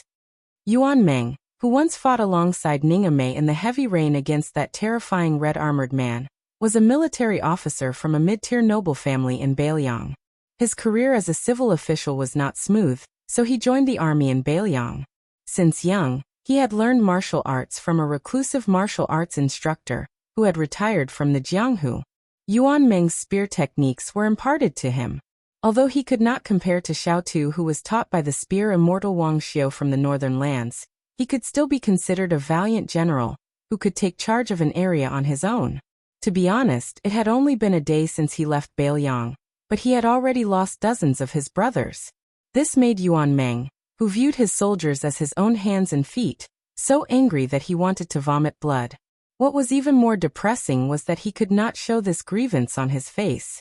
He did not dare to speak irresponsibly to His Royal Highness. The funny thing was that Yuan Meng and Great Halberd Ningamei's military rank were actually the same, secondary rank 6, a position that was neither high nor low. However, Yuan Meng was sincerely convinced by General Ning. Bailiang's four fangs were obviously inferior to de Zhugua's 6 foster sons. However, in the Bailiang army, the 6 leading generals held high positions in power, so it was inevitable that they would not be able to reach them. The Four Fangs Tiger generals, on the other hand, were easier to see with their own eyes. On the battlefield at the border, they could be seen during celebrations and drinking. In Yuan Ming's opinion, General Ning was the most trusted of the Four Fangs. Every time he broke through enemy lines, he would lead the troops, just like de Zhugua. When he returned to his tent, he was amiable and approachable. He was much easier to get along with than Dian Xiongzhao, who had a bad temper and was prone to whiplash. Especially in the small Heian County, General Ning used his halberd to knock down the Eastern Forbidden City's deputy commandant, who did not have eyes. This was the valiant general of Bailiang. Ning Amei suddenly raised his halberd and stopped his horse. He turned around and laughed loudly at all the light cavalry. His Royal Highness told me when we were drinking that if he was at the Yingliang city gate that day, he would strip that Eastern Forbidden City's deputy commandant naked and hang him on the city gate. Yuan Ming was startled. The 100 personal cavalry of the Phoenix Battalion probably had the same expression as their leader, Yuan Ming. Their hearts were somewhat moved, but they did not take it seriously. Ning Amei only passed on the message and then continued to urge his horse forward. That giant halberd almost dragged the ground. According to the schedule, they would enter a city to rest at dusk. Su Fengnian did not enter the city. He let Lu Qiantang pick a small path to enter the Qingqing mountain range. This meant that unless they found the temple on the mountain, the group would have to sleep in the wilderness tonight. Qingqing Mountain had 64 peaks, big and small. The peaks encircled the mountain like a city. The ancient trees were green all year round, and the greenery was thick. That was why it was named Qingqing. Chapter 114. Yongzhou had 3 wonderful sceneries. The easternmost was the West Sword Pavilion, which was said to have been created by a sword immortal with a sword coming from the east. It was the most dangerous place. In the south was the Kuei Gate Pass, which was said to have been passed by a saint riding an ox. The third was the Taoist Holy Land where the Qingqing king was born. It was originally a paradise of the 9 pecks of rice sect, but the verdant gazelle palace master, who was bestowed to the Qingqing king by the old emperor, was a Taoist priest from the dragon and tiger sect. He had taken over the 9 pecks of rice sect and expelled all the 9 pecks of rice sect, leaving only the verdant gazelle palace. Therefore, the number of incense in the Qingqing mountain decreased sharply every year. It was much more deserted than the other famous mountains, which was really inconsistent with the Qingqing mountain's reputation. Misfortunes never come singly. There were fewer visitors, but there were more bandits occupying the mountain and calling themselves kings. Groups of stragglers and wandering soldiers were untraceable, and they often called themselves kings together with the Qingqing king. It was very troublesome for the government to exterminate them. Even if there were a lot of old hunters willing to take the risk to lead the way, they often failed. After several twists and turns, the county governor saw that the verdant gazelle palace master did not appreciate the kindness, and even turned the tables by saying that the government was stirring up trouble and was noisy on this quiet place. He was even more unwilling to waste money and manpower, unless it was a high-ranking official who had nothing better to do and came to Qingqing Mountain for sightseeing. Unfortunately, they were robbed and forced to send troops into the mountain. The government was waiting for Qingqing Mountain to become a dead mountain and a dead city. They wanted to see how the Qingqing king, who only had a title, could maintain the incense. When His Royal Highness changed the itinerary, the old Taoist priest, Wei Shuyang, was quite emotional. When he was young, he lived on a peak in the back of the mountain. However, he was not the kind of person who admired Taoism when he was young. After all kinds of discouragement, he became a Taoist priest. He had some feelings for Qingqing Mountain, but not deep. He was very angry about the Qingqing king's expulsion of the 9 pecks of rice sect. If it were not for the important task of protecting His Royal Highness, he would have come to Qingqing Mountain to argue with the Taoist priest who was crowned king. Qingqing Mountain was known for its fog. An hour after entering the mountain, the dusk seemed particularly heavy. Su Fengnian was not in a hurry to let Lu Qiantang find a place to rest at night. He rode on the white horse leisurely. Yu Yue listened to the old Taoist priest, Wei Shuyang, introduce the scenery of Qingqing Mountain along the way. She was not worried about eating and sleeping in the open. Back then, hundreds of thousands of people fled from the imperial city of West Chu. She and her father were wrapped in the torrent. What kind of suffering had they not suffered? Back then, Su Fengnian heard that there was a heavenly paradise on the mountain that was ranked very high in Taoism. That was why he left the mountain on the official road. In the end, in broad daylight, he encountered a group of bandits who cut the path. One ran while the other ran. It was really embarrassing. As Su Fingnian thought about it, the corners of his mouth curled up. If he did not know that old Huang was Jianjiu Huang, he probably would not have known that this guy with missing front teeth who loved drinking yellow wine was a master. At that time, Su Fingnian was riding on horseback, but old Huang was carrying his luggage and running wildly under the horse. He was not slow at all. If he was an ordinary person with a thin and weak body, how could he have the strength to run half the mountain with the horse? Why did he not think of it at that time? Su Fingnian came back to his senses. Relying on his memory, he looked at the familiar scenery and said with a smile, "Lu Qiantang, 1 li up the mountain, there is an abandoned Taoist temple. Go and investigate it first." Lu Qiantang accepted the order and left. The mountain was dark and wet, and Yu Yue was a little cold. She hugged Wu Menyang tightly. Su Fingnian glanced at her and said gently, "Tonight, you and Jiang and I will sleep in the carriage." Yu Yue's expression was complicated. She lowered her eyes and looked at Wu Menyang, who raised her head. Not long after, Lu Qiantang returned and said respectfully, "Reporting to Your Highness, there is indeed an abandoned Taoist temple. There are no miscellaneous people." Su Fingnian nodded.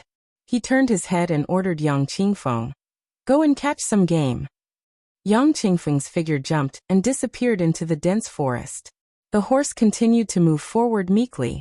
The Taoist temple was still the same Taoist temple. It was just that it was even more dilapidated than before. Lu Qiantang picked up some firewood and started a fire in the courtyard. Tonight, the three of them naturally had to take turns guarding the temple.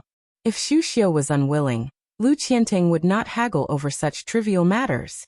The pillar of De Guo was too lazy to say which of the three retainers of the prince's mansion was higher or lower. His Royal Highness also did not say anything. It was as if he wanted the three of them to compete on their own.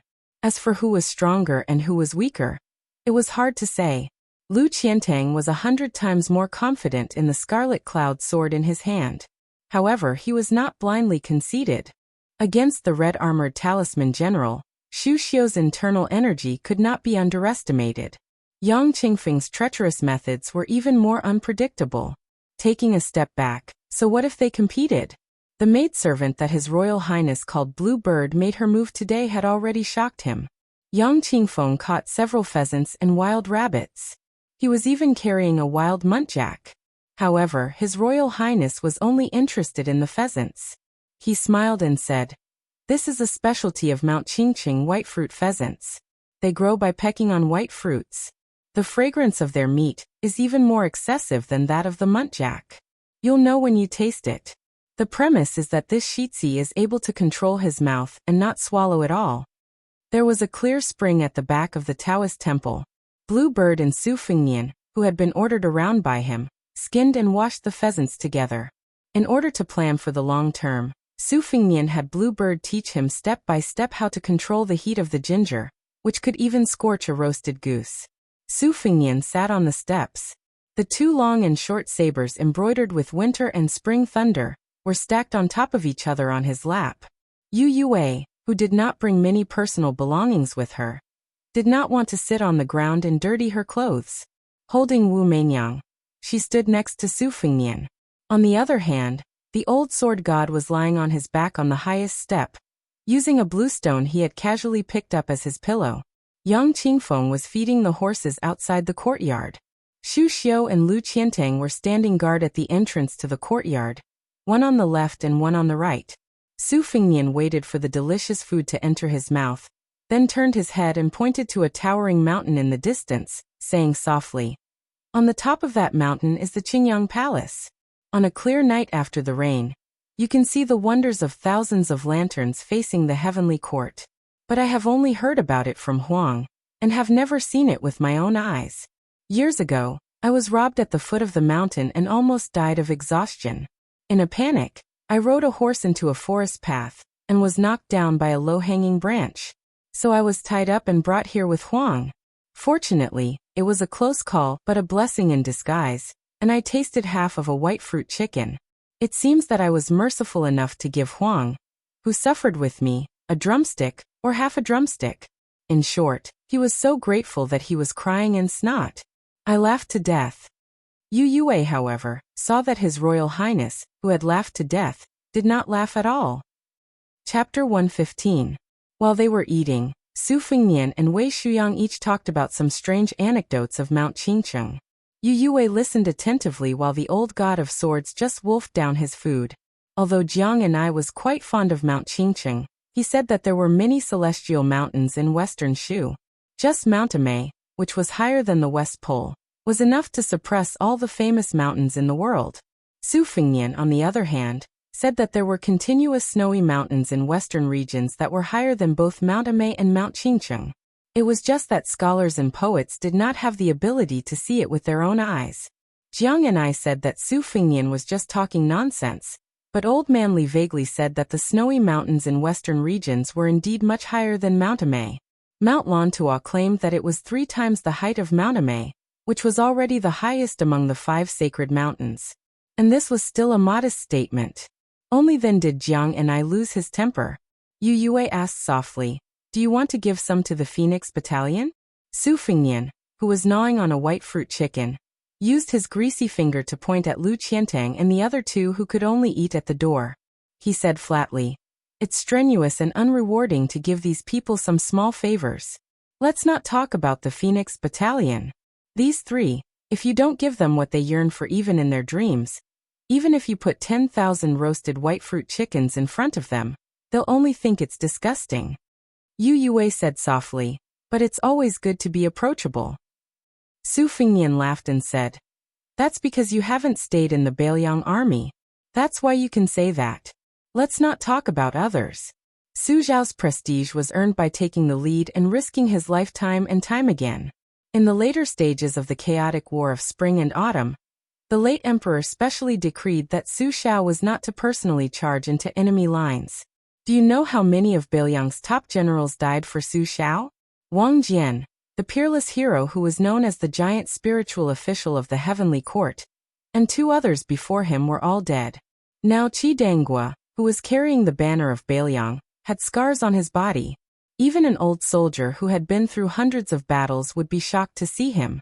Su Xiao himself had said that it was the will of the heavens that he was able to live until today. It was the heavens that did not want him to die. Giving people a small profit, if the operation is done properly, of course it can be exchanged for a big profit. But no matter what, it can't be exchanged for people's death and loyalty. Whether it's Jianghu martial artists like Lu Qiantang, or the Bailiang elites like the Phoenix Battalion, if I want them to give their lives to me, hey, it's still too early. Yu Yue, who was squatting in front of the bonfire and warming herself up, felt a chill for no reason. His Royal Highness hadn't even exchanged a few words with them, and he was already thinking about how to cheat them of their lives in the future? As if he had guessed Yu Yue's thoughts, Su Fengnian said self-mockingly, "Do you think they're idiots? If I say, hey, take out your lives, will they really obediently hand it over? The name His Royal Highness can only frighten people and tempt some petty people who seek profit. If I'm an empty bag of idiots, in the end, at most I'll just be a prodigal hedonist. Yu Yue, there's no harm in telling you something you don't know. Just now when we went up the mountain and looked down from above, did we see any torches from the cavalry on the small path at night? I don't think so, because the Phoenix Battalion's light cavalry was the best in both night and field battles in the Bailiang army. The martial arts book said that cavalry had 10 victories, 9 defeats, and 8 losses. Logically speaking, the dense forest was the cavalry's place of defeat. But if anyone really thought that the 100 Phoenix Battalion soldiers couldn't stop 3 paces after going up the mountain, then they were purely looking for trouble. The Phoenix Battalion's warhorses went from horse identification, breeding, feeding, training, then to horseshoes, stirrups, saddles and armor, and finally to choosing a formation with the same jumping speed, diligently riding, archery and matchmaking between men and horses. There couldn't be any mistakes in every step. When a warhorse died in battle, it wasn't allowed to be eaten. It could only be cut off its ears and hooves to report to the horse supervisor. Those who violated the rules would be severely punished by military law. This was just a microcosm of the Bailiang army. Su Xiao managed the army and was clear about rewards and punishments. Before the battle, He never asked for great merits, only that he didn't make any mistakes. In the end, it was only a battle to the death, and still a battle to the death. This was the biggest and only characteristic of Su Zhao's army. Even he, the great general, dared to take the lead, so how could the 300,000 cavalry not be afraid of defeat, and not refuse to fight to the death? The 4 great generals of the spring and autumn period. It seemed that another 4 appeared a few years ago.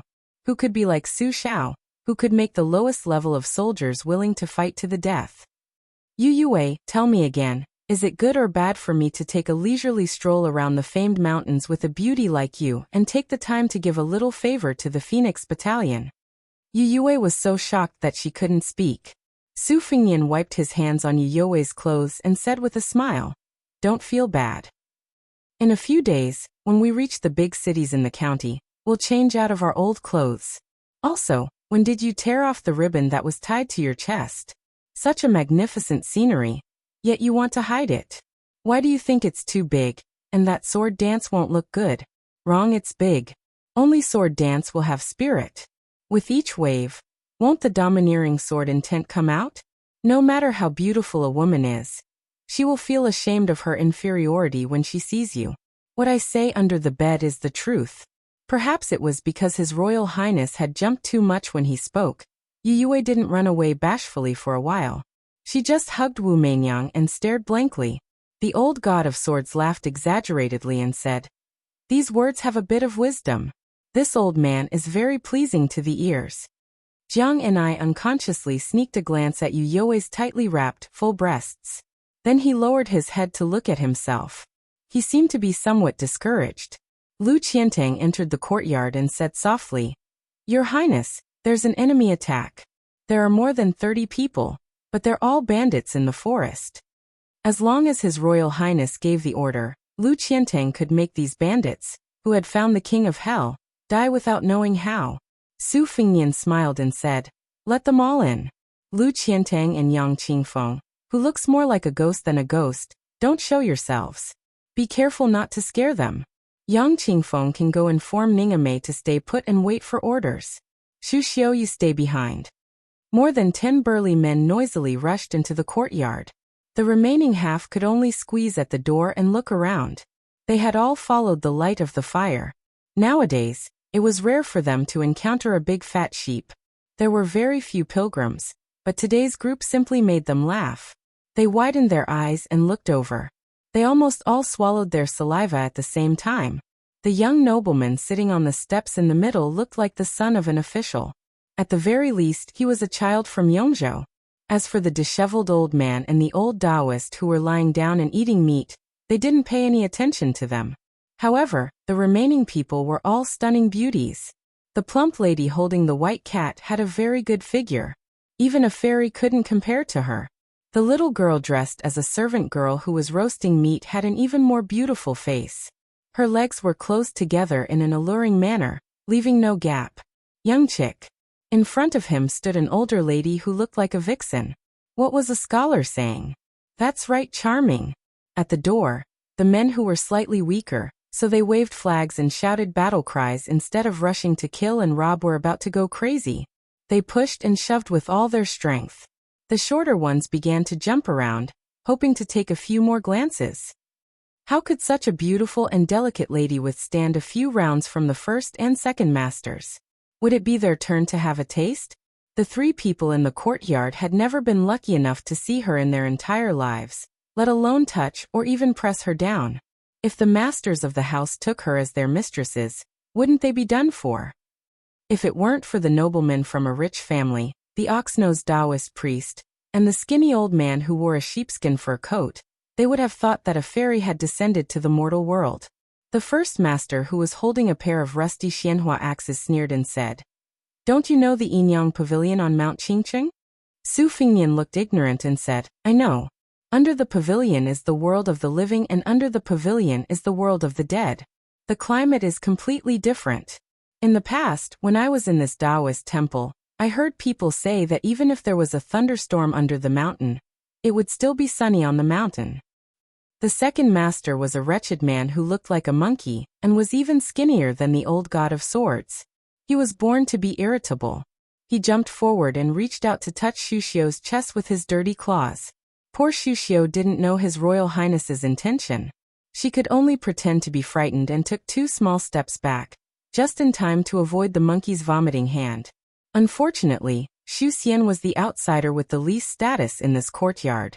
She was so close to them that not only did she smell the sweat of this group of bandits and barbarians, she also smelled the terrifying armpit odor of that skinny monkey. Looking at His Highness the Heir Apparent, Xu Xian felt a little helpless. She could only hope that His Highness the Heir Apparent would stop playing with cats and monkeys as soon as possible. She was really unwilling to stand in the same courtyard as them. She did not lose some of the witchcraft that she had to be proficient in as a witch in her previous life, so it was really easy for her to deal with them until they wished they were dead. She threw some of the specially bred 5 poisons into their abdomen, nibbling away at their internal organs bit by bit, or reversing their meridians until their entire body boiled and exploded. Weren't their minds filled with obscenity? She had a kind of aphrodisiac with her, but she did not use it on them as a kind of bodhisattva. Instead, she threw it to wild beasts like the Bear King and the Monkey King. Su Fingyan hugged Yu Yue and rubbed his stubbled chin on her smooth cheek. He asked with a smile, "Then are you robbers?" When this naive question came out, even Jiang and I felt embarrassed. Chapter 116. Su Fingyan looked at Auntie Shu, who was trying her best to suppress her killing intent, and pretended to be shy and flustered. She was an old lady in her 30s, so it was not wrong to call her auntie, right? Su Fingyan did not kill according to her wishes. He still held Yu Youwei's small waist, which was soft and smooth to the touch. In terms of waist slender, Jiang and I was not inferior to Yu Youwei in his arms. However, Su Fingyan was lucky enough to see Yu Youwei's chest on the bed. In comparison, her small waist seemed to be very small. Su Fingyan just pointed at Xu Xiu and teased, "Heroes, if I hand over this beauty and let you love her, will you let us go?" The headmaster, who was holding 2 Xianhua axes and wearing a tiger fur coat, glanced at Xu Xiu. Usually, with such a rare beauty in front of him, everything would be easy to deal with. However, a man who is not content is like a snake trying to swallow an elephant. The other 2 in the courtyard were obviously more delicious than the one closest to him. Even the most beautiful and arrogant Taoist nuns in the Qingyang Palace were not half as good as them. The headmaster had been on the mountain for 2 months, and he was about to suffer internal injuries from holding back his evil desire. He was just short of finding a female monkey to have fun. The county governor went into the mountain to kill people every time, but there were many wanted posters of the big and small mountain kings in Qingqing posted in the county. He was one of them, so he could only risk being beheaded and occasionally disguise himself as a villager to relieve his lust in the city.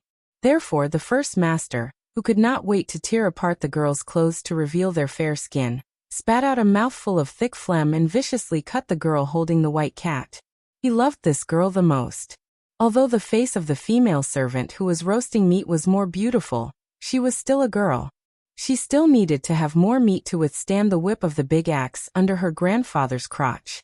The first master, who shared the good fortune, pointed at Yu Yue with an axe, turned his head and said with a smile, "This one belongs to me. No one can touch her. As for the rest, do as you see fit. Remember, don't torture her to death. Wash her clean and send her to my room." The third master was a down-and-out scholar. He had a bellyful of evil tricks. In the beginning, he had tricked a girl to use the pretense of burning incense in Mount Qingqing to force himself on her in a sparsely populated place. Although he was careful, there was a careless mistake and he bumped into this group of bandits. He immediately sent the girl to his mouth with both hands. In a fit of anger, he became a bandit and gave advice to the 2 masters. Later, the girl could not bear to be humiliated one after another and hanged herself to death. Because he had not played enough, he was so angry that he did not even let go of the corpse. Taking advantage of the warm body, he tossed and turned for the time it took to burn a stick of incense.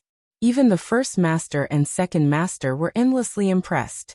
In a moment of happiness, they made him the third master. The third master stared at Jiang and I and said with a gloomy smile, "This little sister belongs to me. I will take her back and train her well. Don't be afraid.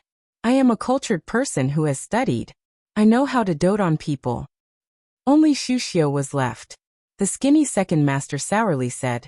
That year, the girl who was tricked into going up the mountain died. She was thrown down the cliff to feed the wild dogs. Su Fingyan snapped his fingers and asked, I remember that this used to be Old Man Meng's territory. How come it changed to you guys? The first master said with disdain, that trash who did not even dare to kill people has long been driven away. Don't talk nonsense. Come out and accept your death.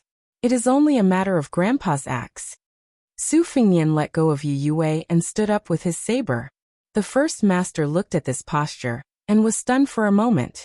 Then he laughed wildly and said, Boy, you still dare to play with your saber in front of Grandpa? Su Fingyan lightly jumped down the stairs. His movements were graceful and untainted by smoke and fire. It was obvious that his inner strength was not ordinary. Seeing that the head of Xian Huahua's flower axe was a little dumbfounded, he kindly reminded him, Look behind you.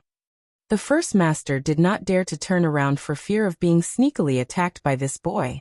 He only turned his head and took a quick glance. What? Other than the second master and the third master? Why was there only an unfamiliar girl in green standing? Why were all the brothers lying on the ground?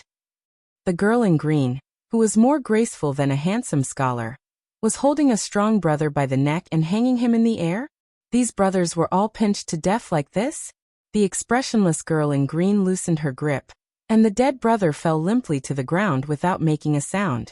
Shushio, who had been waiting for this moment until the end of time, shot out a kick. She did not hit the skinny second master's body.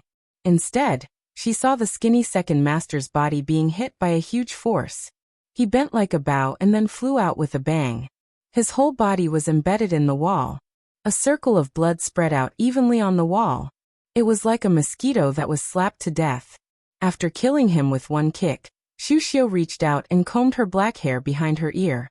She sneered and said, Even if I hit you, I don't want to dirty you. The first master's Xianhua hatchet trembled violently in his hand. He did not dare to retreat. The girl in green looked like a female Yama who killed people without batting an eye.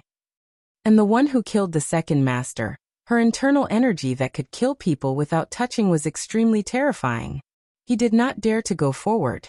The old Taoist priest, who had always been calm and composed, looked like an old immortal of Mount Qingqing now. As for the elegant young master who made him jealous and hated him, was he also a difficult person to deal with? Could it be that he was going to die here today? With a thud, the third master, who was the most proficient in judging the situation, knelt on the ground and cried for his father and mother, begging for mercy.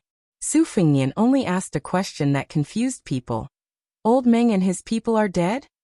The first master, whose life was hanging by a thread, quickly bowed and said, No, I have been friends with Old Meng for more than 10 years. I just asked him to change his territory with me. Chapter 117. Su Fingyan made no sound, as if a burden had been lifted from his shoulders. He instructed, Lu Qiantang, take these two out. Be quick about it. Their howling and wailing in the middle of the night is like a ghost. Also, Yang Qingfeng, you know a lot of unorthodox methods. I'll leave these corpses to you. Remember to move them further away and sleep beside the pile of corpses. I'm afraid that someone will be on tenterhooks for the whole night, and won't have the energy to study and earn money the next day. Seeing the corpses, Jiang and I, who had already hidden behind the old god of swords, turned pale and did not have the time to refute. When Yu Yue was still Lu Qiantang, she was indifferent to life and death. Naturally, she was much calmer than Jiang and I. Su Fingyan did not even look at Lu Qiantang as he left the courtyard with one person in each hand. He only said to Bluebird, Bring me a brush and ink, then follow me out. I have some things to draw. Grandpa Wei, I'll have to trouble you to accompany me to the Yinyang Pavilion with a wide view. The old Taoist priest Wei Shuyang stroked his beard and smiled. His Royal Highness is too polite. Coincidentally, I also missed that pavilion. When I followed my master to Mount Qingqing to cultivate when I was young, I rested there. Bluebird and the old Taoist priest each held a torch as they led the way. Su Fingyan held a knife of high-quality rice paper that he had squeezed out from Jean Sanlang. The brush in Bluebird's hand was not the same as usual.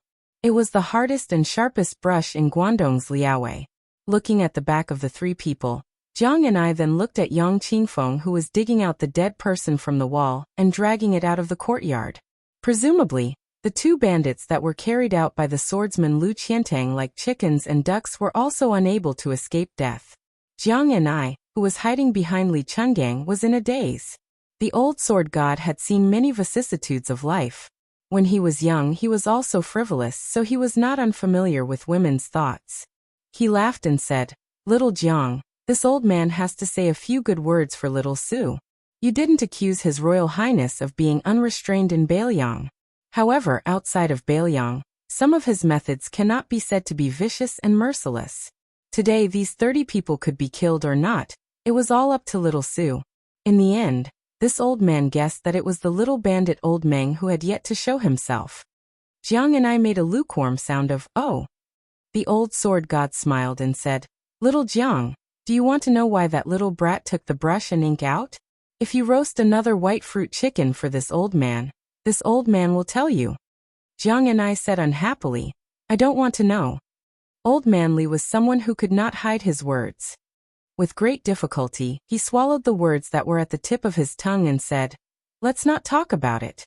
Otherwise, you will be frightened by this little brat's shrewdness and won't dare to practice the sword." Inyang Pavilion. With this as the boundary, below the mountain was the world of the living, and above the mountain was the world of the dead. It made sense. Wouldn't those bandits who had barged into the courtyard become lonely souls in the world of the dead? Su Fingyan took a wooden board made by Blue Bird and sat down cross-legged. He spread the rice paper on top of it. Blue Bird wanted to grind the ink, so Wei Shuyang held 2 torches to light the way. With the help of the moonlight, he looked at the Qingqing mountain range in the distance. Qingqing Mountain was very outstanding in the history of Taoism. It was the location of the 5th paradise, which was more advanced than the ancestral courts of the 2 great orthodoxies, Mount Longhu and Mount Wudong. The Taoist temple in the mountain was hidden in the green mountains and clear waters. The architecture was most compatible with the heavenly way. There was once a poem written by immortal Cheng Yuan that said, "I only love the peak of the father-in-law mountain. The steps of the pill ladder are close to the netherworld." The main peak, Qingyang Peak, and the secondary peak, Tianzuan Peak, were opposite each other. There was an iron chain bridge that hung horizontally. Yellow cranes soared and the sea of clouds rolled. It was indeed a rare scenery in the world. Wei Shuyang had once mustered up his courage to walk across the iron chain bridge.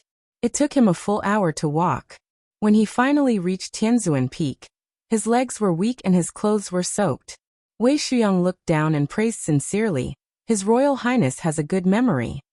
Su Fingyan concentrated on painting the mountains, rivers, and topography of Bailiang in detail.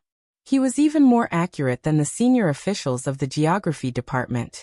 Even a knowledgeable old man like Wei Shuyang was dumbfounded. His Royal Highness painted for an hour, and changed more than 10 sheets of rice paper. Finally he painted Mount Qingcheng. His Royal Highness was only riding on a horse. He didn't look at the scenery, but the shape of the mountains was even clearer than that of an old Taoist who had been cultivating in Mount Qingcheng for nearly 10 years. It was especially suitable for him to paint with fine hairs. Wei Shuyang had seen His Royal Highness grow up, so he was far more familiar with Su Fingyan's character than outsiders. It was true that he was naughty and mischievous. Otherwise he wouldn't have ridden on Wei Shuyang's neck and peed. When he pooped in the tide listening pavilion as a child, he would casually wipe his ass with a secret manual. However, once this child became serious, he would have a stubborn spirit. Once he was punished by Li Yishan on the top floor to copy scriptures. His Royal Highness didn't admit his mistake, but he still copied the scriptures. In a fit of pique, he copied nearly 300,000 words. In the end, even the Great Pillar State came forward to plead for leniency. In the end he won over Li Yishan, who didn't know whether to laugh or cry. Su Fingyan stopped writing, and waited for the ink to dry. He looked up and smiled at Blue Bird. "Later, take these rice papers back to the carriage and sleep. Otherwise, that girl won't dare to close her eyes." When the rice paper finished eating the ink, Blue Bird took the paper and brush and left. The torches had been changed several times. Su Fingyan shook his wrist and laughed softly. "Grandpa Wei, Don't let anyone know that I'm drawing this. The old Taoist nodded. Of course. His Royal Highness has a beautiful heart. I've seen it and kept it in my heart. I won't say anything. Su Fengnian looked at the highest peak of Mount Qingqing in the distance and said self-deprecatingly, His Royal Highness has a rotten heart. What kind of beautiful heart does he have? Wei Shuang laughed. His Royal Highness is too modest. Su Fengnian closed his eyes and faced the beautiful mountains. He folded his blade on his knees and formed the Huangting incantation with 2 fingers. He silently entered a meditative state. Wei Shuang didn't sleep the whole night. He just sat quietly and observed His Royal Highness's mysterious phenomenon. There was a purple aura coming from the east between his eyebrows. The closer it was to dawn, the more the red date mark between Su Fengnian's eyebrows turned from dark red to light purple. When the first rays of the morning sun shone on his body, Su Fengnian slowly opened his eyes and turned to look at Wei Shuang apologetically. Wei Shuang stroked his white beard and shook his head. I'm looking forward to His Royal Highness going to Longhu. Chapter 118. Today's reward was very generous. Disciple Mingche and Zhou Zhaoqin, thank you for your support along the way. Su Fengnian took a deep breath of the mountain forest and felt refreshed. He joked. Grandpa Wei, are there really immortals who eat clouds and drink dew? Do you think there are immortals who eat the essence of the sun and moon in the Qingyang Palace? The old Taoist chuckled and said, I have never heard of such immortals. My master only knew some Dharma access to fasting and essence. He is far from the immortal realm. Su Fengnian left the pavilion and looked up at the Qingyang Heavenly Lord's twin peaks that looked like a pair of bull horns. He muttered to himself, the Qingqing King sounds very powerful. The Taoist master of Mount Longhu is only a state teacher who is in charge of all Taoism. Mount Wudong is even more pitiful. The Wudong sect leader is nothing, but there is someone who occupies a mountain and calls himself king. Wei Shuang smiled but did not say anything. Because of his high status, he had been friends with His Royal Highness for more than 10 years. Therefore, when he traveled with Su Fengnian on the horse, he knew about the farce of 2 geese swapping yellow gates. Now that he saw His Royal Highness drawing with the geography of the mountains and rivers, it was very likely that he would draw wherever he went. Was he not going to draw 3,000 miles of beautiful mountains and rivers in a single line? Would there be any hidden secrets in this path? Old Taoist Judumi did not dare to delve deeper. He just kept it in his heart. The more he spoke, the more likely he would make mistakes. Almost all the scholars in Bailiang had their tongues pulled out by the Great Pillar State. No one dared to talk about the military and politics of the border. They only knew how to recite poems and couplets. However, there were a few poets who had the courage to join the military. In recent years, there were many bold and powerful famous poems that attracted the wanderers who wanted to become famous to join the military. Interestingly, many foppish young masters were tortured half to death by His Royal Highness and felt that they could not make it big. In a fit of anger, they went to the border to fight for military achievements. At least there was no His Royal Highness to suppress them at the border. In the Taoist temple, Su Fengnian saw the haggard Jiang Enai with red and swollen eyes. He could not help but smile. This girl's courage was not worth mentioning. Her only magnificent feat in this life was to kill him, right? Yu Yue slept much more soundly. Her eyes were clear, as if she had understood some things that she did not understand in the past. Her gaze toward His Royal Highness was much clearer, and less cloudy and gloomy from her self-reproach. Su Fengnian could not be bothered with these minor details. He ate his breakfast carelessly and found the old god of swords, who was standing with his hands behind his back. The old man was staring at an old couplet with blurry handwriting. Su Fengnian lowered his voice and said, There are some new things in the box of books in the carriage. If you have to escape in the future, I'll have to trouble you to bring the box along with Jiang and I. The old god of swords said lazily, It depends on this old man's mood. Su Fengnian secretly bared his teeth. Seeing that the old god of swords was going to watch him and Lu Qiantang exchange blows, he did not criticize the old man for being a hero past his prime. Su Fengnian couldn't help but grimace when he saw the old man, who used to be one of the top figures in Jianghu, stretch out his arm to scratch his crotch. Old Sword Godly, Grandpa Wei said that you used to be single and unrestrained in Jianghu. and that no one could compare with your green robe and sword. There were also countless outstanding women who had unrequited love for you. But you are acting like this now. Is it true that you didn't come from random flattery? It was indeed wise not to tell Grandpa Wei that this old man was Li Chungang. As soon as the old man scratched his crotch, he stretched out his hand to brush his yellow teeth. His teeth were stained with shredded meat from the meat he ate last night. He gently flicked it away. Su Fengnian, who had seen everything, silently walked away, cursing in his heart. *CK this earth sword immortal. Following the road around the mountain, they passed by the 2 peaks of the mountain gate of Qingqing and arrived at the mountainside of Canopy Peak. From the 2 sides of the dense forest came a burst of noise mixed with cursing and pushing. The sturdy LV Qiantang stopped his horse and squinted his eyes to look. This man with a huge sword, red afterglow, sat upright on a tall and sturdy horse. Looking at the group of His Highness, the heir apparent from the layman's perspective, the swordsman LV Qiantang might only be slightly weaker than the halberd Ningamei. This burly swordsman from Dongyue was undoubtedly able to intimidate the little rats. Lu Qiantang saw a thin and weak young man with a yellow face being pushed out of the forest and stumbling on the road, falling flat on his face.